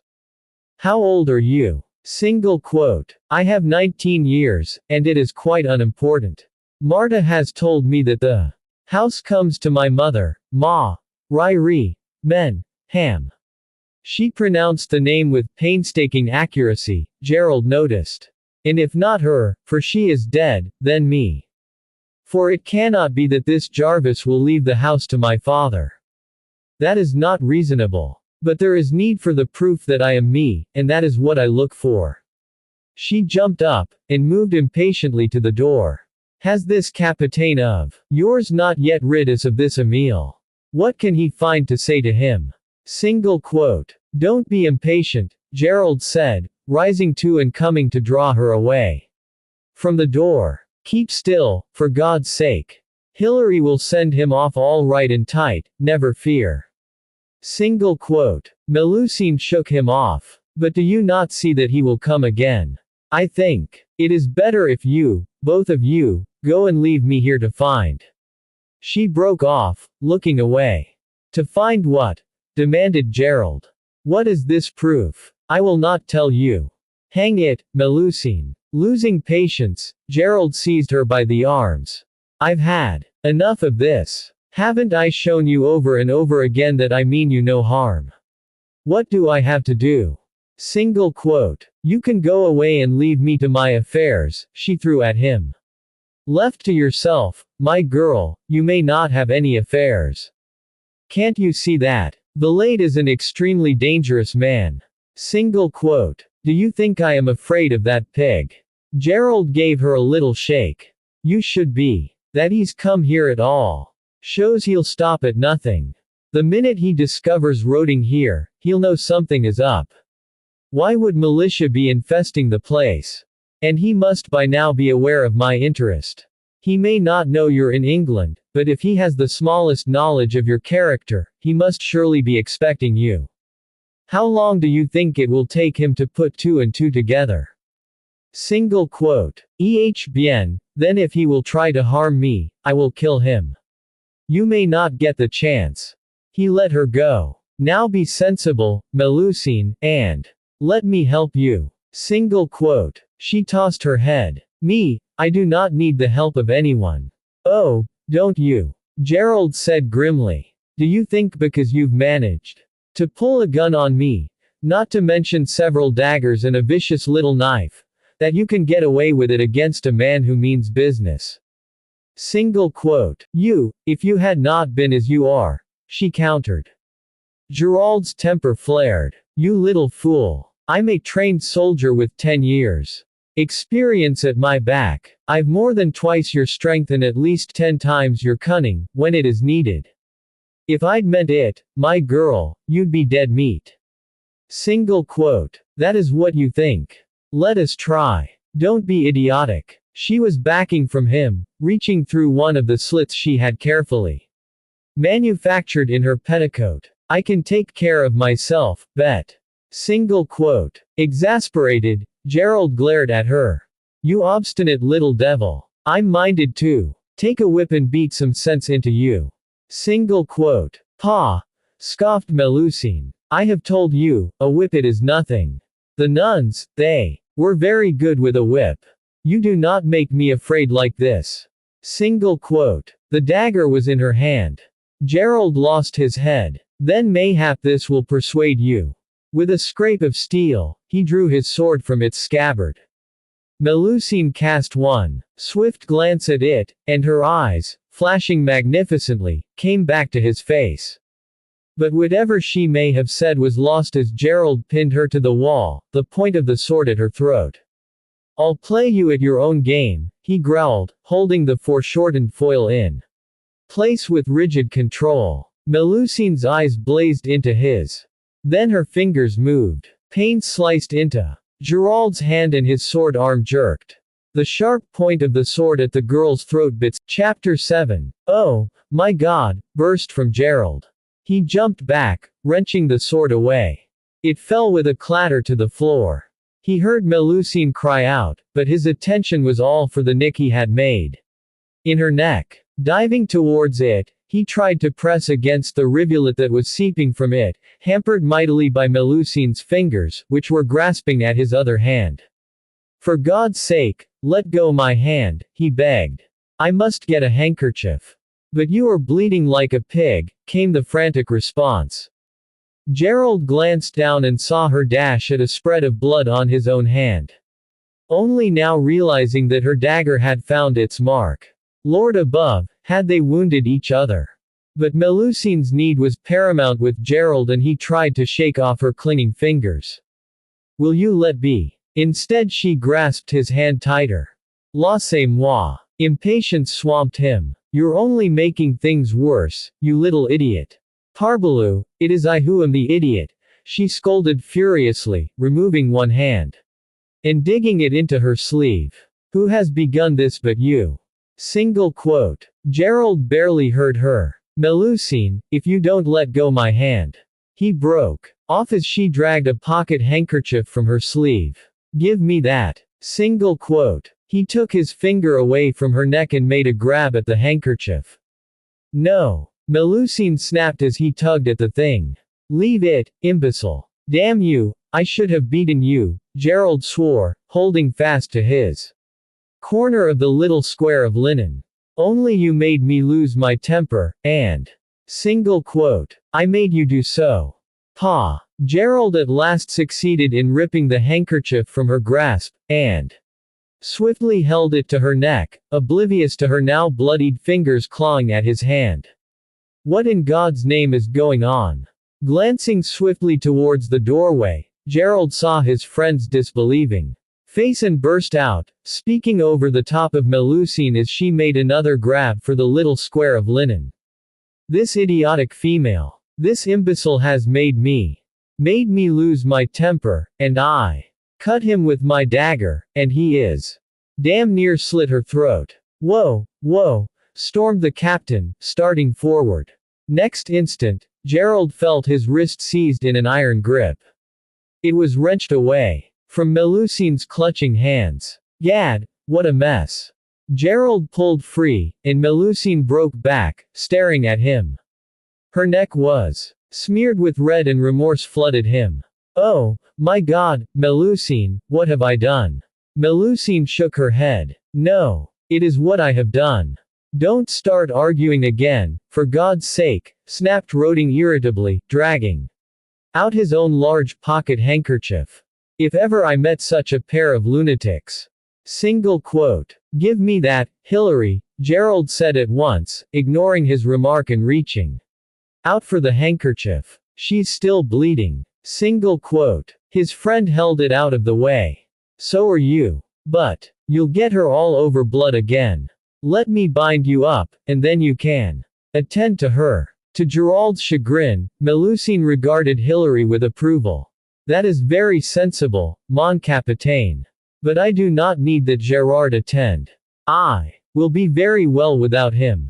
Single quote. Which is exactly what started us off, Gerald said to his friend with a grin, as he gave up his injured hand to the other's ministrations. What started you off, you madman? Roding told him frankly, as he set about tying his handkerchief around the wound, was being born at all. Single quote. That wasn't my fault. No, but you've made up for it since. Gerald laughed. This from a man who calls himself my friend. Yes, well, I was too young to see it, the captain said, tying a knot in his makeshift bandage. Too late by the time I realized to what a dunderhead I'd pledged my friendship. Single quote. You mean imbecile, don't you? Gerald said, and turned his head to share the joke with Melusine. She was no longer there. Consternation gripped him. Oh, my God, she's gone. Wrenching his hand from his friend's slackened grasp, he darted for the door. Roding behind him. How the deuce did she get out without me seeing her? Took advantage of the distraction, cunning little devil, Gerald snapped. Racing down the corridor. But you know everything now, protested Hillary, keeping pace as Gerald took the stairs two at a time. Where's the sense in running away? Single quote. Doesn't trust me, Gerald said briefly. He reached the top floor and ran down the corridor to the little dressing room.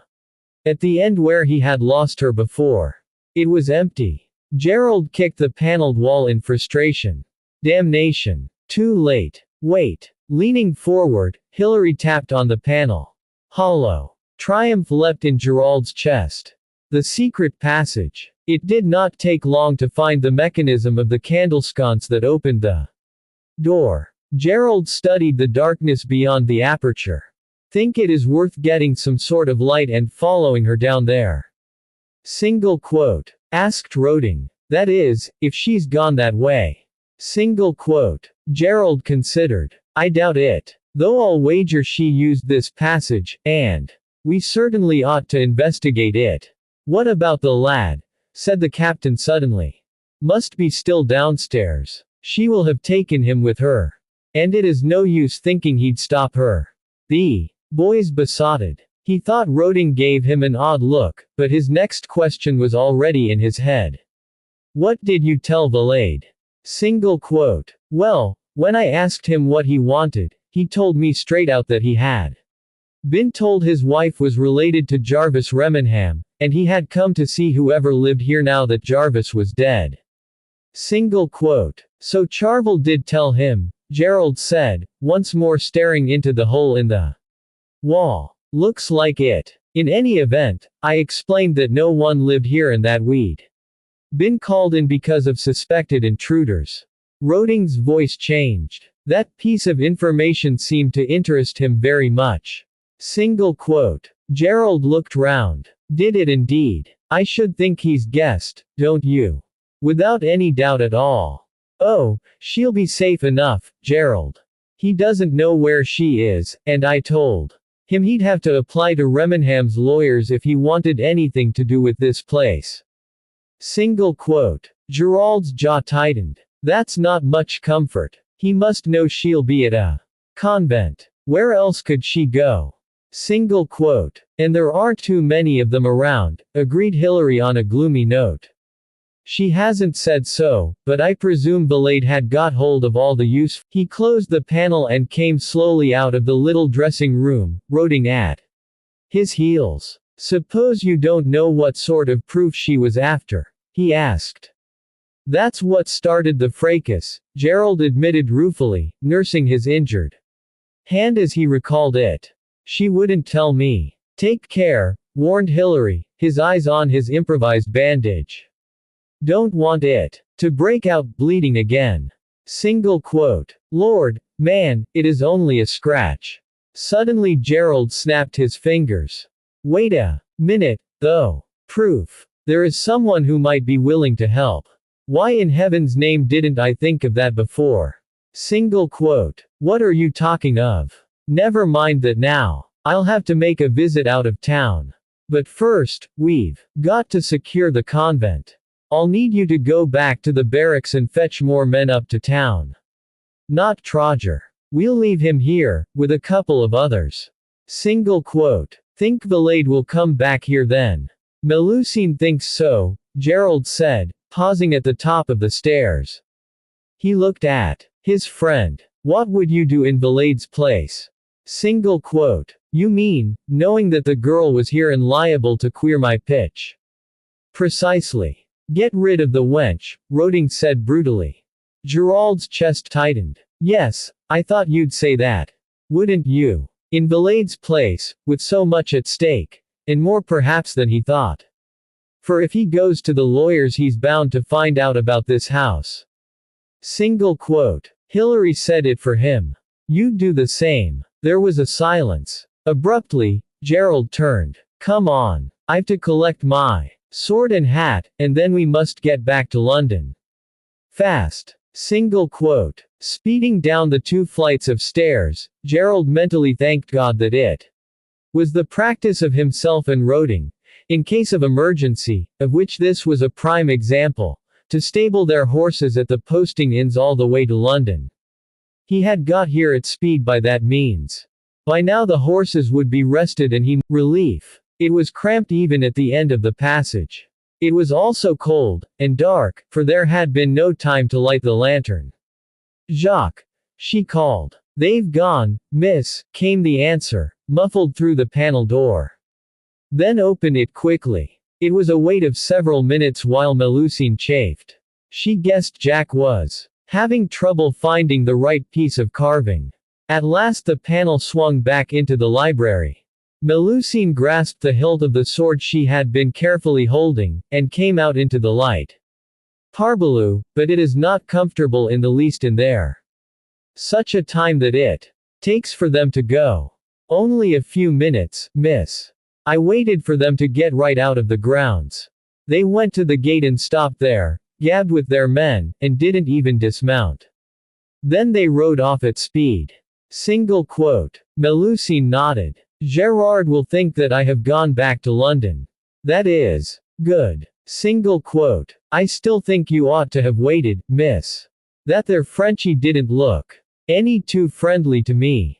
Certainly he is not a friend, Melusine agreed, but he has gone, after all. Begging your pardon, miss, but I think is how you ought to go back to London, Jack ventured. I will do so. But first, said Melusine with determination, I will find that which I came to find. Everyone has gone away again, so that I can do so all alone. Alone, miss. Certainly alone. Do you not remember that this capitaine has heard us talking? You may believe that Gerard will not let the soldiers leave from the gate. If they come here to walk around, they will hear us. So you, Jacques, must go and wait for me with the horse. Only first you must find the lantern and light it again and leave it here, near the door, for me to find. But, do not argue with me, but go at once, ordered Melusine swiftly, taking a high tone intended to subdue the independent spirit Kimball had lately shown himself to possess. She held out the foil. And take you this sword. Stow it in the saddle, for I will take it with me. Kimball frowned direfully, staring at the weapon with its gold hilt and decorative pattern down the blade. Suspicion was in his face. Where did you get that, miss? It is the sword of Monsieur le Major. How did you come by it? You didn't steal it, did you? Certainly I did not steal it, said Melusine indignantly. I have only borrowed it. What? Squeaked Kimball. But the Major. The Major can say nothing at all. Has he not himself taken my daggers and my pistol and my knife? Allure, he has given me back my pistol and one dagger, she conceded conscientiously, which is a very good thing. And you need not fear that I shall not give back the sword when I have finished using it. But what do you want it for, miss? But to protect myself. Do not be a fool, Jacques. And go quickly that I may finish to search. She thrust him into the aperture, and pushed the hilt of the sword into his hand. Next moment, she had shut the bookshelf panel upon him. Melusine sighed with relief at being alone at last and free to resume her search among the portraits. Leaving the library by the same door she had first used to enter it earlier that day, she crossed the two little antechambers and moved on through the rooms. She made a slow tour of the front of the house without success, and then started back along the rooms behind, dragging open the drapes each time to get just enough light to recognize what was on the walls. As time went on, she began to think Martha had been mistaken. When she judged that she must be nearly back at the library, she began to feel somewhat dispirited. Would she ever find it? Sighing, she opened the door to the next room, and drew back the drapes. One of the shutters was a trifle damaged, letting in added light. Melusine turned to look at the walls, and saw, immediately opposite, set between two candelabra above a marquetry side table, a gilded mirror. Ah, now I may see what damage Gerard has done to me, she muttered, crossing to the table and putting her hand to the sore place at her neck. The image in the glass was not clear, for the light was not bright enough to see properly, but the shadows of her riding habit and the hat with its waving plumes framed a countenance that gazed serenely back at her out of long-lashed blue eyes. Melusine tilted her head to catch sight of, but it is entirely myself, she exclaimed aloud. Martha was quite right. Mary Remenham had passed on her every feature to the daughter whose advent had taken her from this world. Melusine came close again, and reached up a finger tentatively to the face. Depicted there. Maman. How touching, said a sarcastic voice behind her in French. Melusine whirled. At the door through which she had entered the room stood the so-called Monsieur Valade. He was alone, hatless and without his boots, and he held a wicked-looking French-made dueling pistol, covered in silver and gold. Property, no doubt, was Melusine's fleeting thought, of the late Vicomte. You. Yes, it is I, mademoiselle, he continued in his own tongue. I knew I should find you still here. Single quote. Émile Gosse, Melusine said flatly, in the same language. Valade, if you don't mind. Pa, you can never be Valade. Gosse were you born, and Gosse will you remain to your death, which, let me assure you, villain, will not be so far away. Single quote. That, said Gosse, is a matter of opinion. Indeed, it is rather a matter of whose death is close. He glanced at the portrait behind her. And that object confirms me in the belief that it is not I who will shortly meet my maker.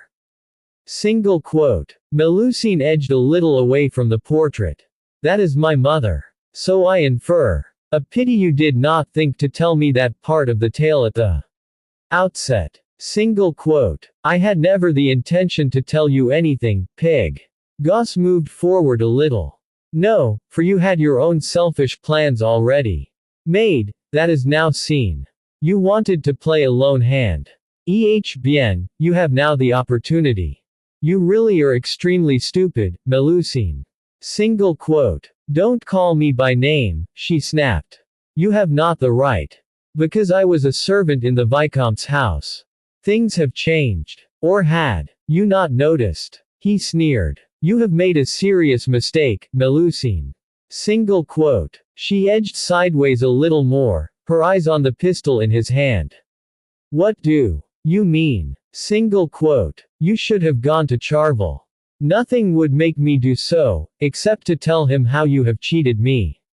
He nodded. As I said, a mistake. Too late. That I am Melusine Charvel, the granddaughter of Monsieur le Baron, the general. Single quote. Gosse smiled and Melusine read triumph there. But Gerard, if you mean the fellow elderly who was making eyes at Yolanda, is not here. I saw him ride away with that other fellow. Single quote. You saw. Where were you? How did you see? Your heroic milice are not as clever as they thought. Easy enough to look as if one rides away. I did so. Then Gerard may come back, Melusine cried involuntarily on a sudden. Rising hope. Not if I heard him aright. Shouting to his companion, even as they passed by. Where I hid myself, he called out that he thought to find you at the convent. Melusine bit her lip. Now the pig knew where to find her, for it would not take long for a Catholic to locate the convent in Golden Square, even if she escaped him here. And so you sneaked back, she threw at him, like the jackal that you are. How did you get into this house? Single quote. He shrugged. I broke in. Easy enough. It is a big house and there are many rooms in which to hide. Single quote. Her flesh crept. He must have been following her from room to room, silent in his stocking feet. Too intent on her search, and convinced besides that she was quite alone, she had been an easy prey. She recalled that she had heard nothing that first time when Gerald and the captain had burst in upon her. Parbleu, but she was a fool. And now she had sent Jack away. She was alone with a deadly enemy. As if he read her thought, he spoke it aloud. No one is here, Melusine, except you and I. He laughed. You see now how dangerous it is to play this lone hand. You should have confided in me, and fallen in with my plan at the beginning. Single quote. I spit on your plan, Melusine told him furiously. Rather would I die than fall in with such a plan. Single quote. The expression on Émile Gosse's face was vicious under the smile. A convenient desire, Mademoiselle Charvel. Single quote. Melusine looked from his coarse red features to the pistol, and froze inside as she recognized his intention. Gerald's voice came back to her, saying that she could not hope to outwit a man who means business. The challenge gave her courage. Bien, they would see about this. The other end, with the sheeted shapes of two sofas either side. The soi disant blade held the center of the room now, only an uncovered but closed card table, its surface dusty, between him and the suite at the fireplace. There were 3 exit doors. The one nearest to her, which must lead to the library. The one through which she had come and Goss had entered behind her. A third that joined this to the chambers at the front of the house. The man could put a bullet through her before she could hope to reach any one of them. Bien, she must use her tongue against him. You do not use your head, Emile, she said flatly. How so? He asked, and she noted that he allowed his pistol to dangle a little from his fingers. So confident, Emile. You fire the gun and you make one big noise. Immediately the soldiers of the major will come from the gate. They will find me dead, yes. But they will also find you. And this is not France, you understand. You cannot do a murder and expect that you will not be punished. En tout cas, Gerard will very likely kill you before the hangman has the chance. Single quote. Why should Gerard care? Sneered Goss. Because he knows you for an impostor, Melusine flashed. She pointed suddenly at the portrait. Moreover, no one will believe any more that Yolanda is me when they see this. Single quote. Goss's eyes went to the portrait, and evidently took in the uncanny resemblance, looking from it to Melusine and back again. A snarl contorted his features, and he marched up to it, laying his pistol down on the marquetry table so that his hands were free to grab the picture off the wall. Melusine seized her chance. Turning, she flew for the nearest door. She had just managed to reach it, grabbing for the handle, when the enemy's cracked command halted her. Stand where you are, or I shoot. Like lightning, thoughts zipped through her mind. He might miss at this distance. He had not had time to aim the pistol. If she kept on, would she make it out of the door? Then what? He could come after her before she could reach the secret passage. She dare not risk it. Keeping hold of the door handle, she turned slowly. The decision had been sound. Goss had moved forward, his pistol arm out straight, his aim true, the gun cocked. The picture of Mary Remenham was still on the wall.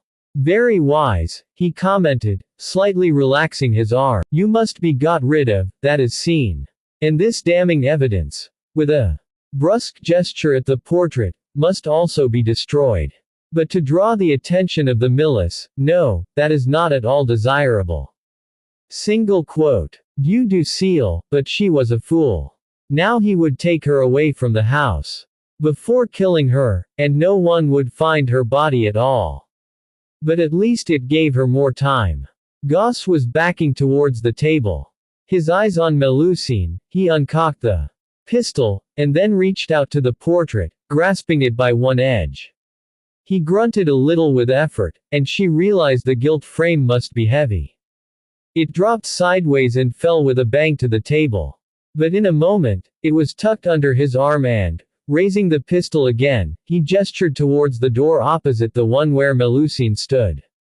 That way. Move. Melusine hesitated. What could she do? Reluctantly, at a second curt command, she began to step across the uncarpeted floor, her eyes never leaving the threatening pistol. Goss took a step or two towards the center of the room. All of a sudden, there was movement behind him. Melusine's eyes shifted. The door leading to the front of the house was stealthily opening. Her heartbeat quickened. Who? Could it be Gerald? Quickly, she looked back at Goss's face, and found him frowning. Her steps slowed. In the periphery of her vision, she saw the door pulled back. A black-garbed figure crept forward, noiselessly, towards Goss's back. Jack. Mon Dieu, but he was unarmed. She must not show anything. The flicker of an eyelash might betray his presence. Her mouth dry, she made her feet walk on, not daring to utter a word. As Melusine approached the door, she saw Kimball speed up.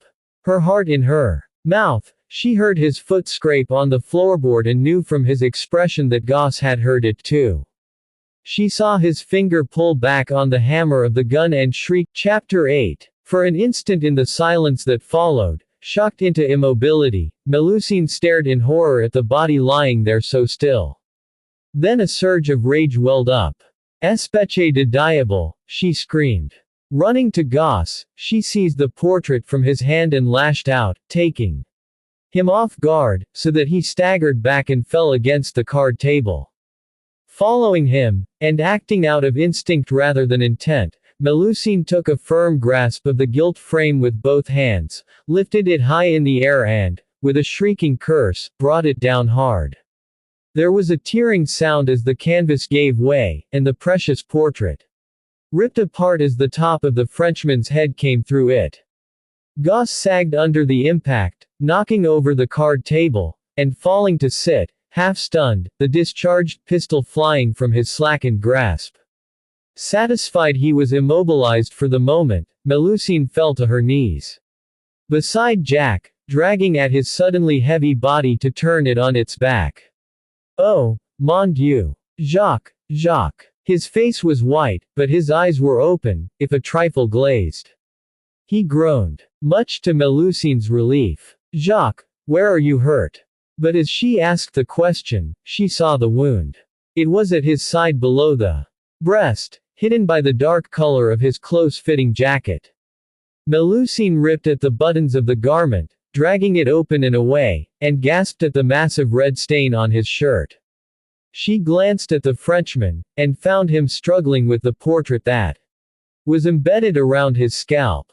All at once she became aware of sounds outside.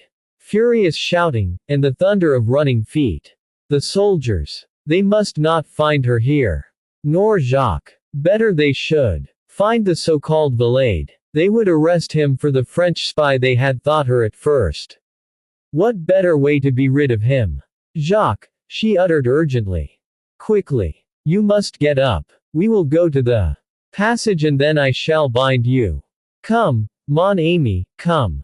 Single quote. Ever faithful, Kimball dragged himself into a sitting position, gasping at the pain this caused him. Parbleu, the bullet is still inside you, Melusine guessed, remembering how the Mother Abbess had diagnosed Leonardo's suffering when he had first come to the convent. She looked round wildly, as if seeking some, but there was only Goss, still struggling with the picture, looking dazedly towards Melusine and the lad he had shot, then away towards the sounds of pursuit, and back again. Do not think, he panted, that I am finished with you, mademoiselle. Let's go while we can, Kimball managed, and dragged himself onto his knees. Melusine got to her feet and, tucking her shoulder under his arm on the uninjured side, put her arm about him to hold his waist, and thus contrived to take most of his weight. Together they made their painful way to the door, not even checking, in the effort this cost both, on what Goss might be doing. Once they were on the move, Kimball seemed to find strength from somewhere. I'll make it, miss. Hurry before them soldiers get in. The panel in the bookcase it is open. Single quote. They passed through a little antechamber, and Melusine sighed with relief as she entered the library next door. Activity in the hall intensified. The militia were in already.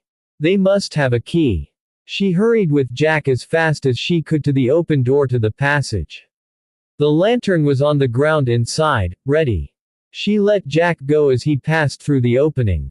He went in and leaned, panting, against one wall. Melusine came in, picked up the lantern, and heard the library door bang open. Just as the panel clicked closed behind her. Come, Jacques, mon pauvre, she uttered, and reached for the lad again. Hardly aware of the muted sounds of running feet and much banging and crashing beyond the secret door. She helped Jack to sit down, and dragged the jacket off him, lifting his shirt to expose the gash that had sliced across his side. Using the shirt, she cleaned away the blood. It was not as bad a wound as she had at first thought, and the blood was only oozing now. Melusine sighed with relief and set to work by the light of the lantern. Jack seemed glad enough to rest, his back against the wall, and closed his eyes. Melusine ripped strips off her under petticoats and fashioned a pad, which she bandaged as tightly as she could over the wound, working swiftly, unperturbed by the gore. She had not nursed Leonardo for weeks for nothing. The nuns had no regard for the sensibilities of a lady and expected Melusine, for it was her allotted task, to clean and tend the soldiers' wounds even when they festered. While she worked, Melusine, imbecile, she had begun alone. She would end alone. Voila tout. Up, Jacques, up, she ordered. Her faithful servant struggled, with her assistance, to rise. Melusine's heart ached for him, but she had to force him on. There was barely room for one, let alone two, in the passage, and Melusine ended up backwards, supporting Jack as best she could as he stumbled along, grasping the rough walls on either side with both hands. Melusine cursed herself for his injury. Cursed him for his devotion that had made him come back for her, only to get himself shot by the fiendish Goss. And where was that devil? Had the soldiers found him? She could not think he had escaped, for she had only just made it into the passage as they entered the library. Unless, would he hide from them as he had hidden from her? It was a big house, he said. Catch him, she begged silently. All at once she realized that Kimball had halted, leaning heavily against the wall. Jacques. No good, miss. I can't. He slid slowly down and collapsed to the stone floor, fainting dead away. Jacques. Melusine dropped to her haunches beside his inert form, feeling for the wound. It was bleeding again. She tightened her bandage and sat back, biting her lip. They could not go on. Tears sprang to her eyes. What a pig she was. If Jack should die, although her fault, she could never forgive herself. She put a hand to the lad's cold cheek and choked on a sob. Jacques, do not die while I am gone. Single quote. Grasping the lantern, and heedless now of the discomforts of the passage, Melusine flew like the wind back towards the library, the vision of Jack Kimball's white face driving her on. Reaching the panel, she was able with the aid of her lantern to find the lever at once. Her heart full of dread, she dragged on it. As the secret door opened, the sounds within the house came at once to her ears, the tramping of feet above, and the hoarse voices echoing through the mansion. Leaving the panel wide, Melusine dashed to the library door and flung it open, racing into the hall. You, soldiers, she yelled. To me, quickly. There was a brief hush, and then the shouts resumed and several pairs of feet clattered towards her from, as it seemed, several directions. A militiaman came belting down the stairs, another leapt from outside the front door, and a third, stalwart and stolid, the house. Melusine recognized the burly form of Captain Roding's sergeant. Ha! It's you, is it? He threw a glance at his two juniors. Cover her, men. That Frenchie, that's who she is. Relief flooded Melusine. You are the one that I have met in London. That's right, agreed the militiaman, coming forward to stand before her. Sergeant Troger is who I am. Now then, missy. Single quote. Bon, said Melusine, interrupting him without ceremony, and paying no attention to the muskets that were pointing at her from two directions. I am glad it is you, because you can help me. That depends, that does, said Troger guardedly. Now then, where did you spring from? Single quote. Do not concern yourself from where I come, Melusine snapped. More important is that you help me instantly, as even your capitaine would command. Single quote. Captain Roding wouldn't never command me to help no Frenchie, said the sergeant positively. Parbleu, you waste time. Certainly your major. Ah, now that's just it, missy. According to what I've heard, you oughtn't to be here. Major said you'd gone. Single quote. Yes, but I have not gone, Melusine said impatiently. That's just it. Why ain't you gone? Seems to me I had ought to arrest you. You may arrest me later. Now it is. What are you doing still here, Missy? That's what I'd like to know. Single quote. Demanded the man Troger, sticking to his guns. Oh, peste. What matters it? My servant, he is wounded. And by a Frenchman, if you wish to make an arrest. She frowned suddenly. And why have you not arrested him? Do not tell me you have allowed him to escape you. Single quote. Troger eyed her with suspicion. What Frenchman would that be, Missy? We ain't let no one escape. Single quote. But if you have not seen him, then he has certainly escaped. Disappointment flooded her. Goss had hidden himself successfully then. That is the man who tries to kill me, but he wounded instead my servant. Did you not hear the shot? Single quote. I ain't saying as I didn't hear no shot, Troger said carefully, peering at her. Out of eyes narrowed with interest, but what I do say is, it is mighty peculiar you saying as how there's a Frenchman in the case, when it is as plain as the nose on your face that you're a Frenchwoman yourself. And you know all about that shot. Single quote. Melusine threw her hands in the air. But you are idiot. I tell you, if you do not help me this instant, you will find that your major he will very likely shoot you. Single quote. Woof. Single quote. The sergeant appeared nonplussed, and Melusine pressed her advantage. While you are making me this interrogation, my poor Jacques bleeds to death. Single quote. Who's bleeding to death? Demanded Troger. But I have told you. My servant. He is in the secret passage. Secret passage, is it? The sergeant seemed to brighten at this. Well, we'll just go on up and have a look at this here passage, Missy, shall we? Single quote. Have I not been saying so? Snapped Melusine, exasperated. En tout saws, it is. Not up at all, but down. Single quote. Troger had started towards the stairs, signing to his men to get behind the lady. But at this, he halted, turning his frowning gaze back on her. Now see here, Missy. The major himself told me that this secret passage started upstairs. And if you've any notion. Single quote. Yes, it is upstairs, Melusine agreed, crossing to the library door. But so also. It is downstairs. There are two ways to go in, you understand. But you must come this way now. Beat, I pray you. Jacques is very bad, and I am afraid he may die. Single quote. Upon which, she darted through the library door, galvanizing both the sergeant and his two militiamen into action.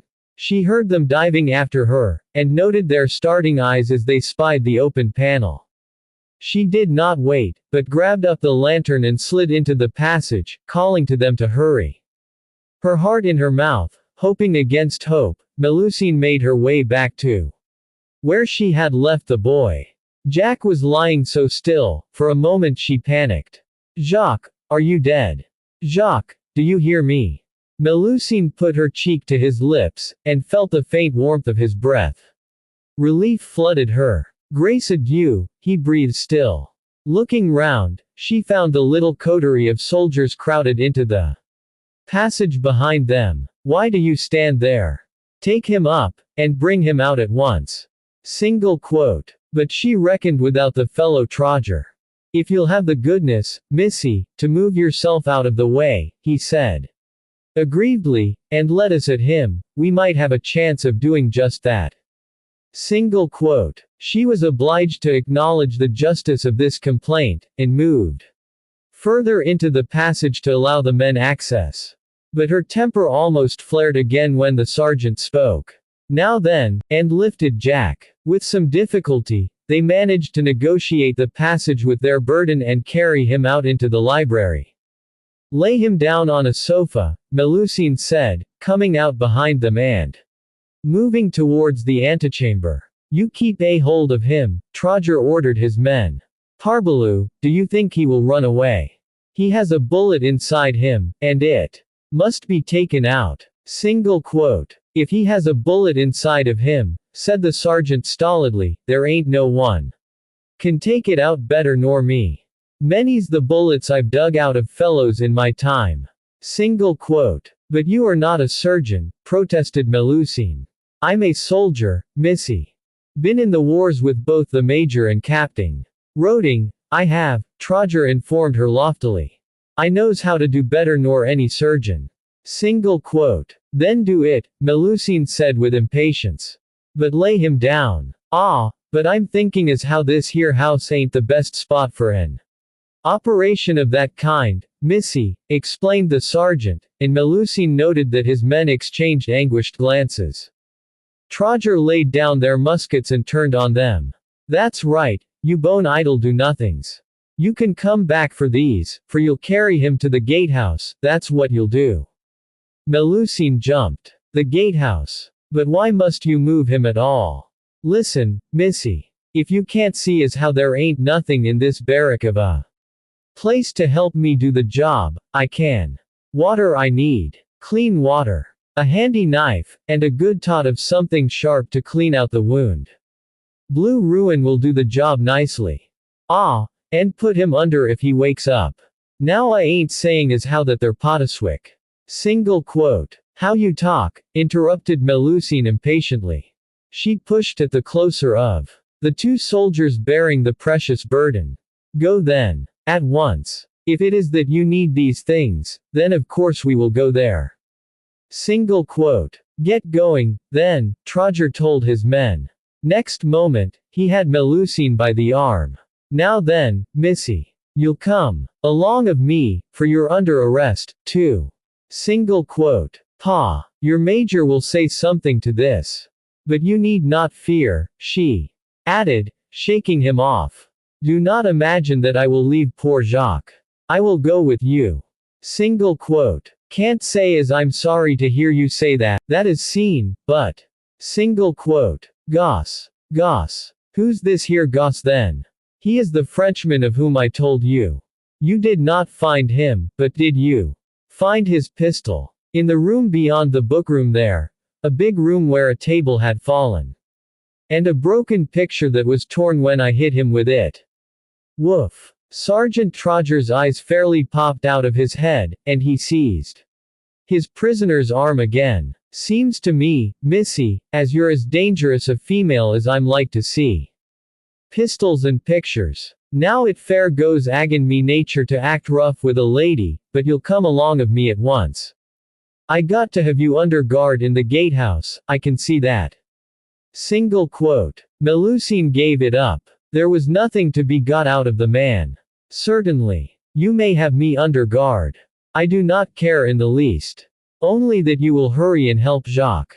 Single quote. In the cozy little parlor that Potaswick rarely used, Melusine paced restlessly to and fro. She had removed her hat and utterly disarranged her already unruly black locks by running agitated fingers through them. Outside the door stood one of the soldiers. The other was helping Troger with his operation upstairs. In truth, she had been quite glad to lose the argument about remaining while the bullet was dug out of Jack's side. She was not squeamish, although the sight of the sergeant's ominous preparations had severely tried her fortitude, but Kimball's white face plagued her conscience. She allowed herself to be ejected, therefore, and retired to the parlor after cleansing the blood from her hands and her own slight wound in the kitchen. With the immediate necessities in train, Melusine fell to brooding on her situation, which she found insupportable. With Jack so badly injured, how would she get him home? How get herself home, now that Troger had arrested her? What of Goss, whom those soldiers had allowed to escape? Hiding. Or perhaps gone. Then there was also the horse. Peste, but everything had become difficult. And all to find that picture of Mary Remenham. The thought of the picture but added to her despondency. The sergeant had not seen it, for he understood nothing of what she told him. What had happened to it? She had broken it, certainly. And severely hurt that pig, which was a very good thing. But it was her proof. Had Goss taken it as he escaped? What could she do? Goss now knew that she was the daughter of Mary Remenham.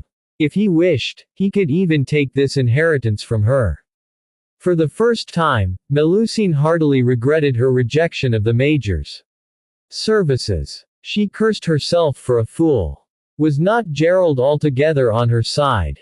He was, even though he played games like an imbecile, a person tout a fate sympathetic as she had discovered at the outset. And what did she do?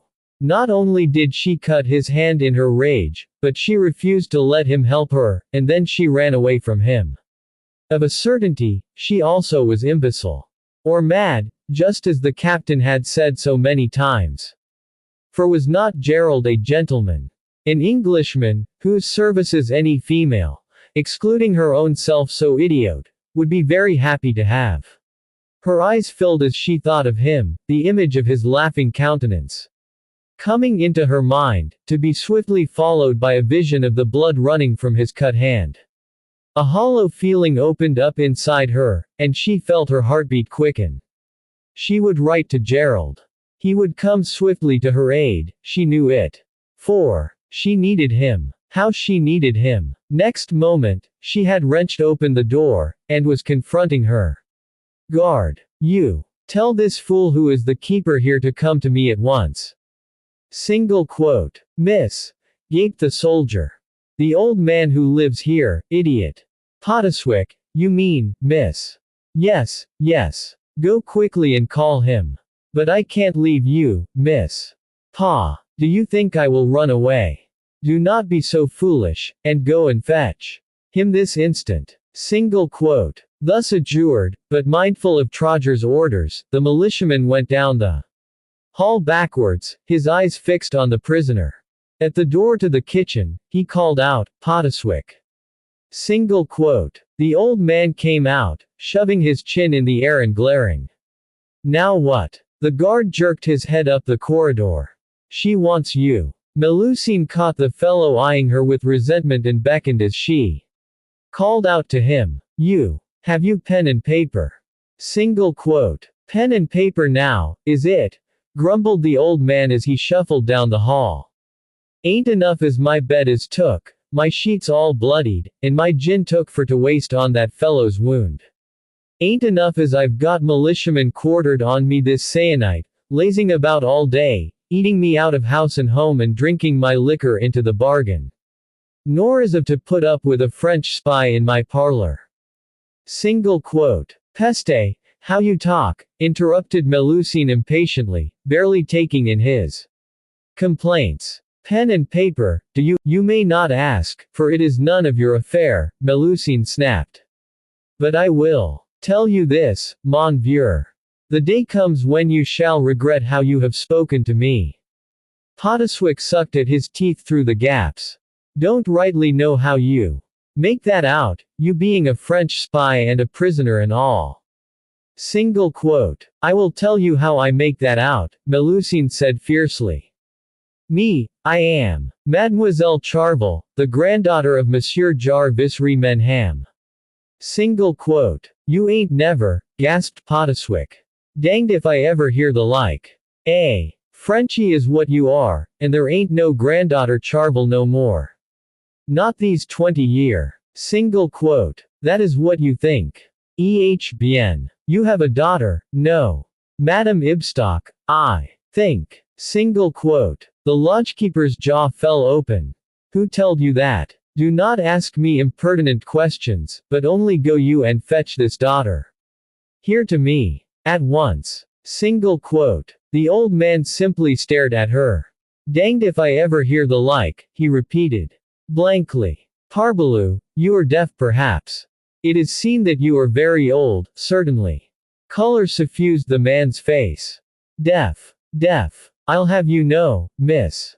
Do not have me know anything, interrupted Melusine crossly, and digging into her habit, produced the fateful dagger that had cut Gerald's hand. To the contrary, I will have you to know something. You will do as I say, or. Single quote. Hoy! Called Trodger from down the hall. You put that thing away now. Missy. We don't want no trouble, do we? Single quote. At sight of him, everything went out of Melusine's head but the thought of Jack Kimball. She started forward. Jacques. You have done it. He is alive. Oh, he's alive, all right, confirmed the sergeant, putting the petrified Poteswick stock-still and staring in horror at the dagger, firmly out of his way and taking his place before Melusine. Sleeping like a baby, he is. He'll do. Melusine sank against the wall of the corridor, closing her eyes.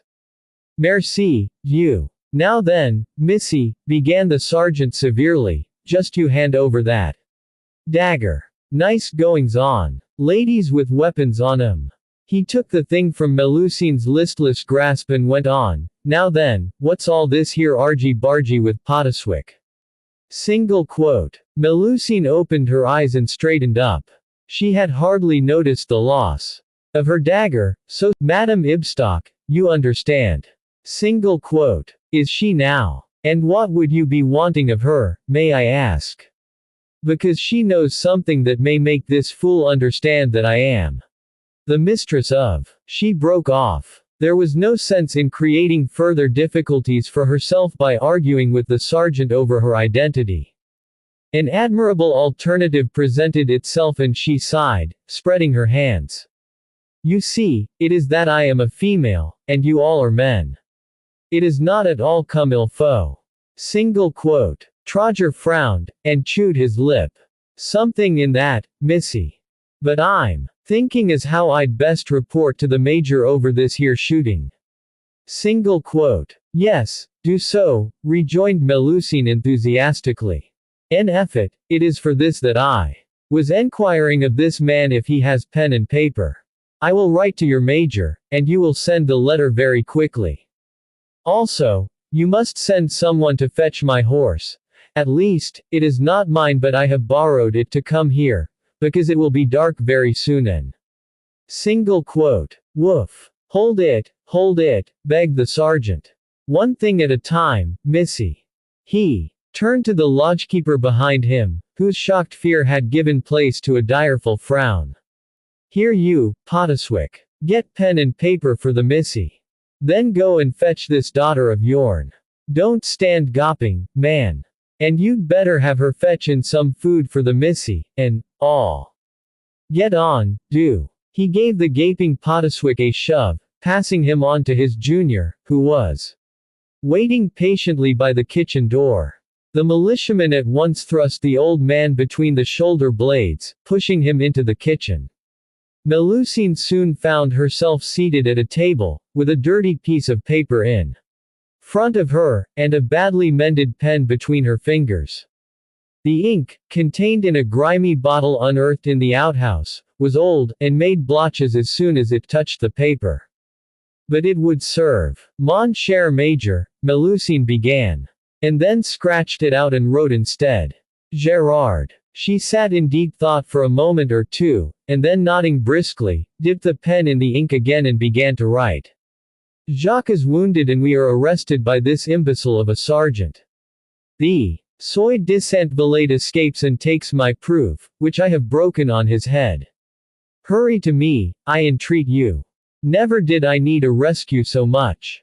It is at the lodge that we stay. I pray you, Gerard, do not fail me.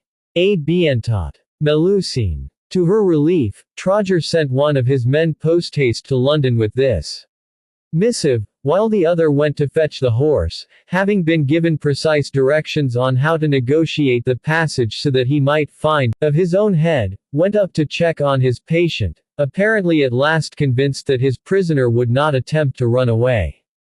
Nothing could have been farther from Melusine's mind. She had come to the end of her resources. It had been a trying day. She was tired, hungry, and thus somewhat impatient for the food Mrs. Ibstock might bring, and downcast. She sat in a chair in the parlor and regarded the darkening sky through the small casement window. It seemed to her at this moment that there was nothing left for her to do. Goss, if he had any sense, would immediately seek out the Remenham lawyers. Once he had managed to stake his claim, she would have all to do to prove her identity and win it back. If only Monsieur le Baron had said nothing, or perhaps instead accepted the couple as the valets and agreed to help them. Not that there had ever been any hope of that. She had told Emile She had warned him. Her mind wandered back to that fateful day. Was it a week ago? No, perhaps more. Time was moving so fast, she could no longer count the days since Goss had come to her with his preposterous suggestion at the Coke door, where they were staying and where he had robbed her and left her and Martha to their fate. Mademoiselle, he had greeted her, entering the little private parlor where, Martha being at prayer in their room, she sat alone, reading over and over the letter Mother Abbess had given her and revolving plans in her head. She had looked up from her seat at the small round table in the center of the parlor which, together with the wooden armchairs beside the small fireplace, and a sideboard next the single casement, was all the furniture the place afforded. Melusine, used to the stark surroundings of the convent at Blaye, had no complaint to make. Her desires were not for riches. Only identity, and a chance to be someone other than a nun.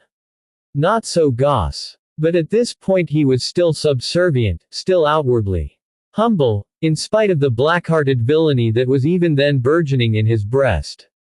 Mademoiselle, there is a way to win to freedom and prosperity. To be sure there was a way. For freedom at least. Why did he imagine she was making this journey to England? She feigned interest. But what way, Emile? Your family, Mademoiselle, the family of your father. You mean Monsieur le Baron, the General Charvel, my grandfather. Melusine laid aside on the table the letter she had been studying and turned so that the frame of her nun's wimple no longer obscured her view. Pardon, Mademoiselle, but perhaps your father went to England, after all, and my father went to Italy, interrupted Melusine, her heart tightening with the familiar sensation of loss. Never would he have gone to England. And if you mean that he may have reconciled himself with his own father, you waste your breath. Single quote. That was not what I had in mind. Bien, what then? Emile sidled closer. To what do you go, Mademoiselle? The life of a nun in a convent, in a country where nuns are unwelcome. Where even to be a Catholic, they say, is to be looked upon with scorn and disgust. Single quote. Melusine shrugged. She had no intention whatsoever of spending her life in a convent, but that was not his affair. It is the life I know. But you must want more. You should have more. I am going to England, Melusine stated flatly, because there is no safety at the convent at Blaye. And for that I am connected with the Valades. After what you have told us has happened to them, the Mother Abbess will not consent that I remain in France. Voilà tout. Single quote. The Mother Abbess, and indeed all the nuns, some of higher birth more fearful than others, were aghast at the horrors that had befallen the family Valade. Goss had come to Blaye, so he had said, feeling it his duty as the Vicomte's erstwhile secretary to deliver the fateful tidings, bringing with him one of the servant girls, Yolande, who had also escaped the fury of the mob. Her evident terror and distress reinforced the tale he told. He had drawn a horrid picture of the fate that awaited Mademoiselle when once the populace discovered her relationship to the Valade family. Too close, he reasoned, for safety. He had offered to escort the young lady to England where she might seek refuge with her relations there, and proposed that the maid Yolande might serve Miss Charvel. The Mother Abbess, while thankful, could not be brought to consent to allow the girl out of her charge alone with unknown servants, and Martha was delegated to accompany her erstwhile nurseling to the homeland she had thought never to see again. You do not want to be a nun, he said now, and Melusine noted with a prick at her senses the irritation in his tone. She had not felt comfortable in his presence from the first, and with Leonardo's precepts in mind, was loath to trust him. She did not therefore reveal to him that he had gauged her with accuracy. To her astonishment, Goss's servile attitude vanished abruptly. Grasping one of chairs about the little table, he drew it forward and sat astride it, in a fashion as insolent as it was unexpected. You wish a life of obedience. So be it, Mademoiselle Charvel. Melusine's instant annoyance must have shown in her face.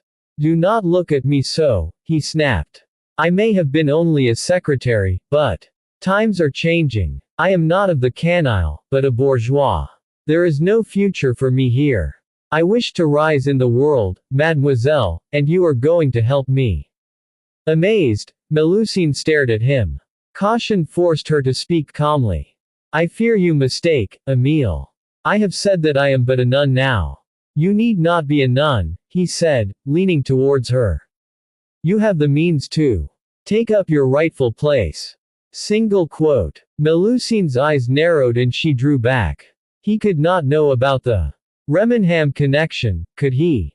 No one knew but her father and Martha. "What do you mean? You have papers of identity, for the mother abbess told me so." Melusine frowned, placing her hand on the letter lying on the table. Then she cursed herself, for his eyes went to the letter and came back to her face. "And so?" she asked. "And so also have I." He reached into an inner pocket of his coat and brought out a packet of papers. Out of these he selected a faded parchment and restored the rest to safety. He then unfolded his choice and held it before her face. "This, as you see, is an identity for your cousin, André Valade. I do not choose the Vicomte, for that would be foolish. His heir is dead, yes, and his name and title available to me. But it would be too risky. The Vicomte must be well known to those high-born who have gone to England. Besides, I do not want a price on my head." Single quote. Melusine was beginning to fill with dread and a burgeoning of anger as the meaning behind his words began to penetrate. But she veiled her feelings. "I do not understand you. Listen. I can be a gentleman. I have been around them for long enough. Who is to say that I am not André Valade, an obscure relation of the late Vicomte?" Single quote. Melusine remembered a thin man of sour aspect, living, like her father and his wife Suzanne, off the Vicomte's bounty. He must be more or less of an age with this man. Rage flooded her at his intent, but she controlled it. "You will take the place of—" Emile reached out both hands and grasped her shoulders. "But you will not be in a convent. You will be with me. You will be my wife." Single quote. For a moment Melusine stared at him as she took in the full horror of his scheme. Then fury claimed her and she could no longer pretend. Wrenching his hands from her shoulders, she thrust them away and leapt up from the chair. "Your wife. My wife," he repeated, rising also, his smile mocking her. "Is it such a terrible prospect? I will take care of you, as long as you obey me. I will make your grandfather extend to you his protection, and his support." Single quote. "It is money you mean, no?" Melusine asked with scorn. "You are mad, if you think he will give you a sou. You do not know him. And you think I would marry you." Single quote. "Why not? I am unworthy, Because I am a servant. Because you are a pig," retorted Melusine hotly. "Nevertheless, you will marry me," he snarled. "I have the means to compel you." Single quote. "Compel me. You do not know me, monsieur. And you do not know me. Do not underestimate my power. I have been the Vicomte's secretary, remember." Single quote. Shock suspended Melusine's breath and she gasped. "You have rifled his papers." Single quote. "He had no further need of them," Goss said and his laugh sounded heartless. To Melusine. "Whereas my need was very great indeed. Do not mistake me. I have proofs of many things that can endanger you. Believe me, it will be better by far that you should consent to marry me. I do not marry a man who makes me a threat like this," she flashed.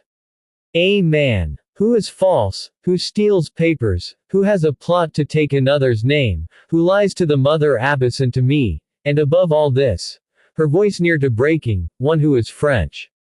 Single quote. Goss blinked. "French. But what else? I do not like Frenchmen," Melusine snapped.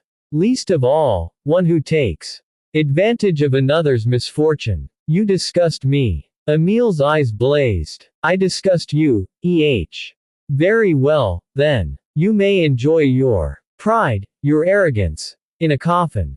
Single quote. Comment. How will it serve you to kill me?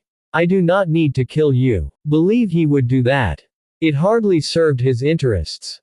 And then you will be obliged to remain in France, she pointed out. You cannot be André Valade if you tell them I am one of this family. Single quote. For a moment he looked daunted. Then he rallied, smiling a little. Come, mademoiselle. You have not considered the advantages. Single quote. Melusine bit her lip on a sharp retort. That would not help her. The man was dangerous. She prevaricated. Alors, what advantages? But think, he said earnestly, moving a little closer. As Madame Valade, you will be an émigré, not a nun. That is what they call these aristocratic refugees, the English. As such, you may command the sympathies of the gentry. I hear they are very much affected by the tragedies of their neighbors in France. You will join a world of fashion, a world of wealth, a life of ease. Single quote. A life of ease, repeated Melusine. When one is penniless, one does not expect a life of ease. Single quote. Ah, but why remain penniless? After all, your grandfather Charvel. Again with the grandfather. Mon ami, if you imagine that this grandfather will welcome a daughter of Nicholas Charvel, whom he has never forgiven that he married a Frenchwoman, then you have an imagination entirely wrong.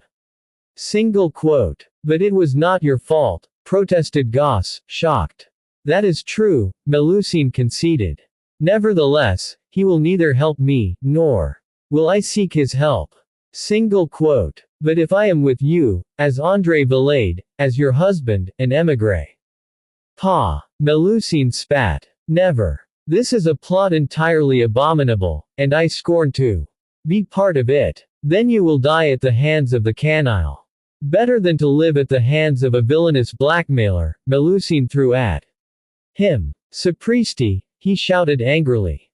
Obstinate fool. She saw Gosse raise a hand, and dug into her nun's habit for the knife she had not thought to need. Too late. Emile's fist crashed into her temple and stars exploded in her vision. When she came to, she was lying with her head in Martha's lap, and a livid. Back to Blay, my girl.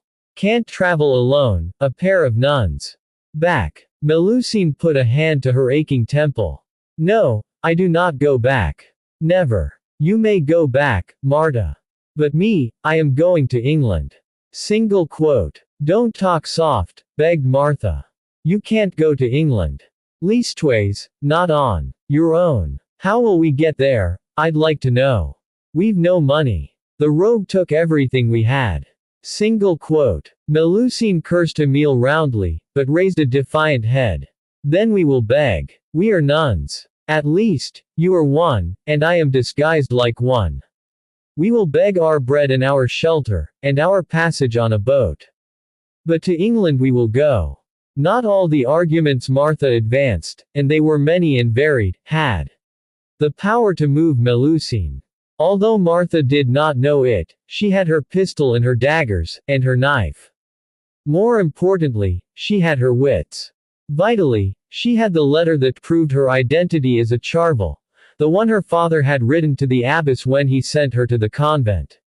Only she hadn't. When her shock and the headache subsided, and she remembered that she had been reading the letter when Gosse had accosted her, she looked for it in vain. It had gone with the rest. She had not thought anything could equal her despair at that moment. Almost had Martha won out. But Melusine had overcome the weakness, calling the loss but a temporary setback. She had braved all obstacles to pursue her dream. Arrived in England, she had sought out Gosse, to keep an eye on his activities and thus keep one step ahead of him, meanwhile hoping that she might find herself another means of proof at Remenham House. Melusine came back to the present to discover that tears were rolling down her cheeks. She had found that proof.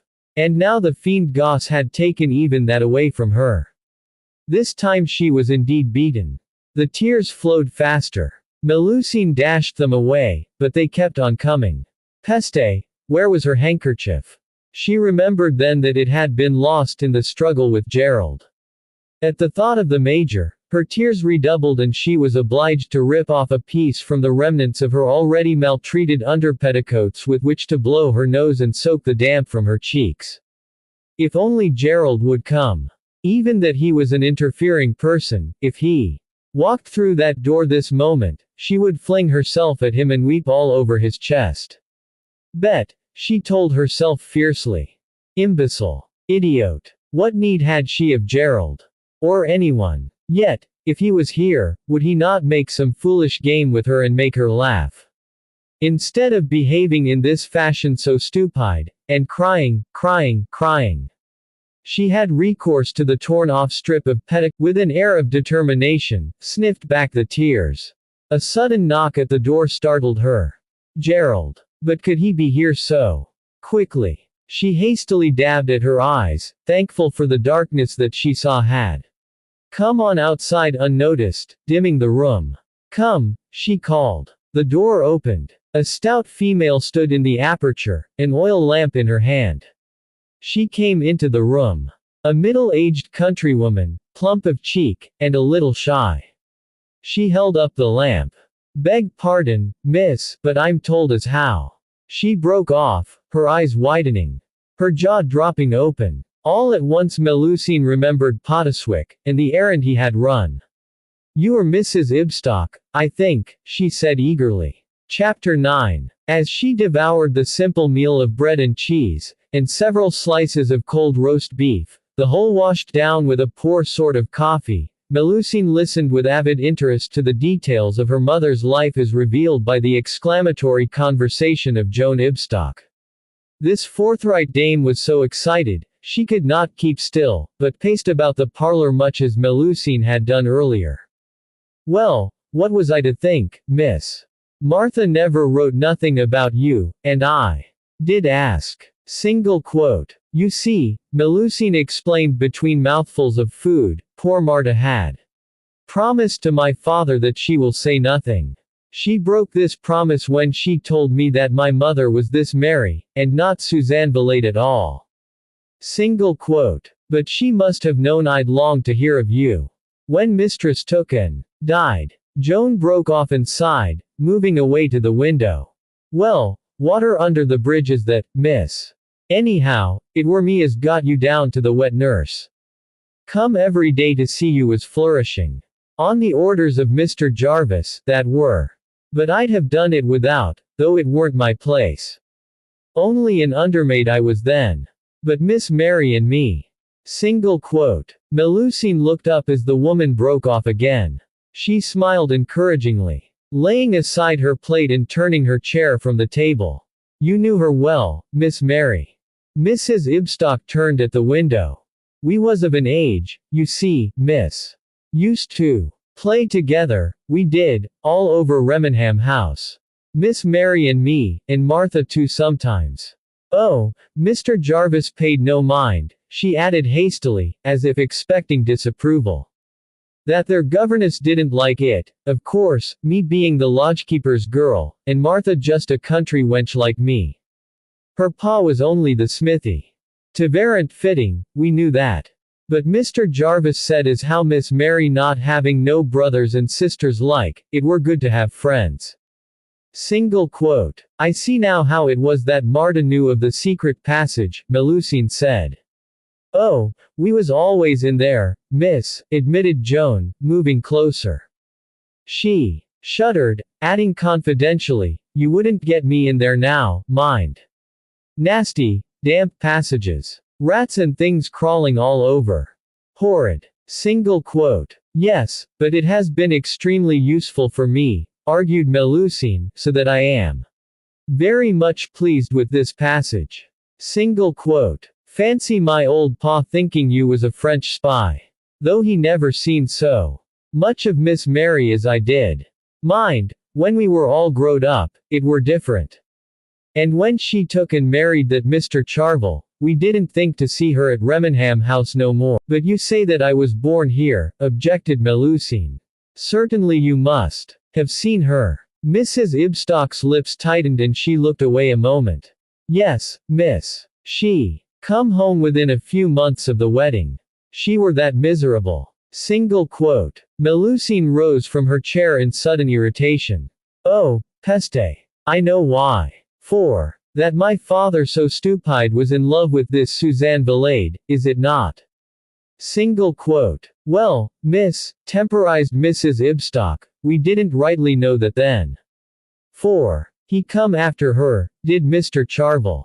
And a right set to there were betwixt him and Mr. Jarvis, I can tell you. Miss Mary being his only child, and all, he were in a right pelter. Single quote. Melusine could not suppress a smile. And with my grandfather Charvel also. So very angry, it was not perhaps so very comfortable for my father. Single quote. Between the devil and the deep blue sea, he were, agreed Pottaswick's daughter. Small wonder in a way that he found his self-consolation elsewhere. Single quote. Melusine sobered, sitting down again. Yes, only that this consolation he had found before he married my mother. This I know, for at the Valade estate it was talked of very much, even that they supposed me there to be the daughter of Suzanne. Single quote. But you don't look anything like her, burst out Mrs. Ibstock. Comment. You have then met this Suzanne. The woman turned a deep red. It weren't my wish, miss, I can tell you that. Only your pa knew as how I were the one as saw to you at the wet nurse's cottage, and he got a hold of me and made me bring him to you. Single quote. Bien. And so, he says as how he's going to take you with him to France with his new wife. Single quote. Joan sniffed. Well, I hadn't no notion as he'd got hisself married again. I didn't believe him and I said so. I said as how I'd tell Mr. Jarvis as he wanted to take you away. So he bring me to see this Suzanne, who were staying at an inn nearby. Single quote. But it is imbecile, interrupted Melusine, struck by the impracticalities of her father's scheme. To take a baby all the way to France without a wet nurse. Single quote. That's just it, said Joan Ibstock shamefacedly. She went across to the little window again, her back to Melusine. He asked me to find him someone who might go with you. I'm that shamed to confess it, miss, but it were then I thought of Martha. Single quote. Melusine stared. Martha was my wet nurse. But she is unmarried. She were brought to bed a few days after Miss Mary. Only her babe died. And so. Single quote. And so she was able to become my. Melusine did not say it, for wet nurse no longer seemed appropriate. Martha had been more to her than that. It was a good chance for a new life, Joan explained, venturing to face Melusine again, and Martha took it. Small blame to her. But we were both pledged to secrecy, and I couldn't reveal my part for fear that I would lose my place. For Mr. Jarvis was beside himself when the letter come from Mr. Charvel, and he knew he'd lost you as well as Miss Mary. Tears glistened in her eyes. He'd have been that happy if he'd known how you're the spit of her, miss. Melusine jumped up, full of new hope, all the earlier clouds vanishing from her horizon. But this is altogether a chance of the luckiest. You will be my witness, Madame Joan. When I shall go to the lawyers that have the interest of this estate Remenham, you will come with me. Me, miss, uttered Mrs. Ibstock doubtfully. Who'd believe me? And I'd have to tell my part in it all, too.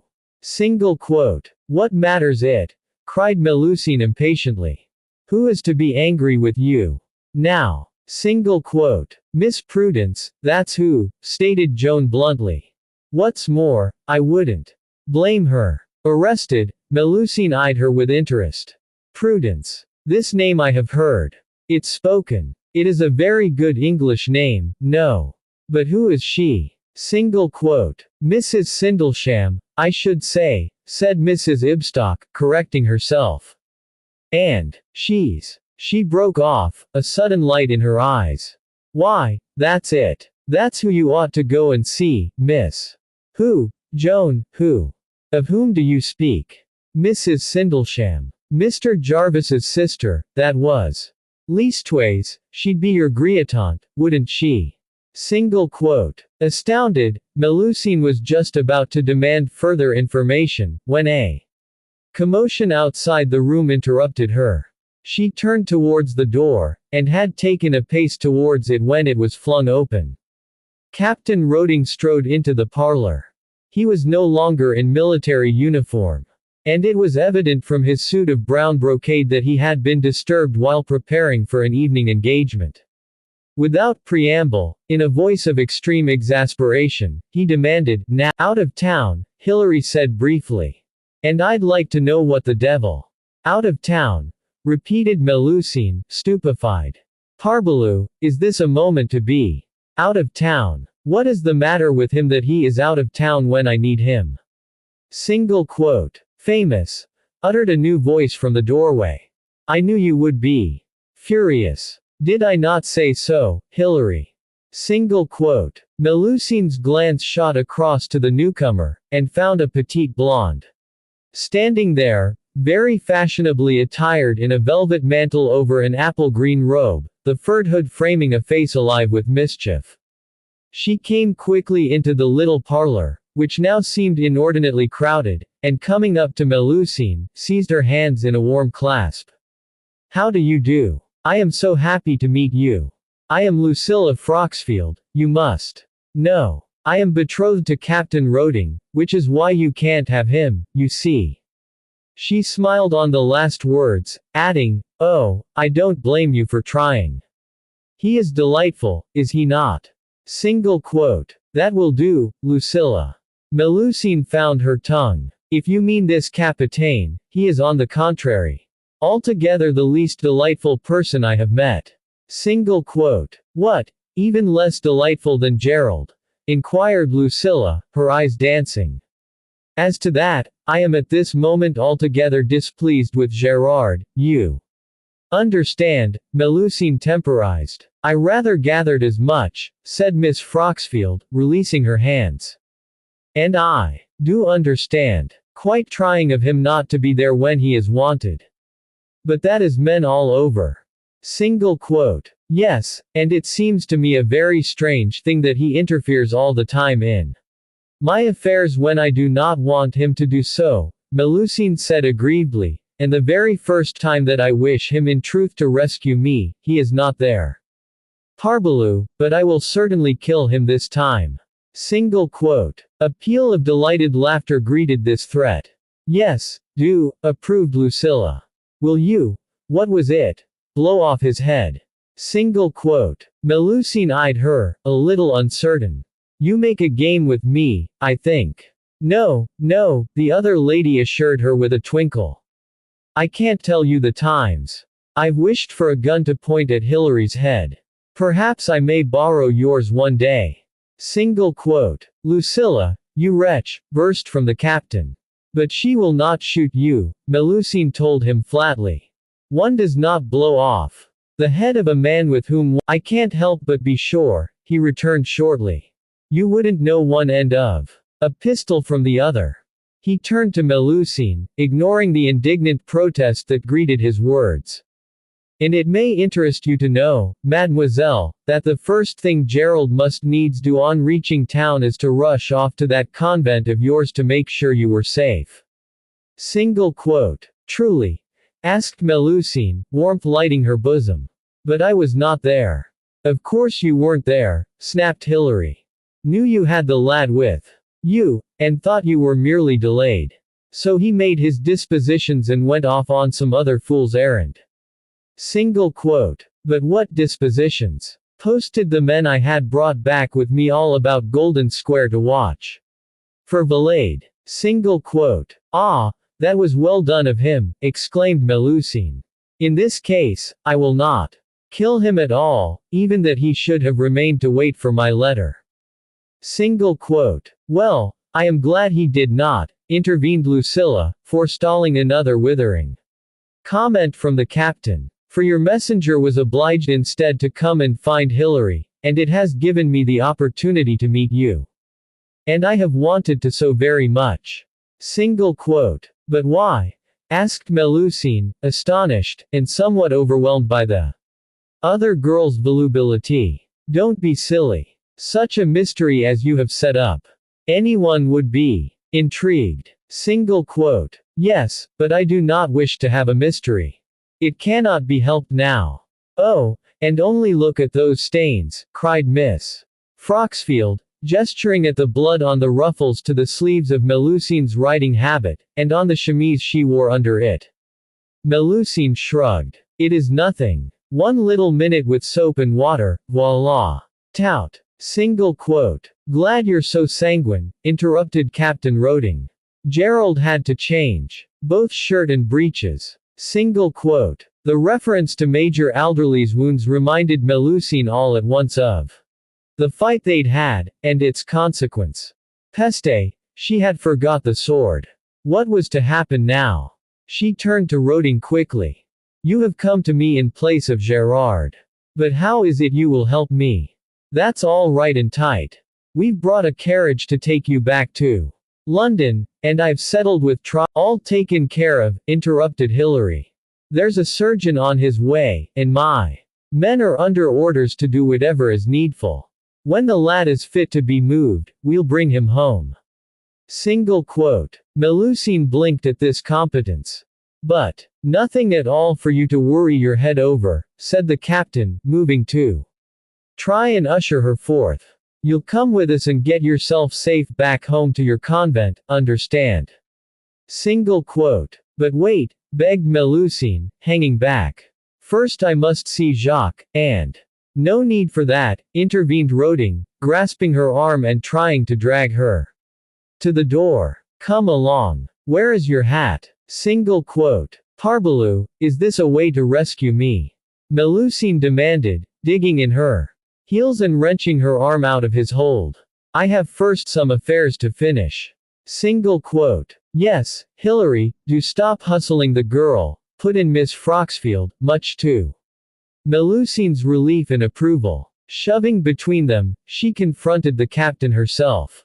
For my part, I am in no hurry to end this exciting little adventure. Single quote. Adventure. But this sally was not attended to, Lucilla turning at once to Melusine. She put back her hood in a determined way. Go on up to the boy, my dear. I will hold Hilary in check, never fear. Single quote. Merci. About to hurry from the little parlor, Melusine remembered Mrs. Ibstock. She whipped round suddenly, and discovered the woman wedged into the corner by the window, keeping out of the way. Ah, Madame Joan. This woman knows me, throwing the remark at Lucilla. And that I am the daughter of Mary Remenham. It is very important because I have lost my proof. She will tell you all the story while I am gone. Single quote. Then she whisked from the room, hearing Lucilla utter a delighted squeal as she closed the door behind her. This Joan would hold them for a little. Enough to let her find out a piece of information most urgent. Trodger was lying in wait at the bottom of the narrow stairs. Now then, Missy, where do you think you're going? Single quote. I must see Jacques only for one little minute, Melusine told him prettily, fluttering her lashes. It is to say goodbye, you understand. Single quote. Is it, now? Well, you won't, then, for he won't hear nothing, Missy. The sergeant's air became positively avuncular. Ah, trying to be the young hero, I take it, which is why he near got hisself killed. Many's the young un I've seen get hisself into just such a knuckle-headed mess all on account of a pretty wench. Single quote. But I find it was extremely kind of him, protested Melusine, and since it is that he is not any more under arrest. Single quote. No, he ain't, interrupted Trodger in some dudgeon. And I don't mind telling you it goes agin the grain with me to let you go free and all, Missy. Single quote. But I have told you that your capitaine would not like it that you arrest me. Now that's where you're wrong. Left to Captain Roding, as he told me hisself, you'd be in prison this moment. Only the Major won't have it, and we've to abide by what the Major says. Single quote. Merci, Gerard, Melusine muttered under her breath, adding aloud, and the Major, he will also wish that you let me go to see Jacques. Please to let me go there. Single quote. Grudgingly, the sergeant shifted aside and allowed her access to the stairs. Grumbling to her retreating back, if I'd me way, missy, I'd send you back to France where you ought never to have come away from, if you arst me. Melusine might have responded that she had not asked him, but she was too intent on her mission. She must speak to Jack. If he was asleep, then she much regretted that she must wake him up. In fact, Kimball was drowsily awake when she entered the little bedchamber. The state of which left a good deal to be desired, even without the added debris arising from tending a wounded man. It was dusty, with dirty clothing strewn about, a cracked basin thick with grime on the rickety dresser, and a film of grease on the leaded casement. Melusine, intent on the luckless Kimball, did not care. At sight of his wan features, she forgot the urgency of her need for a moment, and fell to her knees at his bedside, placing her hands on his slack ones where they lay on the soiled coverlet. Oh, Jacques, I cannot forgive myself. Never you fret, miss, he uttered at once in a faint voice. Ain't no call, wouldn't be no sort of a man if I'd heard what I heard, and gone off and left you. Single quote. That arrested her. You heard Goss. I mean, the man you know as Valade. Clear as day, miss, he uttered. Brung the lantern, I did, and opened the door. Again in case you was ready. Heard voices. Knew something was up. You were only one room removed from the library, see. Saw the villain through the keyhole. So I come round the other way and. Lordy, miss, I'm that sorry I made a mull of it. He shifted unguardedly, and hissed a breath, wincing. Do not speak any more for you give yourself pain, said Melusine fearfully. I must. Something to tell you. And do not say you made a mull. I find you were excessively brave, mon pauvre. Then she frowned. You wish to tell me something. Parbleu, I have nearly forgot once more. Me, I have a question for you first. The sword, Jacques. Single quote. Jack blinked at her. Just what I was going to tell you, miss. It's on the horse. The horse? Echoed Melusine. But it is not on the horse at all, Jacques. That is why I ask you. I have forgot all about the sword until the capitaine has come. But I have remembered the horse and have asked this sergeant that a soldier fetch him. I told the soldier how he must go by the passage, and he found it and brought it here. But he did not find the sword of Monsieur le Major, for this sergeant would have recognized it and told me that I am arrested again. She stopped, for Jack was feebly laughing. But what is it that amuses you, Jacques? Single quote. Kimball's grin spread wider. I'll wager that militiamen never rode the animal. Then. Single quote. I do not think so, Melusine agreed, still puzzled. If he had, he'd have found the sword, see. Or felt it. It's well hidden, miss. Wasn't easy, I can tell you. But I wrapped it in that nun's gear you give me. Then I tucked it nice and snug under the saddle bag. Couldn't fit it inside, but the horse's blanket lay over it, and, like I said, as long as no one rides him and don't remove the blanket, I think it'll stay hid. Single quote. But you are excessively clever, Jacques, cried Melusine, relief flooding her. Certainly no one will find it.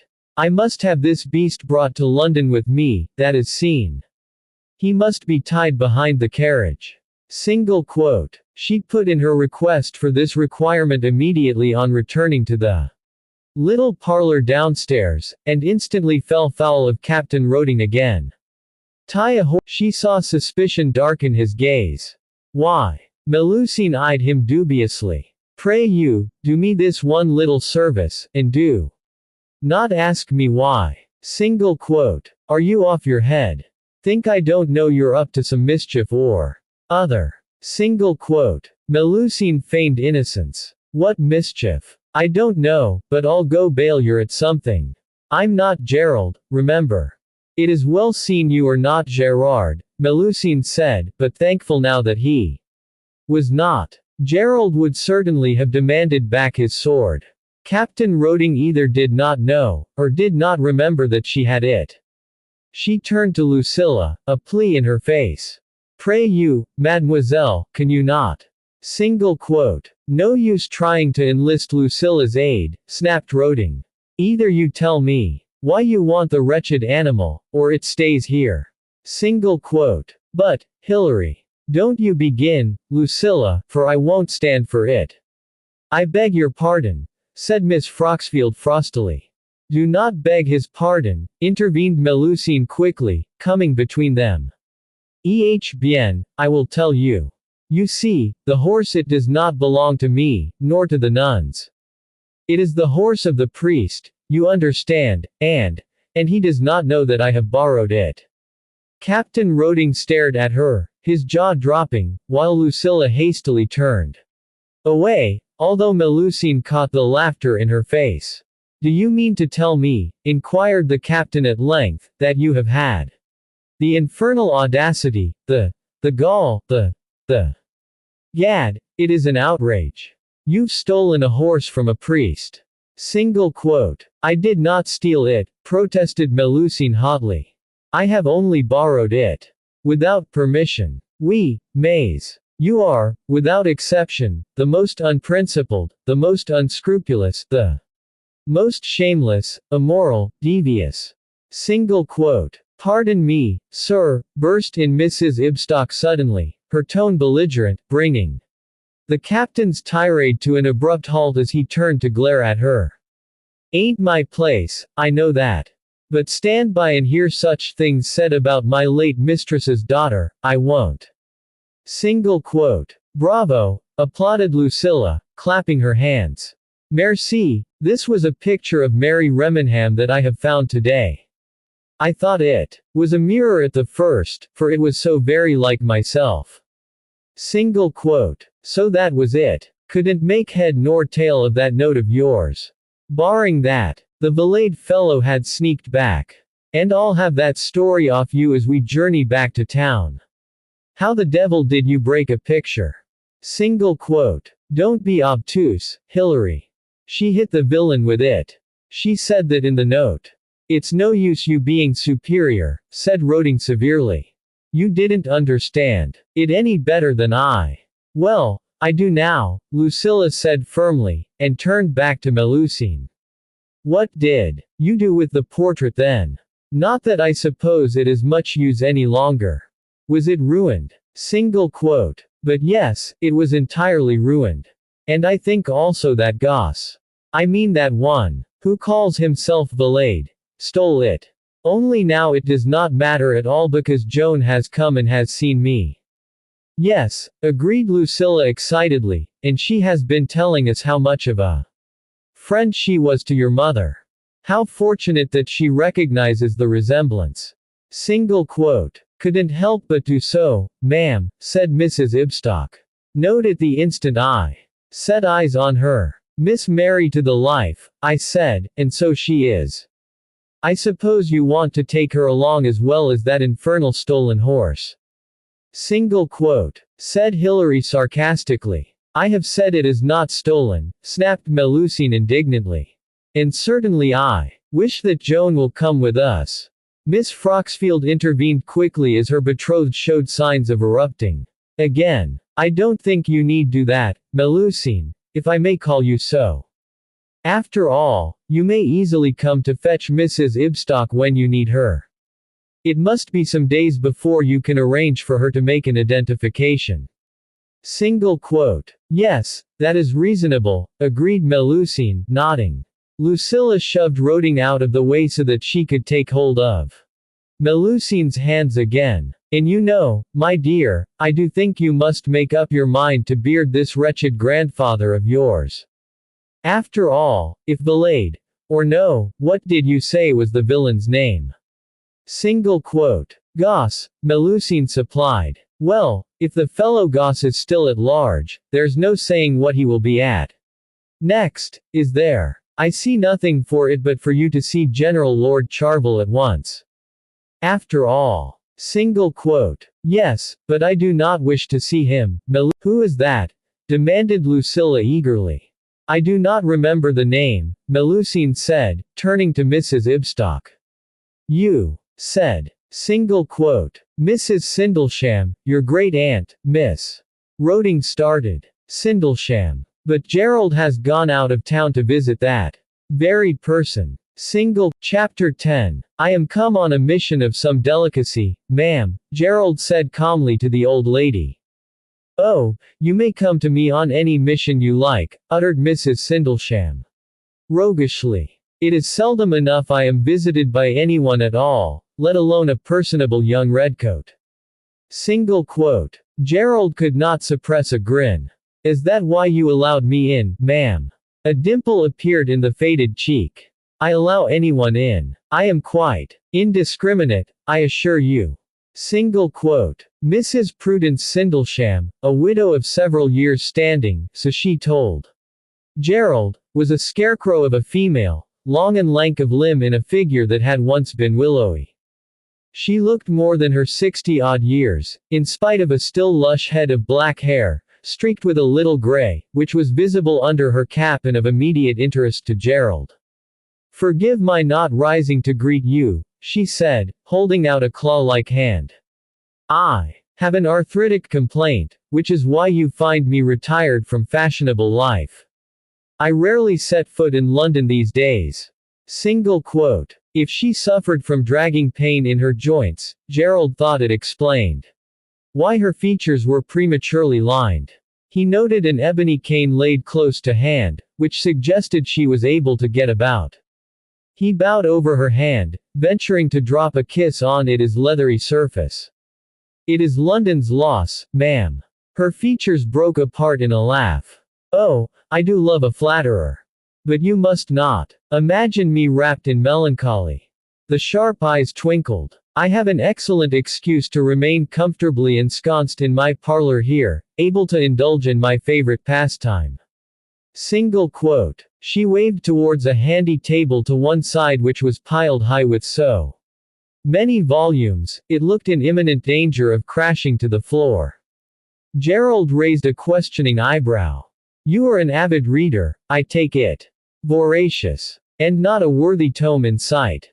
My poor son despairs of me, for I have primed every member of the family to bring me the latest novels whenever they choose to visit. Gerald laughed. No doubt accompanied by the latest crim-con tales. Mrs. Sindlesham's lips twitched. But of course. Do sit down, dear boy. I have no intention of allowing you to depart in a hurry. Taking the chair she had indicated with a careless wave of one stiff-fingered hand, Gerald felt hope burgeoning. He had not thought to find a lady so ready of humor and willing to give him a hearing. You give me an excellent excuse to have in the Madeira, said his hostess, reaching for a silver hand-bell and setting it pealing. Do you need an excuse? Oh, you know what doctors are.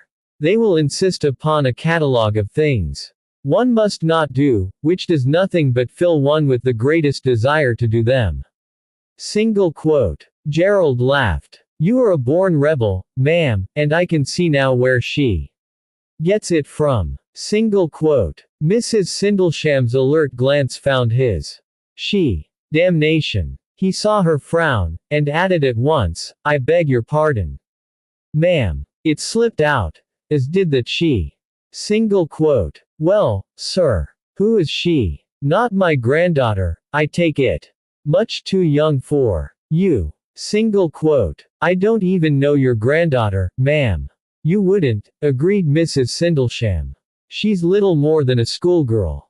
Just out. But come, sir. You intrigue me. To Gerald's relief, the entrance of the butler interrupted them, relieving him of the necessity to explain himself.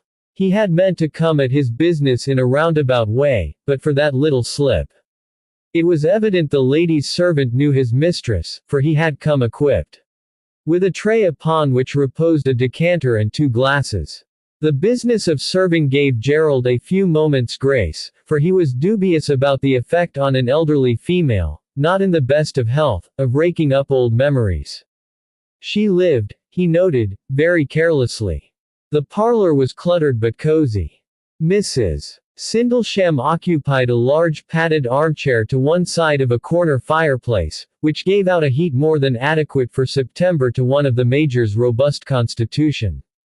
Beyond was a chaise longue, covered with cushions and shawls laid anyhow across it, together with a discarded tapestry in the making, and a scattering of woolen threads about it. Besides the table close by loaded with books, there was a central table with upright chairs around, covered in a multitude of papers, inks and quills, and assorted unrelated items such as playing cards. There were side edibles and a writing table, similarly buried in bric-a-brac, and the chair by the French doors could hardly be seen for blankets. Accepting his glass from the butler, Gerald glanced at Mrs. Sindlesham and saw a dimple peep out. Dreadfully untidy, is it not? Can't abide bare room. For a moment. So now we come to it. Her gaze followed the butler, who was moving towards the door. She waited for him to leave the room, and turned back to Gerald. Abruptly the sterner look vanished and she twinkled. Tell me, my boy. You are not with the Kent militia, are you? West Kent, yes. Dear me. And what took you to Remenham House? I shall come to that presently, said Gerald cautiously. Am I right in supposing you to have been a sister to the late Mr. Jarvis Remenham? Single quote. Quite right. She sipped at the liquid in her glass, but her eyes remained fixed, rather unnervingly, on Gerald. Following her lead, he fortified himself with a swallow of the excellent Madeira before responding. I recall my father speaking of you as a Remenham. Perfectly correct, my boy. Prudence Remenham. Prudence, repeated Gerald unguardedly. Why, that's one of the names with which she tried to fob me off. She again? Inquired his hostess, her delicate brows rising. I beg your pardon, ma'am. I spoke a thought aloud. So you are Prudence Remenham. Single quote. Was almost the last female to bear the name, too, muttered the old lady. There are no Remenhams left. Single quote. But there is still Remenham House. Oh, a ruin, exclaimed Mrs. Sindlesham, throwing up a hand. Not but what it was near that before Jarvis died. Half the room's empty. Paintings sold off the walls. And all to satisfy a succession of rapacious lightskirts. Single quote. Lord, Gerald murmured, awed more by the outspokenness of his hostess than by what she had said. The old lady clearly read his state of mind, for the apparently irrepressible dimple peeped out. Shocked you, have I? We weren't mealy-mouthed in my day, my boy. You didn't see me fall into a swoon when you cursed just now, did you? Single quote. I'm beginning to doubt if anything less than a sledgehammer would send you into a swoon, Gerald retorted. She let out a delighted laugh. When you're my age, you'll be just as hard-headed. I often wonder why the young always take us ancients for namby-pamby creatures. I was called in, ma'am, to catch a French spy. At least, that is what Pottiswick thought. Single quote. That old fool. Why my brother kept him on I shall never know. Except he was the only idiot who would stay. She shook her head sadly. Went to the dogs, did Jarvis, after Mary died. Single quote. His daughter, ma'am? Gerald asked. That's right. Nothing anyone could say or do would change him. I tried. Sindlesham tried. My late husband, I mean. All at once Mrs. Sindlesham looked across at him, a sharp question in her eyes. How did you know that Mary was his daughter? Single quote. Gerald hesitated. Was this the right moment? After what she had said about Jarvis Remenham's habits, he could do with more information before he revealed his purpose. Come, ma'am, he said smiling. I live in Kent. One is always familiar with the business of one's neighbors. Single quote. She set down her glass with a snap. Don't fob me off, boy. You don't know about Mary because you live in Kent. It was years before your time. Single quote. Gerald capitulated. You are too shrewd for me, ma'am. Very well, then. I Have a special interest in Mary Remenham because I believe I have discovered her daughter. Single quote. For a moment or two there was dead silence in the parlor. Mrs. Sindlesham's wrinkled cheek had paled, and her eyes were fixed upon Gerald in a look that wrung his heart. Distress, deep-rooted, and age-old. He had thought it might have that effect. But then the features changed. The eyes left him, searching beside the chair for her cane. Her hand grasped it firmly, and she pushed herself forward. Gerald at once rid himself of his own glass and leapt to her assistance. "Thank you," she said, leaning heavily on his arm for a moment. Then she slowly straightened, releasing him.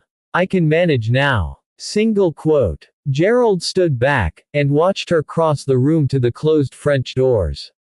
She turned there and beckoned. He came to her and stood before her, waiting, the morning light dazzling his eyes. "Now," she said, in an imperious manner that so much reminded him of Melusine that he was obliged to suppress a grin, "I can see you properly." "Tell me that again." Single quote. "I have found Mary Remenham's daughter," he repeated. Circumstances which surrounded the birth of the girl, and her subsequent removal to France. Single quote. "Ah, you know about that, then." "That much, yes. As I understand it, Remenham House devolves upon Melusine, in default of her mother, the actual heir." Single quote. "Melusine, did you say?"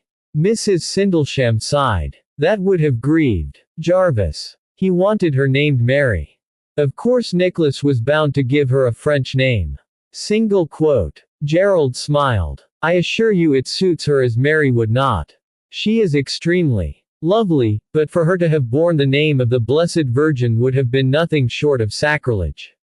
Single quote. For the first time since she had heard the news, Mrs. Sindlesham's features relaxed and a tiny smile appeared. "Would it so? What sort of a girl is she, then?" Single quote. "She's a consummate devil," Gerald declared roundly. "But with more courage in her little finger than in many another female's entire body. She's naive, and yet uncannily shrewd at times, and you daren't rely on anything she says. She's as stubborn as the proverbial mule, and," with a sigh that felt wrenched out of him, "utterly captivating." Single quote. Mrs. Sindlesham shook with laughter. "What a catalogue!" She gestured at his hand, on which Roding's makeshift bandage had been replaced by a more efficient one. "Dare I suppose that to be of her making?" Single quote. Gerald flushed. "Yes, but quite my own fault." "Was it?" Her lips twitched. "I take it that you like this great niece of mine." "One cannot help but do so." A reluctant laugh escaped him. "She gave me 4 separate identities for herself, you must know, including Prudence, before I managed to get at her real name." Single quote. "Ah, that explains your surprise. I may say she does not sound in the least like Mary," said Mrs. Sindlesham bluntly. Mary was indeed naive, but there I should say the similarity ends. She was a merry creature, it is true, and quite beautiful. But a biddable girl. She drew a heavy breath.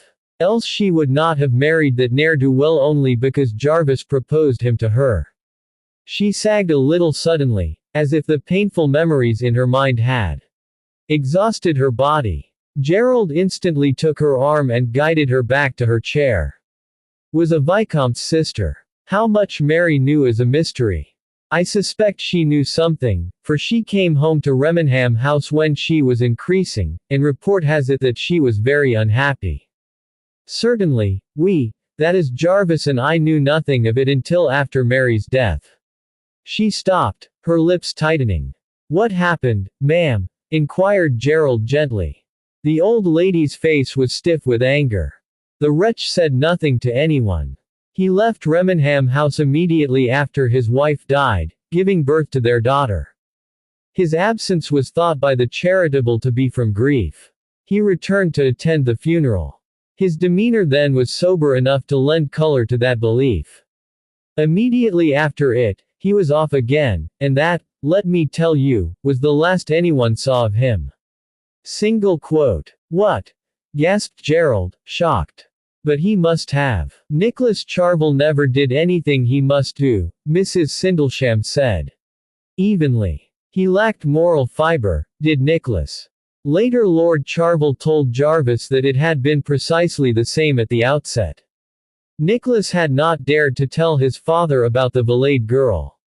So he obeyed Everett and married Mary, and kept the woman as his mistress. Single quote. Did no one know, then? No, for the Viscount, we learned later, wrote to General Lord Charvel in pursuit of his sister. Too late, alas, to stop the disastrous marriage. Naturally it all came out then. The general did what he might to hush it up, and paid handsomely to manage it, I dare say. What he told the Viscount I was not privileged to learn. Single quote. How was it then that Nicholas Charvel was known to have gone to France? And with his daughter. Single quote. He wrote to Jarvis from an inn in France, saying that he had married Mademoiselle Valade, and that his baby naturally belonged with her father. Until that moment, Jarvis had imagined the child to be safe in the wet nurse's cottage. Mrs. Sindlesham sighed deeply. I think that was what began his downfall. Had he had the child to think of, he might have recovered from his grief at Mary's death. But he simply lost all hope. Single quote. She was silent for a space, and it was evident that this part of the story was still too painful to be recalled with ease. But it was of vital importance to Melusine, and Gerald felt he must pursue it. Forgive me, Mrs. Sind. Imagine that it is greed that drives her. Well, don't bite my head off, protested Mrs. Sindlesham, clearly amused. I am far from imagining anything of the kind. I know nothing about the girl, save what you have told me. Gerald shrugged. I know her, ma'am, but I know next to nothing of her story. She will not confide in me. But she has let fall enough for me to understand that she knows about her father's misdeeds. He grinned. Her purpose, if you will believe me, is to get herself a dowry so that she may marry an Englishman. Single quote. Mrs. Sindlesham laughed lightly, but her eyes quizzed him. Does she need a dowry for that? Single quote. Melusine believes so, and that is what counts. Melusine, repeated the old lady. It is pretty. But it does not sound as if the girl that wears the name resembles either of her parents. Single quote. Gerald frowned. You don't believe her. My dear Major Alderley, I do not know her, Mrs. Sindlesham pointed out. Bring her to me and we shall see. Single quote. For a moment Gerald said nothing at all. His gaze remained steady on the old dame's face, as he thought about it. Is it worth it? He asked at last. Assuming she can prove her identity, does Remenham House belong to her? Single quote. Mrs. Sindlesham shifted her shoulders. That is a matter for the lawyers. Jarvis did not leave a will. What? Appalled, Gerald could only gaze at her. In the circles into which he had been born, the passing on of land was of vital importance. To die intestate was unforgivably irresponsible. I know, said Prudence Sindlesham, sympathy in her tone. Unheard of, ain't it? To tell the truth, I half expected him to leave everything to one of his doxies. She grimaced. They lived with him, one after the other, for all the world as his wife. My son went down after his death. To settle things, you know. He said the place had gone to rack. The last of Jarvis's harlots must have departed in a hurry, for she had apparently left a roomful of clothes. Single quote. Yes, I know, Gerald put in with an irrepressible chuckle. Melusine was making herself mistress of the. He saw that Mrs. Sindlesham, for all her vaunted freedom of speech, was honestly shocked by this revelation. Whether it was the nun's habit or the harlot's clothing that distressed her more, he could not begin to guess. She would stare if she knew the full sum of Melusine's activities. It was your son who left the place empty then? He asked. What else was there to do? He paid off the servants and left old Pottiswick Inn. charge, saying that the place would have to remain empty until the heir was found. What heir? Exactly. There was none. Only the next of kin. That would be myself, or if she lived, Mary's daughter. Single quote. Not, I trust, Nicholas Charvel. Hardly. That would be an unkind twist of fate. Grossly unfair, too. Have no fear. Since Mary predeceased Jarvis, Nicholas could scarcely argue himself to be my brother's next of kin. But his daughter might well have a claim. Single quote. Why did you not claim it yourself? Asked Gerald. I had no need of the place, and there was no money, of course. Ah. Gerald sighed. I feared as much. Still, I suppose Melusine can always sell the house. Single quote. A twinkle crept into Mrs. Sindlesham's eye.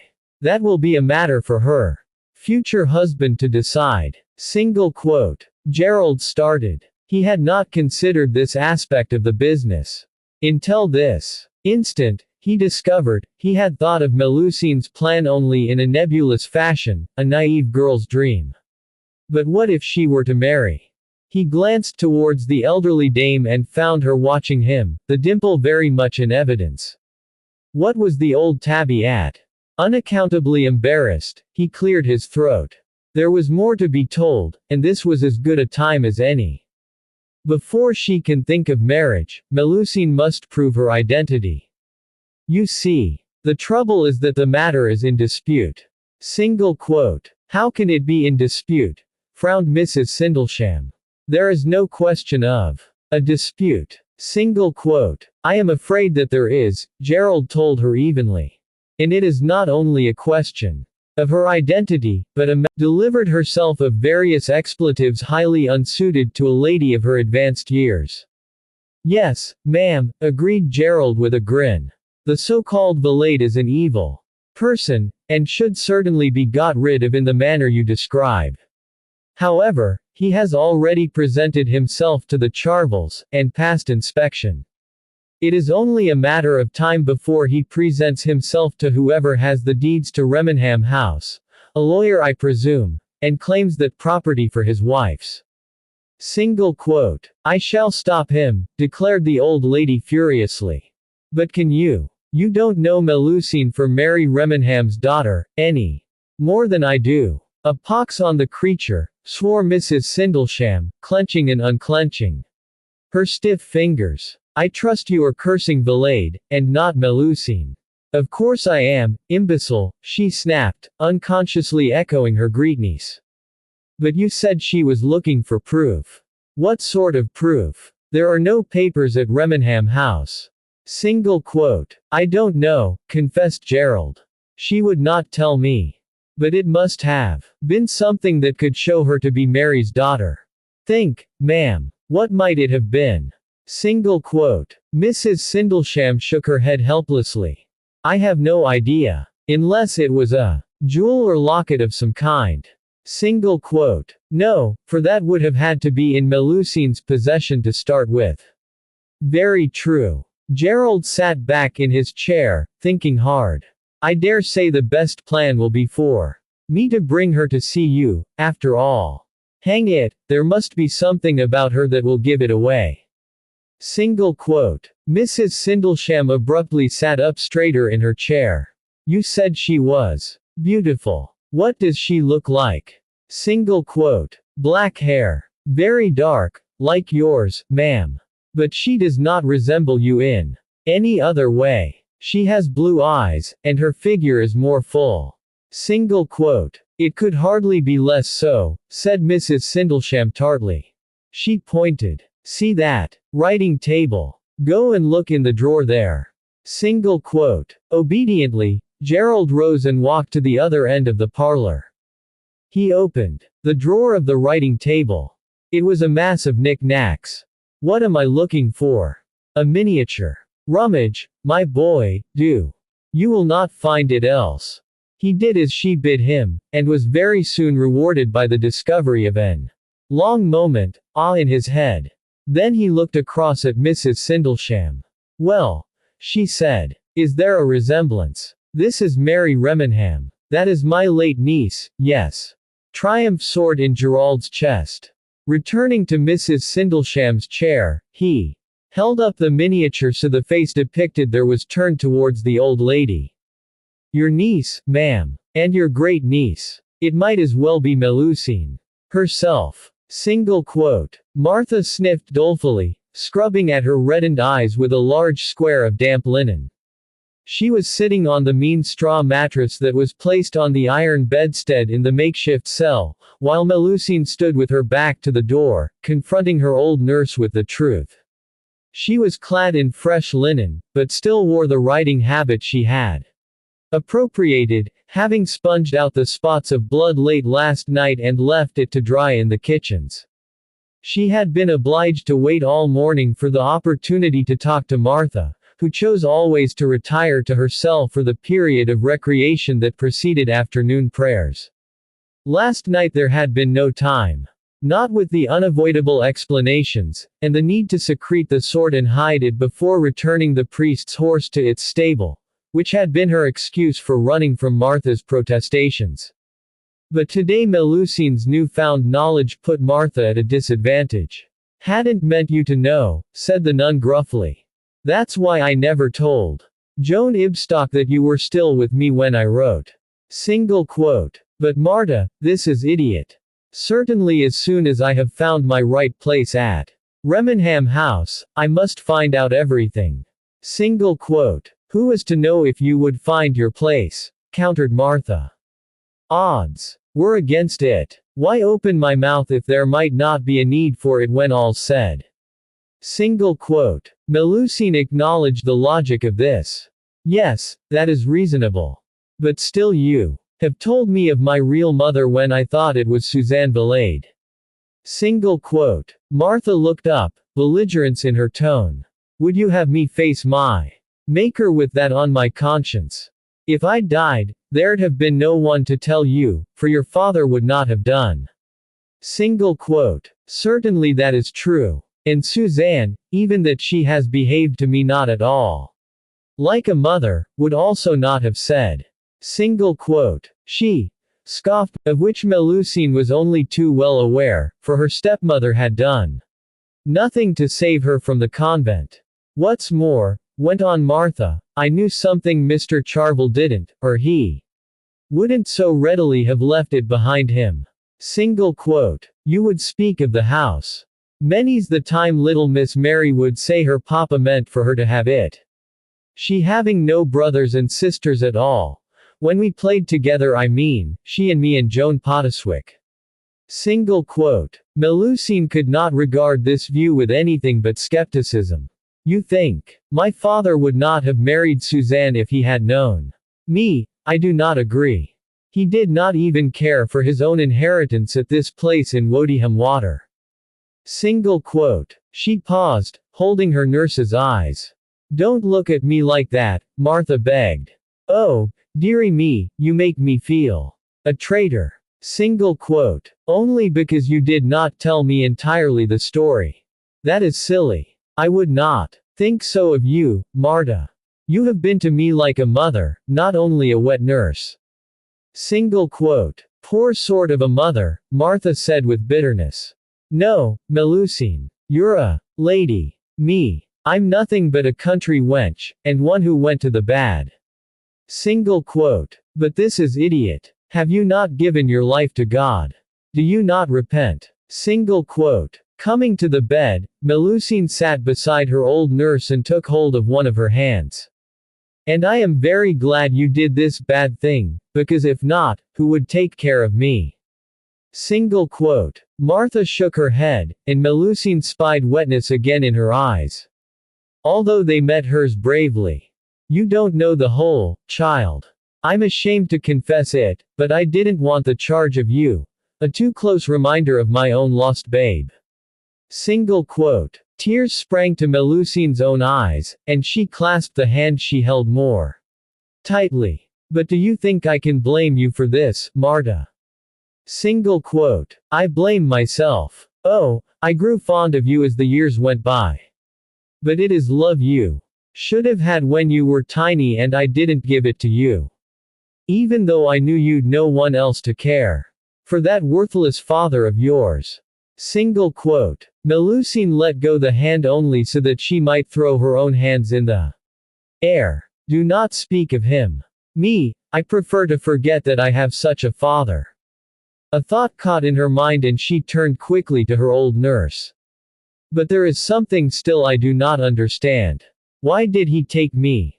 Single quote. To Melusine's instant suspicion, Martha bit her lip, drew a breath, and avoided her charge's gaze. You were his daughter. He loved you. Pa. Am I a fool? Have you not this moment past said how he did not?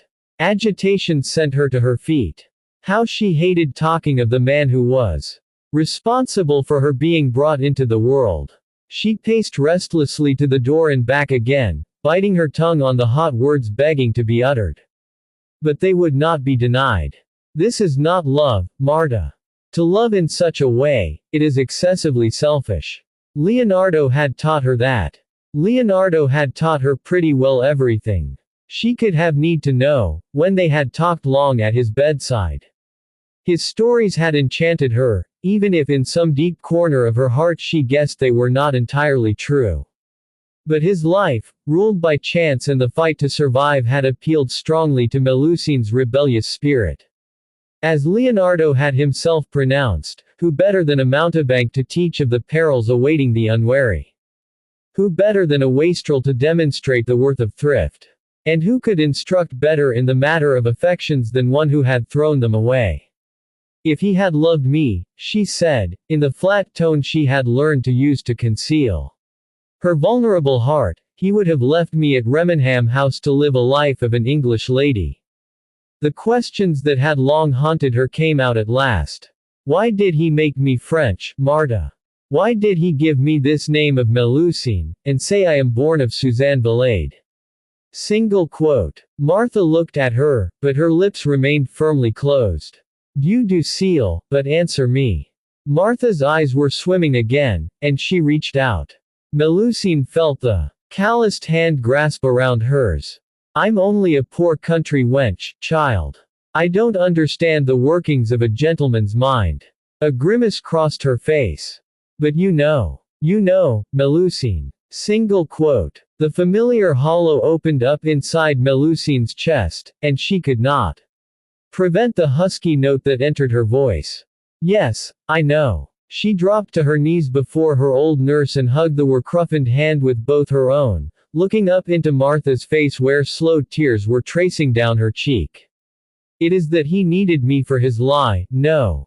Melusine said, striving to control. Marta, I am a thing to be used. And when there is no longer any need to use it, why then, enough you say, and throw it away.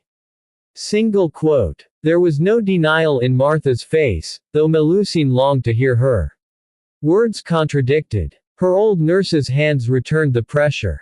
God loves you, even if your father didn't. Melusine fought down the raw emotion that threatened to overwhelm her and drew a steadying breath. She disengaged her hands and stood up. You are wise, Marta. A true nun. God must love me, for he has guided me. Here. Single quote. In a somewhat roundabout fashion, if you ask me, came in a mutter from her old nurse, very much in her usual style. What are you going to do now, child? Single quote. Melusine sighed away the last of her distress. I must see the lady who is my great aunt. You have spoken her name, I think, Marta. Or perhaps my father once. For when this Joan said it, I had a memory. Single quote. Martha frowned. All so long ago and my memory ain't what it was. Wait, though. Prudence. Mr. Remenham's sister that was. Single quote. Exactament. Prudence. It is she that I must see. You won't go to the general then. There is no need. The one ray of light lifted Melusine's gloom a little and she smiled. You do not know how I am like my mother. Single quote. Oh, yes I do, Martha said, getting up off the bed. Why do you think I told you about the portrait? I'd not seen it, of course, but I'd seen Miss Mary just before she got married, which is when it was painted. Joan told me it was hung somewhere in the house, only I couldn't remember where after all this time. Single quote. I do not care any more about the portrait, Melusine said, opening the door to the attic corridor that gave off onto the row of little rooms that served as private cells for the senior nuns. I have Joan to tell me how much I look like Mary. And also I have this Prudence. Single quote. Yes, but how are you going to find her? I will ask. She broke off. She must not tell Martha about Gerald. Better to remain silent. As silent as she had remained about who had brought her home last night. She knew Martha would not ask anything that she did not wish to know. It had ever been her policy, much to Melusine's relief, for she was apt to complain that it only made her mad and there was nothing she could do about it. Although she had said a great deal when she heard about the shooting that had left poor Jack so badly injured.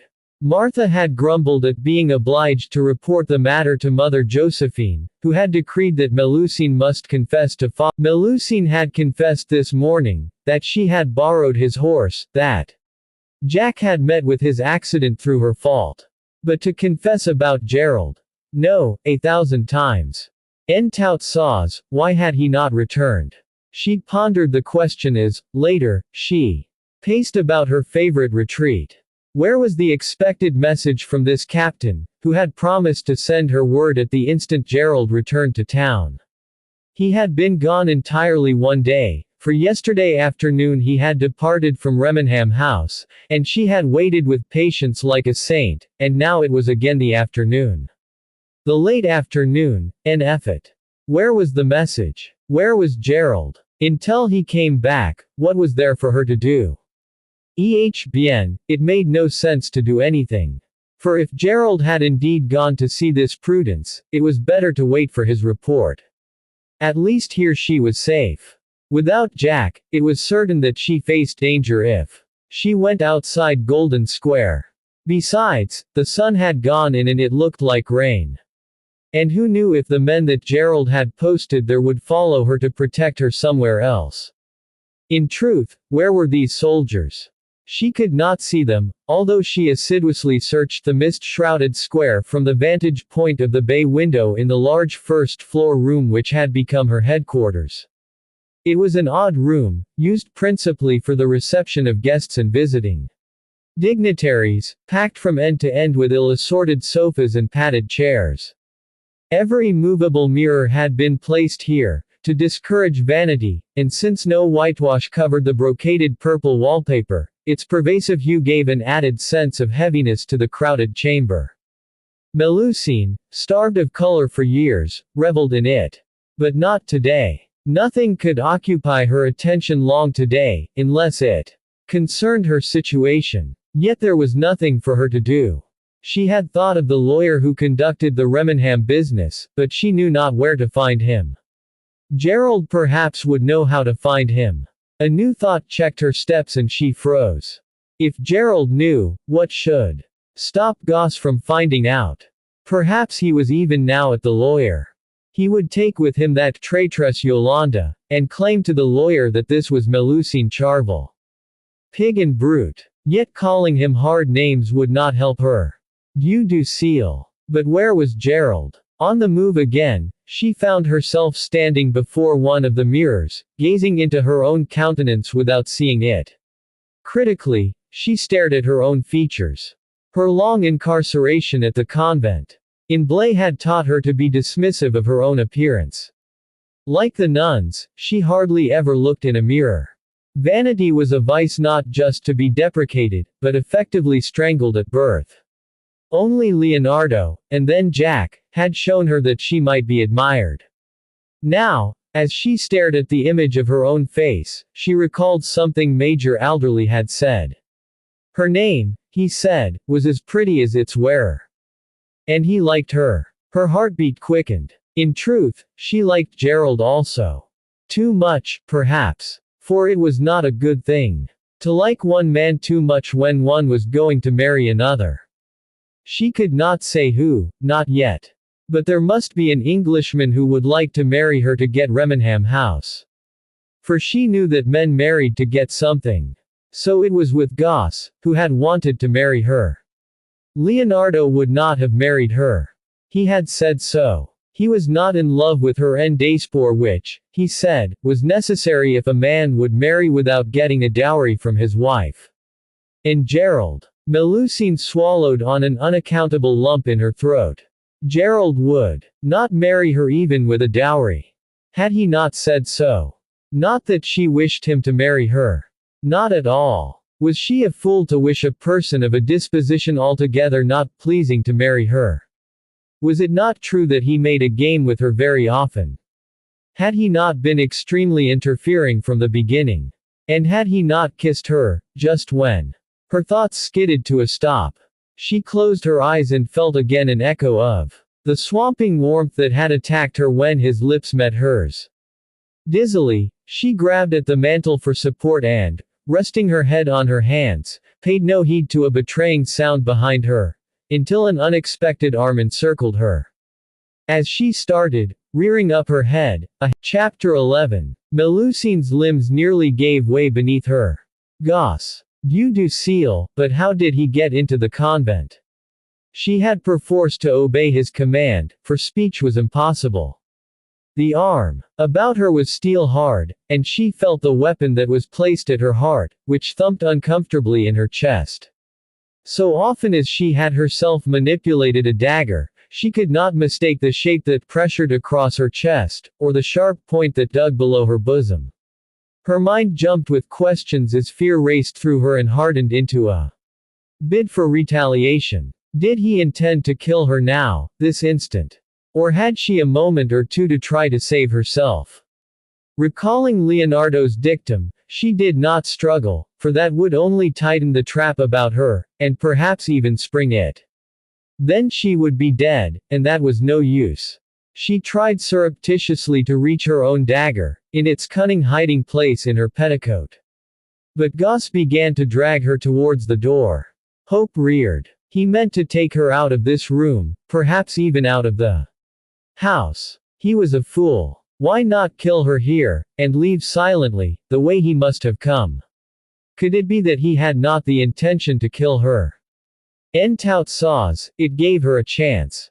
You will keep yourself utterly quiet, he instructed, a growl in her ear as they headed for the door. The sisters here will not save you. They are all at prayer at this hour. Single quote. Melusine knew it to be true.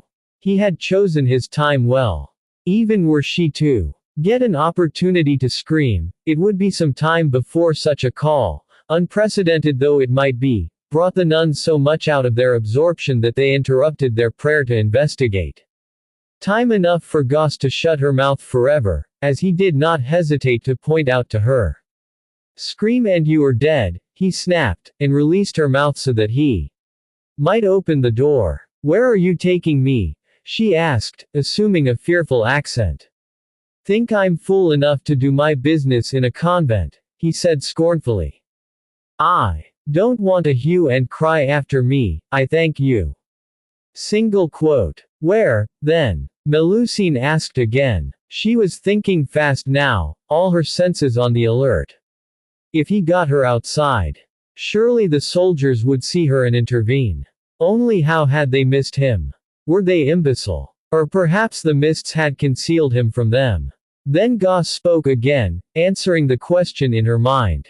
Never mind where. But don't think your heroic Millis will save you. I came in by the vestry, and we will go out that way again. Single quote. Joy rose in Melusine's bosom. Now she knew why the soldiers had not caught him. The vestry door opened to the mews behind, and not to Golden Square. It had been a part of the vast domain of the servants in the house's earlier incarnation. The chapel was situated in the old ballroom, and from there, down a few stairs, the vestry had taken the place of the pantry next to the kitchens. And in the vestry was the sword of Monsieur le Major. Her mouth was once more covered as they left the second-floor guest saloon and headed for the back stairs. Melusine did not try to fight her captor, for that would only make him angry.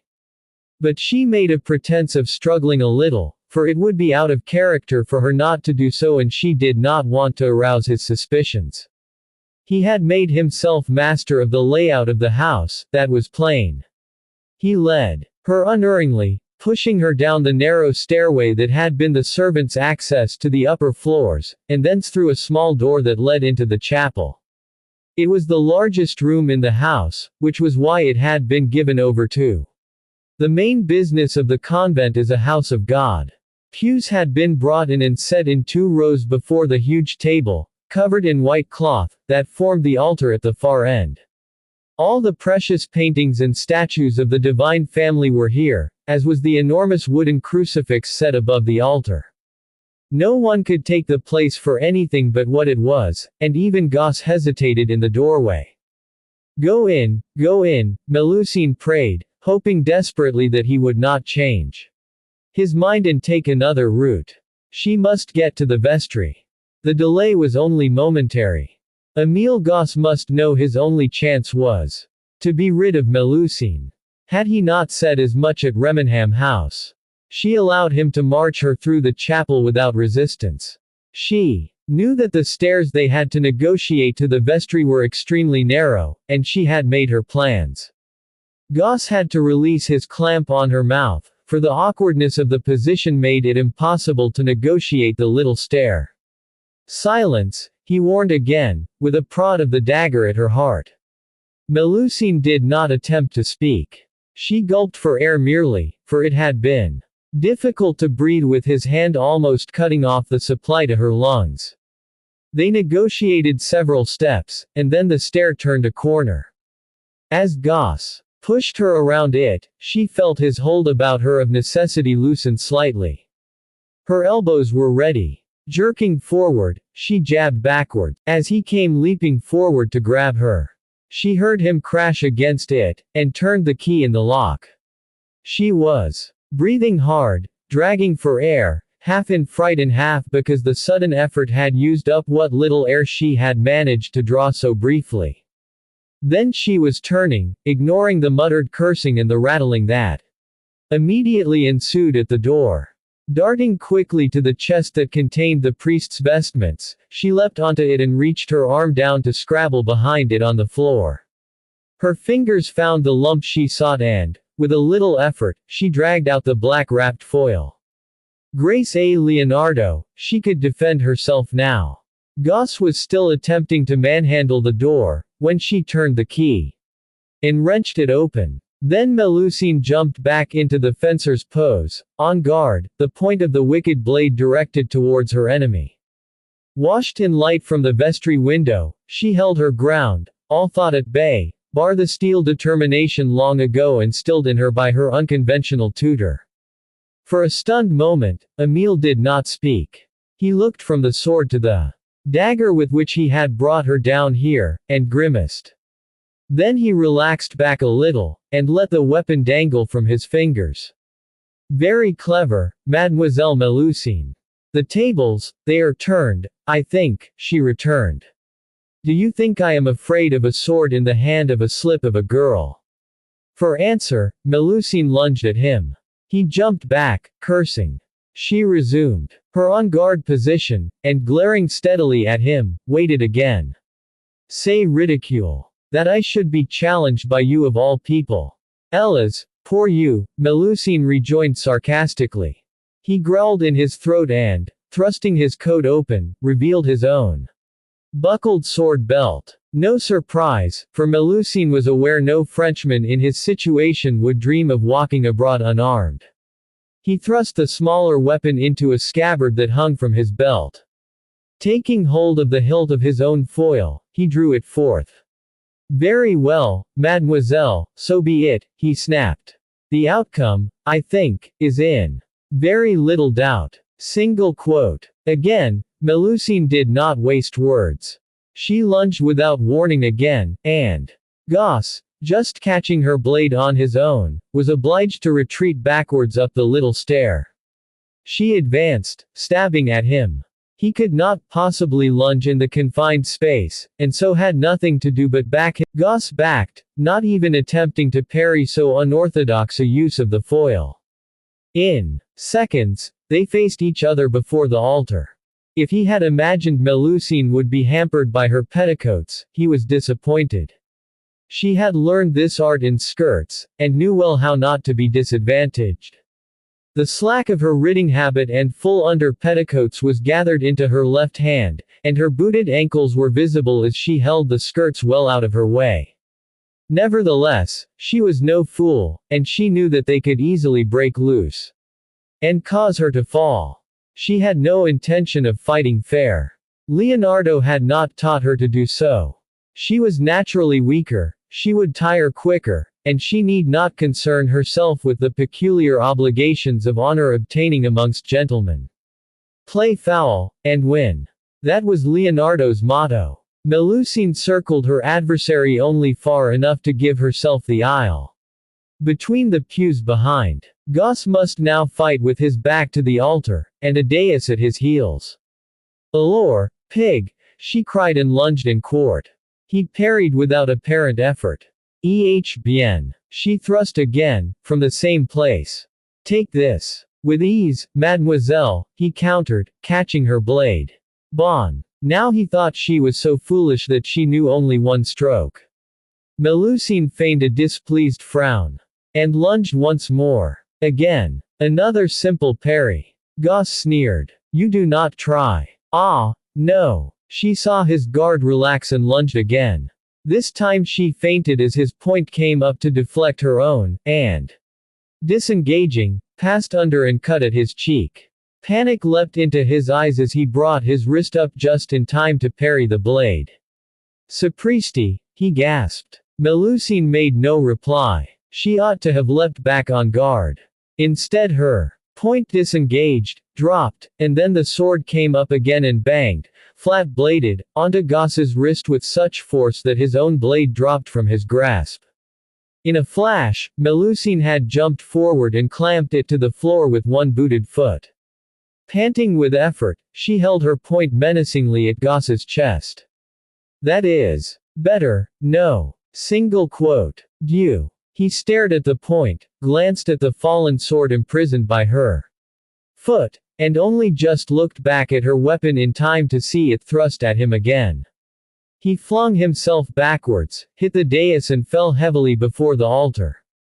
Losing his low crown, the foil and it flew across the chapel towards the main door, crashing down between the pews, and clattering onto the floor. Bien, pig. And son of a pig, she grunted, baring her teeth. "You are mad," Goss uttered, and only just had time to get himself up from the floor. For Melusine was on him again, the point of her sword lunging so that he backed up onto the dais. She thrust at him, following, almost spitting him as he crashed against the altar, rocking the huge candlesticks and the vessels that stood on it. Goss twisted his body to avoid another thrust, and the heavy candlesticks fell, rolling with a noise like thunder, and falling with a thud to the floor. "How is your plan now, mon brave?" Melusine taunted. "Who kills who?" "Rot in hell," he snarled, panting, and managed to push himself forward and leap off the dais, running for the safety of the far aisle by the wall. Melusine flew after him, the sword held out before her and pointing directly at his retreating back. "Pig! Pig!" 1,000 times. Running footsteps could be heard now, and she knew that the commotion was bringing the nuns, just as she had hoped. But she must stop him getting away. Too late she realized that Emile was not trying to escape. He was shifting to reach his own weapon, which had fallen in between the pews at the back. Before she knew what had happened, Goss turned suddenly, and vaulted one of the pews into the gap behind. Balked, Melusine halted. "Coward," she threw at him, brandishing the sword. "Madwoman," he screamed back, as he climbed over the next pew, eyes darting down briefly to check for his sword. Melusine shrieked an imprecation, and ran the length of the aisle, searching for the weapon she had thrown. She saw it, and checked without thinking. Emile looked at her, then down, and clearly caught the bright gleam on the floor. "Allure, I see it." baring his teeth in a smile of triumph that was every bit an animal snarl, and, leaping up onto the seat of the pew he was in, he jumped hazardously to the next. In the distance a bell clanged, and chattering broke out in the doorway as several nuns came crowding in. Melusine, intent upon preventing Goss from securing the fallen weapon, paid no attention. Vaguely she heard the distinctive sound of male voices as she saw Goss dive towards the fateful pew. "You will not, pig," cried Melusine. She pushed between the pews, desperately holding on to her petticoats to keep them up, as her sword arm wavered. "You are dead, he yelled back, leaping into the seat of the final pew. Melusine tried to squash down, still trying to maintain her guard. The slack cloth of her habit caught on a curlicue in the carved back of the pew in front, pulling her suddenly about. She could not move. "Peste!" she wailed, as Emile dropped to the floor, ducking down. With a cry of triumph, he rose, the sword hilt grasped in his fingers, the point swishing up towards her. A male voice, vibrant with terror, yelled out hoarsely. "Melusine!" Distracted, Goss blinked and his eyes flicked away from Melusine's just as she flung the fullness of her gathered petticoats in the way of his blade. There was a tearing sound and the cloth of her habit ripped apart as the smothered point drove through it, missing its intended target. Next instant, Melusine's blade sank into Goss's flesh. His sword arm fell, useless at his side, and she knew herself safe. He glanced at it, and saw the bloodied blade. Clearly dazed, he stared, whispering an oath. Melusine, her breath coming in short bursts, heard a sudden flurry of several heavy footsteps and harsh commands exchanged. "Get the swords. I'll see to him. You deal with her." She saw the weapon wrenched from Emile's hand and he dropped to the bench of the pew and sat there, grasping helplessly at the welling blood on his arm. Then he was surrounded by black-clad nuns, and Melusine felt an unknown hand grab away her own sword. She released her clutch on it as, dizzy with exhaustion, she leaned against the back of the pew and closed her eyes, her fingers grasping out automatically for support. Her shoulders were gripped hard and a familiar voice spoke. "You damned little fool. How dared you steal my sword?" Her eyes flew open. "Gerard. Yes, it is I," he said, and grinned. "Can I not leave you for a day without you? Getting yourself into trouble. Single quote. Imbecile," she uttered faintly. "Grace à vous, I am compelled to rescue myself. Single quote. Yes, it is all but for now, I'm taking you home."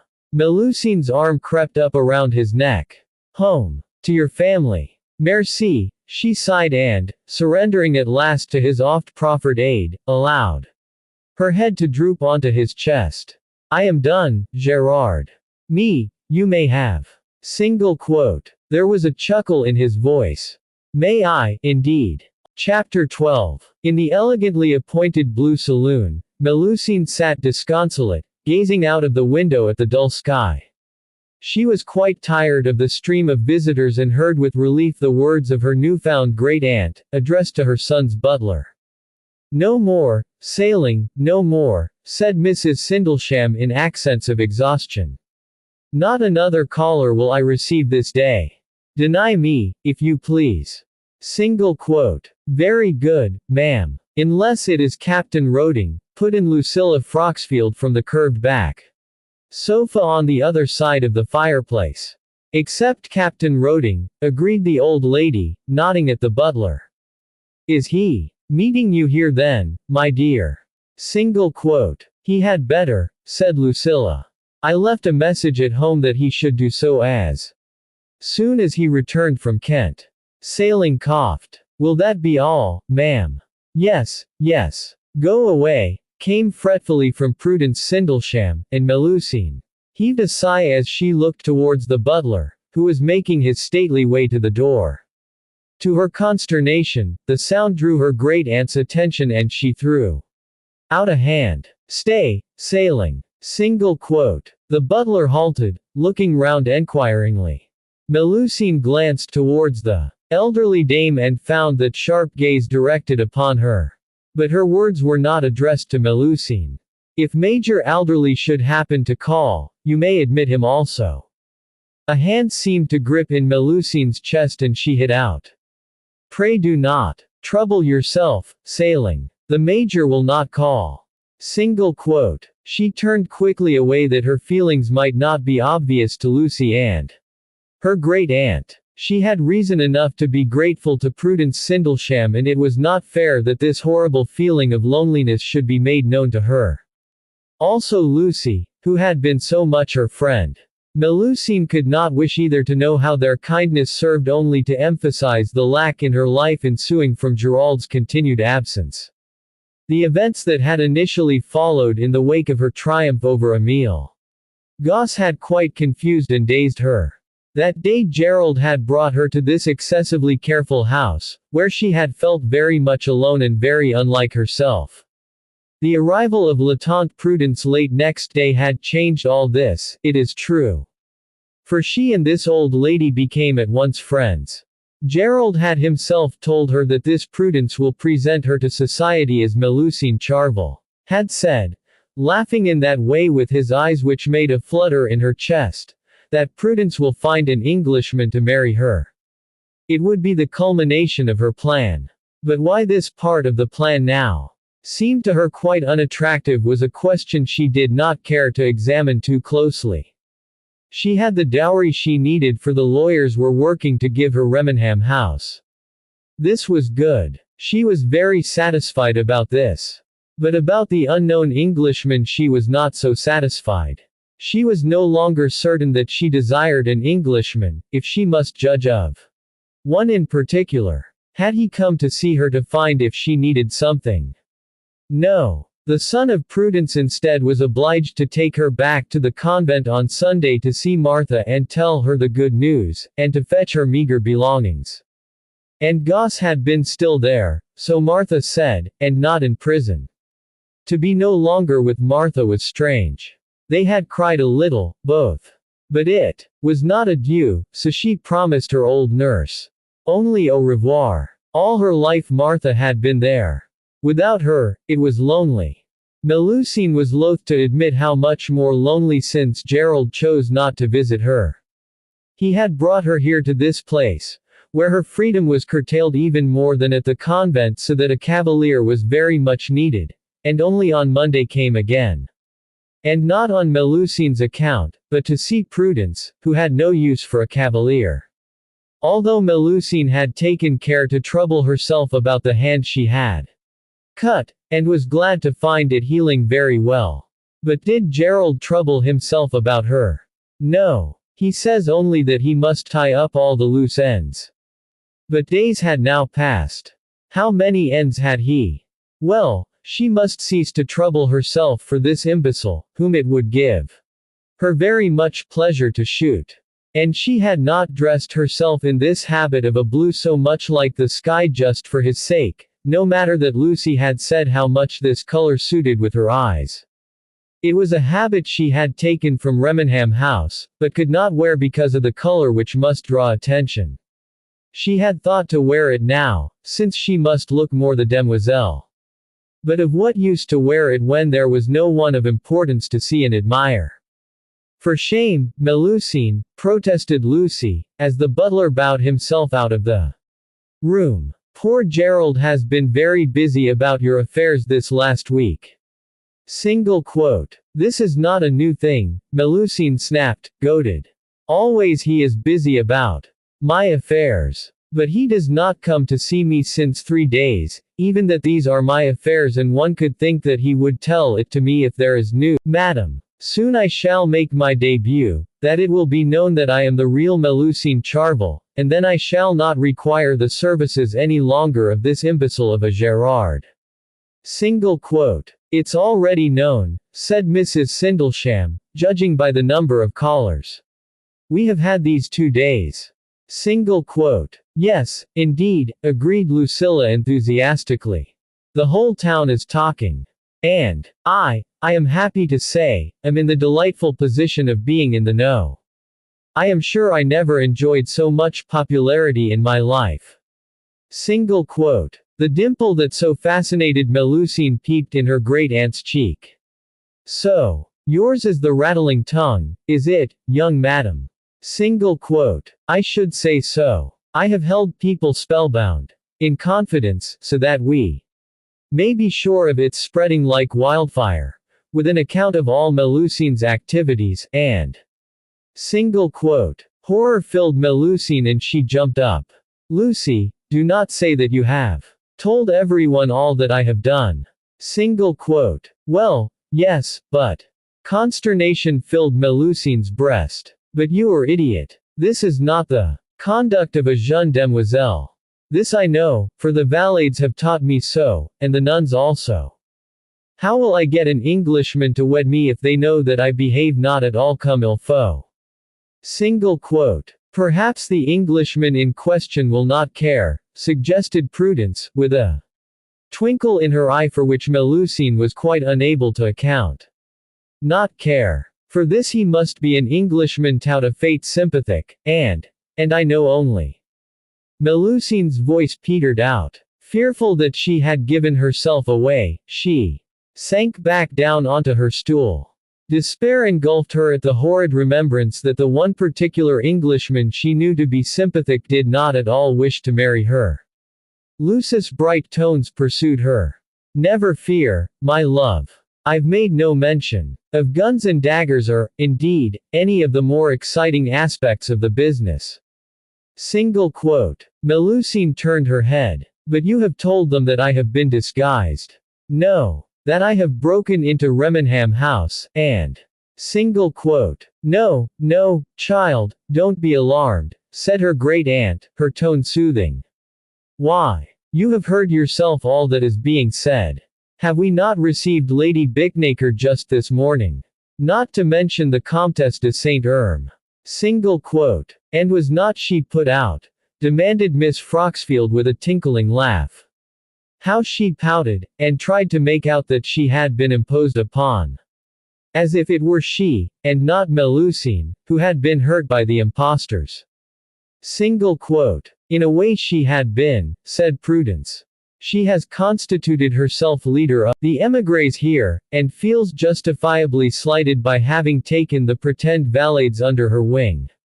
Single quote. Lady Bicknaker too, said Lucilla, a delight in her voice that grated on Melusine. Both of them so wise after the event. The Comtesse always felt Madame Valade to be not of her class, of course.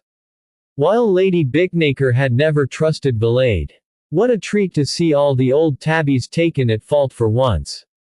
Single quote. You are a dreadful child, scolded Mrs. Sindlesham, with which Melusine could not but agree, despite the dimple rioting in her great-aunt's cheek.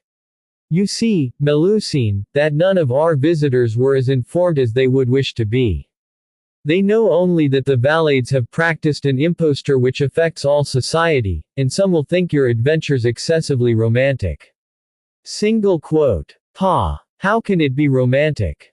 That is silly. People are silly. They cannot imagine the discomforts involved, and they see only mystery in your fight to recover your lost heritage. But the factor of overriding interest is that they have all met and approved the said impostors. I dare say it will be chattered about for weeks. Single quote. The idiocy of it all irritated Melusine. I begin to ask myself why it is that I wish to become of these people. Single quote. We are not all of us so empty-headed, Melusine, pleaded Miss Froxfield. A rare moment of amusement lightened Melusine's mood for a moment. You are extremely empty-headed, Lucy. So says your capitaine. Single quote. Lucy giggled. Hilary is a darling. This is what you say of him.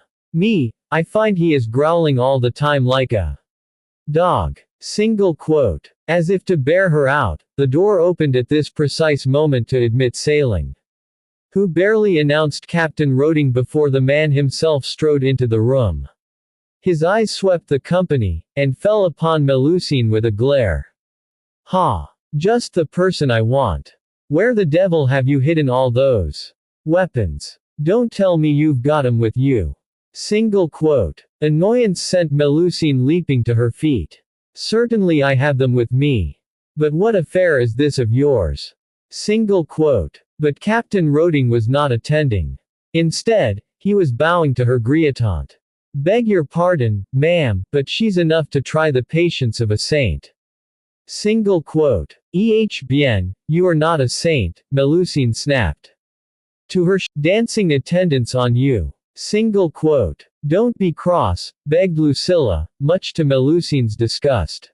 She watched her friend rise and go towards her affianced husband, a look of mischief in her face. Do you think I could bear to be without you for a moment longer? I am quite jealous of Melusine taking up all your attention. Single quote. It was immediately evident that Lucilla Froxfield was not as silly as Melusine had thought, for the face of her captain immediately changed and he took her hands, a look on his face that caused Melusine an instant pang. Would that a certain major might cast upon her such a look. Didn't mean it, love. Know that, don't you? Of course I know it, Lucy told him, and Melusine read the whisper in her mouth of those precious words, I love you. Single quote. Melusine watched with a tightness in her chest as Captain Roding kept hold of Lucy's hand, even as he turned back to Prudence. Truth is, it is Gerald who's put me in the devil's own temper, ma'am. Gone off, cool as you please, and left me to manage everything. Single quote. Gone off, repeated Melusine, her wrongs rising up to tear into her chest. 2. Where has he gone off? Single quote. No use asking me, shrugged the captain. That fellow of yours is a deal better, by the by. Should be home soon. Single quote. The shift threw Melusine's attention off the errant major for the moment. Jacques. Oh, that is news of the very finest. You saw him. You have been to Remenham House. Single quote. Remenham House. I wish I'd been only to Remenham House. Feels as if I've been dashing back and forth about the whole country, if you want to know. Single quote. But tell, demanded Melusine impatiently. Yes, tell us everything at once, instructed Lucilla, pushing him towards the sofa she had vacated, and obliging him to sit beside her. Mrs. Sindlesham raised her brows.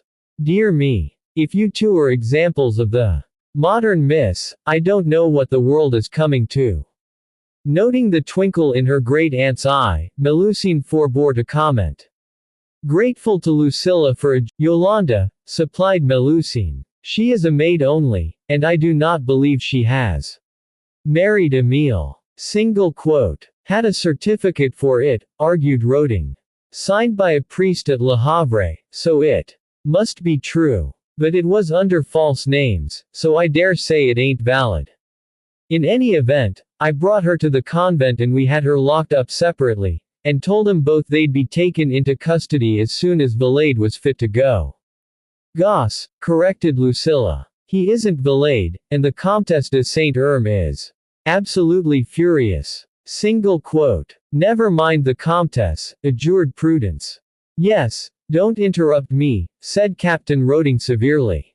But you cannot expect that we will any of us remain altogether quiet.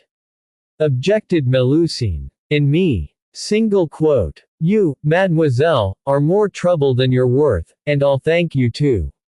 Hilary, don't, said Lucy, and Melusine's rising temper cooled a little. The major thinks she's worth it, put in Prudence quietly. Melusine's heart jumped and she felt heat rising into her cheeks. She tried for her usual confident tone, but only succeeded in sounding gruff, even to her own ears. I have not asked for this trouble from anyone. Always I have said I will take care of myself, and I have done so. To her surprise, Captain Roding backtracked. Didn't mean to say that. Only, I'm so incensed with that crazy fool Gerald that. Oh, well, never mind. Single quote. Get on, Hilary, do, begged Lucilla. He frowned. Where was I? Oh yes. Well, I was all for dragging in Bow Street. There and then, and getting the pair of those fraudsters thrown in jail. But Gerald wouldn't hear of it. Made me fetch up Trodger and a couple more men, and together we searched his luggage and got hold of every single paper the man possessed. Gerald, meanwhile, was off hunting up these lawyers, together with your son, ma'am, turning to Mrs. Sindlesham, and you know the outcome of that. Fellows are drawing up the necessary papers, but gave Gerald a letter of authorization for you, Mademoiselle, to use in the interim. Single quote. But where then is Goss? Demanded Melusine. Do not tell me he has escaped. Single quote. I'm coming to that. Gerald went through all the papers in front of Goss and that woman of his, one by one. His French is better than mine, so he knew exactly. He destroyed the papers. That's right, Roding said, throwing her a glance of frowning surprise, as if he had not rated her intelligence so high. Burned them, one by one, right before that fellow's eyes. Goss cursed him finely, of course, but there was nothing he could do. Our men had him fast, held down in a chair. Single quote. Bon, exclaimed Melusine, triumph soaring. I find this was excessively clever of Gerard. Single quote. Then what? Demanded Lucilla in a hushed tone. Hilary threw up his eyes. Then he went stark staring crazy, if you ask me.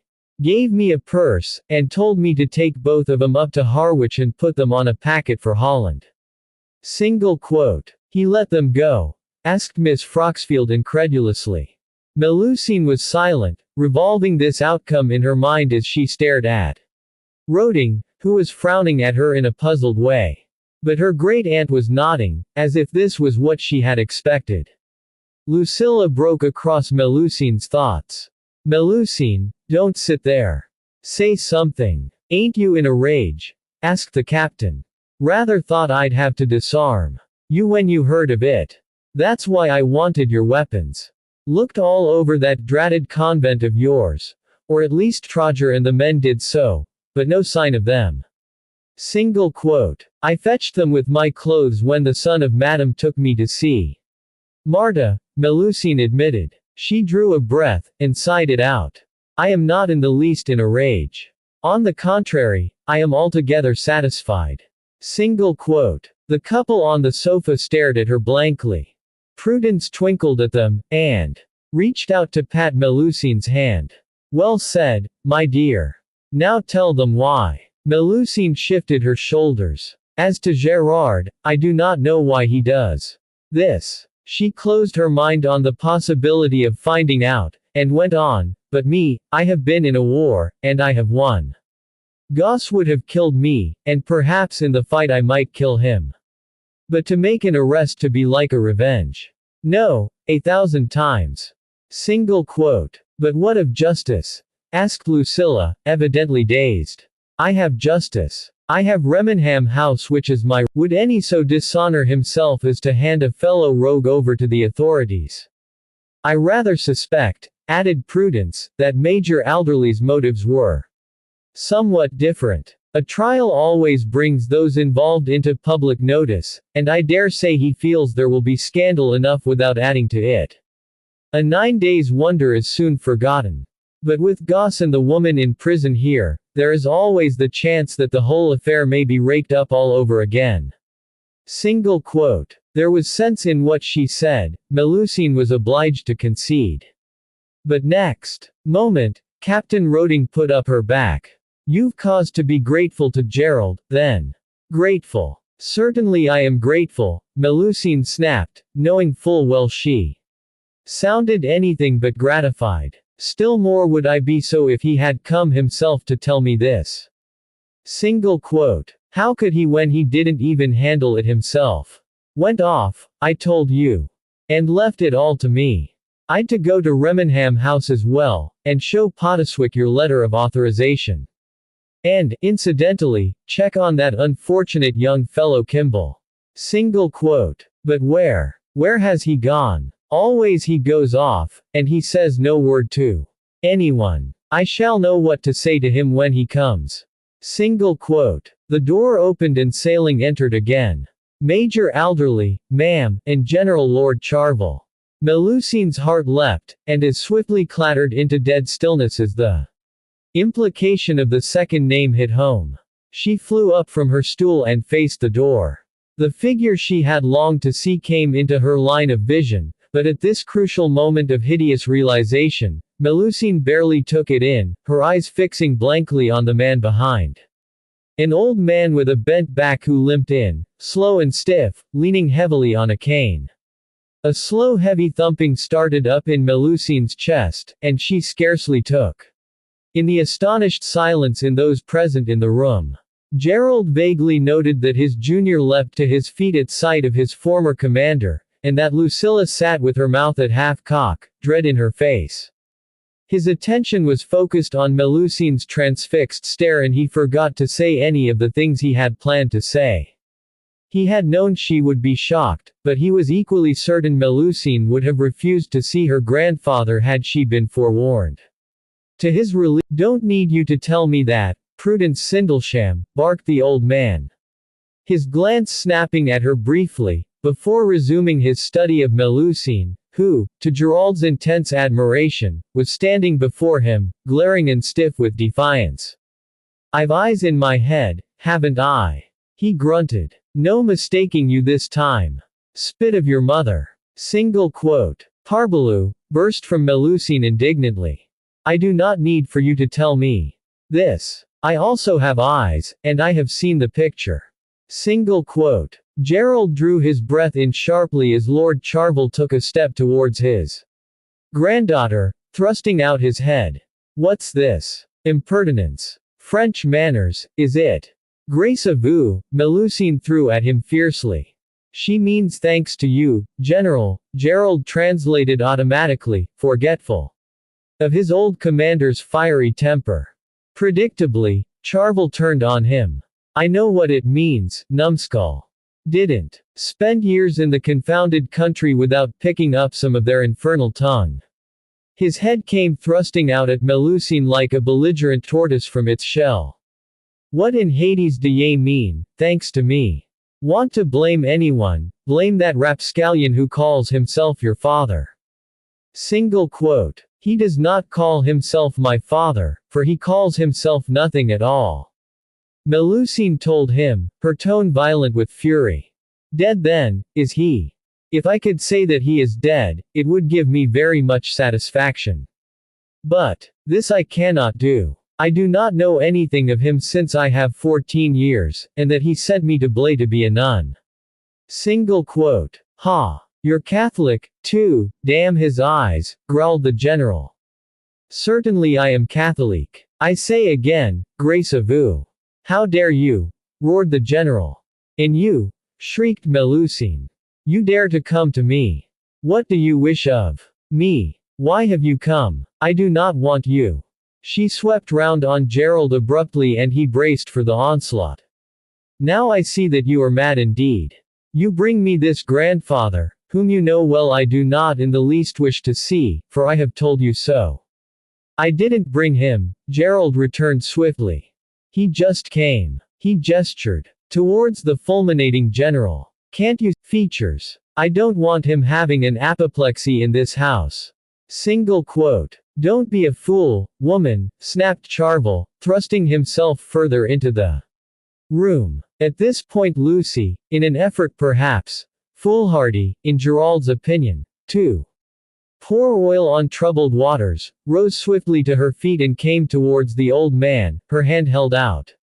"How do you do, my lord? I am Lucilla Froxfield." "Pshaw!" He glared at her. "What has that to say to anything?" "Nothing at all," smiled Lucy nervously. She indicated the captain who had retired behind the sofa. "I think you know my affianced husband." Single quote. "Captain Roding, sir," put in Gerald, adding on a jocular note, "another of the green whippersnappers you had to contend with some years back." Single quote. "None of your sauce, Alderley," rejoined the general, shaking hands with Hilary who came forward to greet him. Then he looked towards his granddaughter once more, who had flounced away to the window at her griotante's interruption. "Now then, girl." Single quote. She turned her head, eyes blazing. Me, I have a name. Melusine, sir, Gerald reminded the general, exchanging a frustrated glance with Mrs. Sindlesham. Her efforts were vain. There was going to be no quarter between these two. Lord Charvel champed upon an invisible bit for a moment or two, closing the gap between himself and the girl, and muttering the name to himself in an overwrought sort of way. Melusine, Melusine. Pa. Damned Frenchified. Single quote. If you say again, threatened Melusine, moving to meet him like a jungle cat.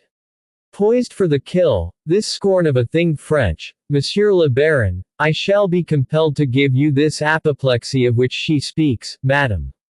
I am entirely English, as you know well. If it is that I am in the least French, and that you do not like it. Single quote. I don't like it, snapped the old man. And I'll say it as often as I choose, you confounded impertinent wench. Who do you think you're talking to? I'm your grandfather, girl.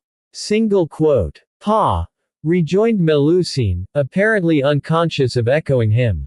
You and Jarvis Remenham both, yes. Parbleu, but what grandfathers I have. Single quote. It was stalemate, Gerald thought, irrepressible amusement leaping into his chest. They confronted each other, barely feet apart, neither apparently any longer aware of any. To Gerald's acute consternation, Melusine's lip trembled suddenly, and her eyes filled. In a voice husky with suppressed despair, she answered. You could have fetched me home. Pierced to the heart by the poignancy of this utterance, Gerald could neither move nor speak. It was a moment before he recognized that the effect had been similar on all those present, including General Lord Charvel. With astonishment, Gerald saw a roomy film rimming his old commander's eyes. Swiftly he looked back to Melusine and found she had whisked to the window, dragging a pocket handkerchief from her sleeve and hastily blowing her nose. For an instant, Gerald wished the rest of the world away that he might go to her and administer appropriate comfort. But the general was turning on him, the hint of emotion wiped from his lined features. I wish you joy of the wench. If you ask me, you'll have to beat her regularly. If you don't want to live a dog's life. Single quote. Nonsense, said Mrs. Sindlesham loudly, casting an anxious glance upon Melusine. Well might she do so, Gerald thought in irritation. He caught the elderly dame's eye, throwing her a desperate message. To his relief, she nodded. The truth is, Everett, she said brightly, limping up to the general and tucking a hand in his arm, that the girl is you all over again. I've been wondering where she got her dogged will, and that hot-headed adventurous spirit, for it wasn't from either Mary or Nicholas, that's sure. No one seeing you together could doubt that she is your granddaughter. Single quote. Gerald was relieved to hear the loud guffaw issuing from the old man's lips. You think so? Well, if that's so, I know where she gets her impudence, Prudence Sindlesham. Single quote. Do you indeed? Rejoined the old lady, twinkling at him, and urging him towards the door. Let us go elsewhere and discuss the matter. I loathe this room. Much too formal for a cozy chat between old friends. Single quote. So saying, she threw a meaning look over her shoulder at Lucilla, much to Gerald's approval. Then she passed from the room on the arm of General Lord Charvel, chatting animatedly to him. Gerald realized Lucy had taken the hint, for she dragged her betrothed towards the door. Come, Hilary. Mama will be expecting me.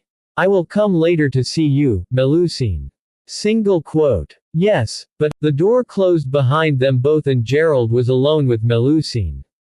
From the corner of her eye, Melusine saw Gerald move towards her and she turned to confront him, the confused turmoil in her mind causing her chest to tighten unbearably. She gave tongue to the most urgent of her plaints. Why did you bring him? I hate him. Yes, that rather leapt to the eye, Gerald said, and the faint smile sent a lick of warmth down inside her. I went to see him because I thought he ought to know about you, having already been imposed upon by our friend Goss. He had to know the truth, Melusine. Single quote. She eyed him, all her uncertainty surfacing. And this is where you have been. All the time. Single quote. I would have been back in a day, I promise you. Only your horror of a grandfather insisted on coming with me, so I had to wait for him to be ready and travel at his pace. What could I do? Single quote. Anything but to bring him to me, Melusine threw at him. If you had told him that I would rather die than see him, he would not have come. Single quote. Gerald grinned. You don't know him. No, and I do not wish to do so, Melusine pointed out.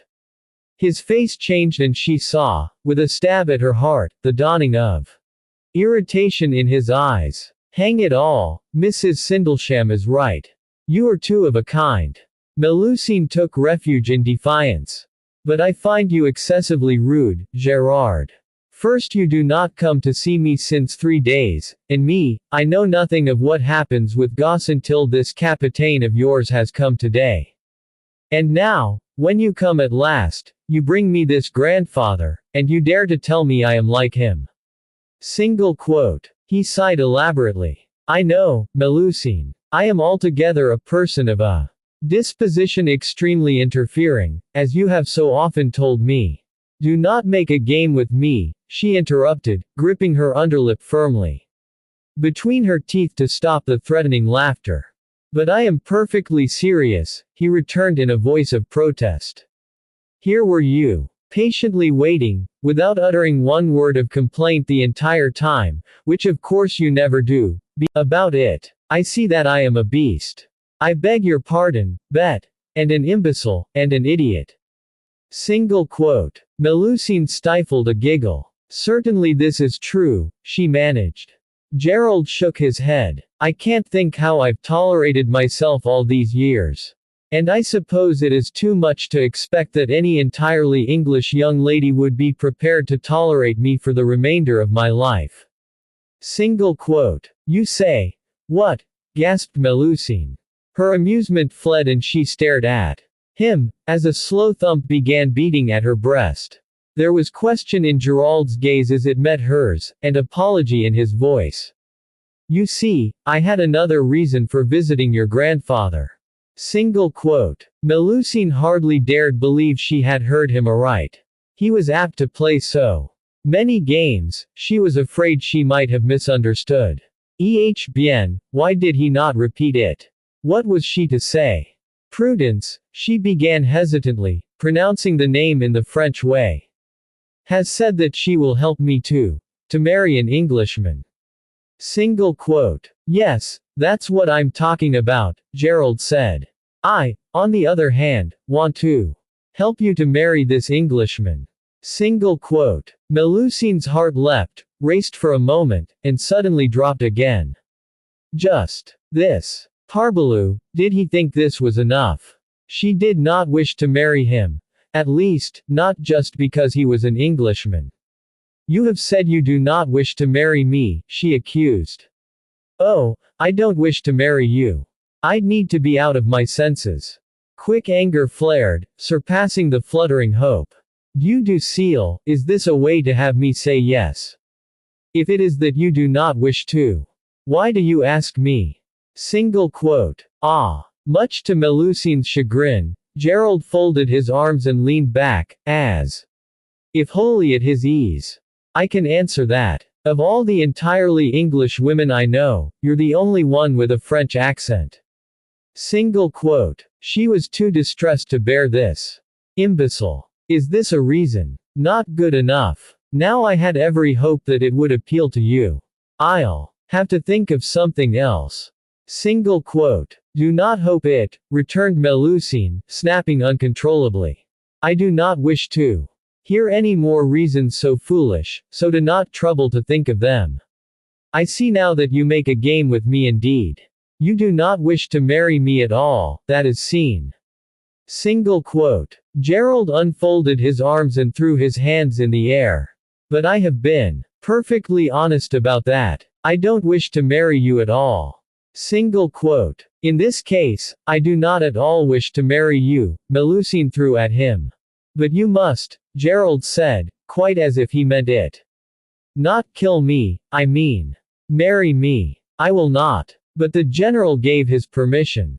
Je m'en moque. And it is not at all his affair. But it is my affair, Melusine. You have to marry me. Why should I? Because I can't live without you. That is your own affair, and. Melusine broke off, staring at him, shocked realization kicking in her gut. Reaction set in and she leapt at him, beating at his chest with her fists. This is the way you tell me that you love me. You English idiot, you. He seized her wrists to hold her off, actually daring to laugh, much to Melusine's increased fury. What else do you expect? It's the penalty you pay for marrying an Englishman. Single quote. Melusine wrenched her wrists out of his hold and stepped back, digging into her skirts, which she had adequately prepared some days ago. But I do not pay this penalty. Single quote. Oh, came from her infuriating suitor and his eyes dropped to the weapon she was dragging from the holster under her petticoat. Here we go again. Single quote. Both hands about the butt of her unwieldy pistol, Melusine glared at him. If you love me, you will say it, or else I will blow off your head. Will you indeed? Truly. His smile held so much tenderness, she was tempted to surrender at once. But, no. This she would not endure. She infused menace into her voice. Say it. Gerald remained infuriatingly calm. I've never before made love at pistol point. Single quote. But you do not make love, Melusine pointed out. I kissed you once, didn't I? Her pulses jumped and she stared. You would say that already, then you love me. Single quote. His glance was a caress and Melusine's resolve weakened. When we met probably, and you threatened me at the first. But it was only when that damned scoundrel nearly spitted you in the chapel. He broke off and, to her intense satisfaction, she saw he was not as much. A tiny giggle escaped her, and she lowered the pistol a trifle. Bien, you are not like Leonardo. Single quote. His face changed, all the humor and tenderness leaving it in an instant. Something like a snarl crossed his face, and ignoring the pistol, he moved forward, seizing her shoulders. Leonardo again, he growled. What was Leonardo to you? Melusine was instantly on the defensive. Laissez-moi. Damn you, answer me. Her eyes flashed. It is not your affair. Was it yours? Insulted beyond bearing, Melusine lost her temper. You do seal, for what do you take me? Single quote. I don't know, he threw at her. That's why I'm asking. The fury welled. You wish a reason for jealousy. Bien, you may have it. Leonardo, he was my. Single quote. Don't say it, Gerald cut in hoarsely. There was a pause, while the steel gray eyes sliced at her. Then pain entered their depths. You wound me to the heart, Melusine. Single quote. Releasing her, he turned and walked swiftly towards the door. For an instant, Melusine watched him go. Then instinct took over. With a cry of distress, she dropped the pistol and flew after him, racing past him to the door. Flinging her back against it, she put her hands out, barring his way. Gerard, do not go, she cried, breathless. Me, I am tout a fate stupide. You make me angry, and I lie. Voila tout. Leonardo was to me nothing at all. Single quote. There was a kind of aching hunger in Gerald's gaze. Do you swear it? There's no knowing if one can believe you. Single quote. I do not lie to you now, she said, near frantic at the thought of losing him. Yet her hands dropped, and she sighed deeply. You do not understand, Gerard. Leonardo was to me perhaps like a father, not a lover as you think. Single quote. I don't want to think it, he said, and she thrilled to the savagery in his tone. You are jealous. Yes, he agreed simply. Because I love you. I can't help it. Melusine's eyes misted. You said it. And I have no more the pistol. She would not come for me, to find me and bring me home. And for Suzanne and the Vicomte, I am nothing. I am no one, Gerard. Single quote. Gerald did not speak, but there was a look in his face that made Melusine glad. She had at last had the courage to confide in him. The jealous burn at his eyes subsided and his finger came up. She felt the softest touch caress her cheek, and a wave of tenderness engulfed Melusine.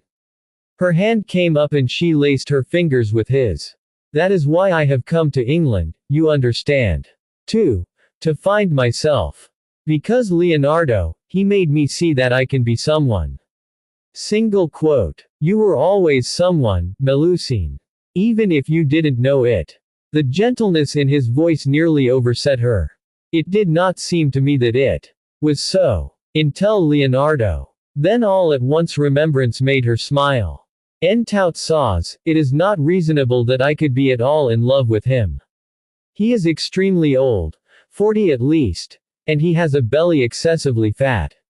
Also he is ugly. And I was altogether disgusted when he kissed me. How shocking, Gerald returned, grinning. I trust you were not altogether disgusted when I kissed you. Single quote. But I have told you not, she protested. And if it is true that you love me, I do not know why it is that you do not kiss me again at once. Single quote. I would have done, only you threatened to blow off my head, Gerald reminded her, laughing. Do not be imbecile. Do I blow off the head of a man with whom I am in love? Single quote. That, said Gerald, disengaging his hand and at last drawing her into his arms, deserves a reward. Single quote. Melusine drowned in his kiss. Her heartbeat raced, her limbs turned to water. And it was only by a miracle and the strength of the arms that held her that she remained standing on her feet. It was some time later, after a series of these devastating assaults, that Melusine found herself seated on the sofa lately vacated by Lucilla and Captain Roding, cuddled firmly in the arms of a major of militia reduced quite to idiocy. And I love your raven hair, and your bright blue eyes, and your very kissable lips, suiting the action to the words, and I love the crazy way you speak English, and the way you curse at me. I love you calling me Gerard an idiot, and I love you when you threaten me with every weapon under the sun, and Melusine giggled, and tucked her hand into his. Certainly you are imbecile. If I did not love you en despor, I would assuredly blow off your head. Single quote. That's exactly what I'm afraid of. Why do you think I'm indulging in all this very un-English love talk? Single quote. But you are idiot, Gerard. The pistol, it was not loaded. You mean I need not have said it. Damnation. But I have still a dagger, Melusine warned. Oh, have you? Well, in that case, I love your little booted feet, and your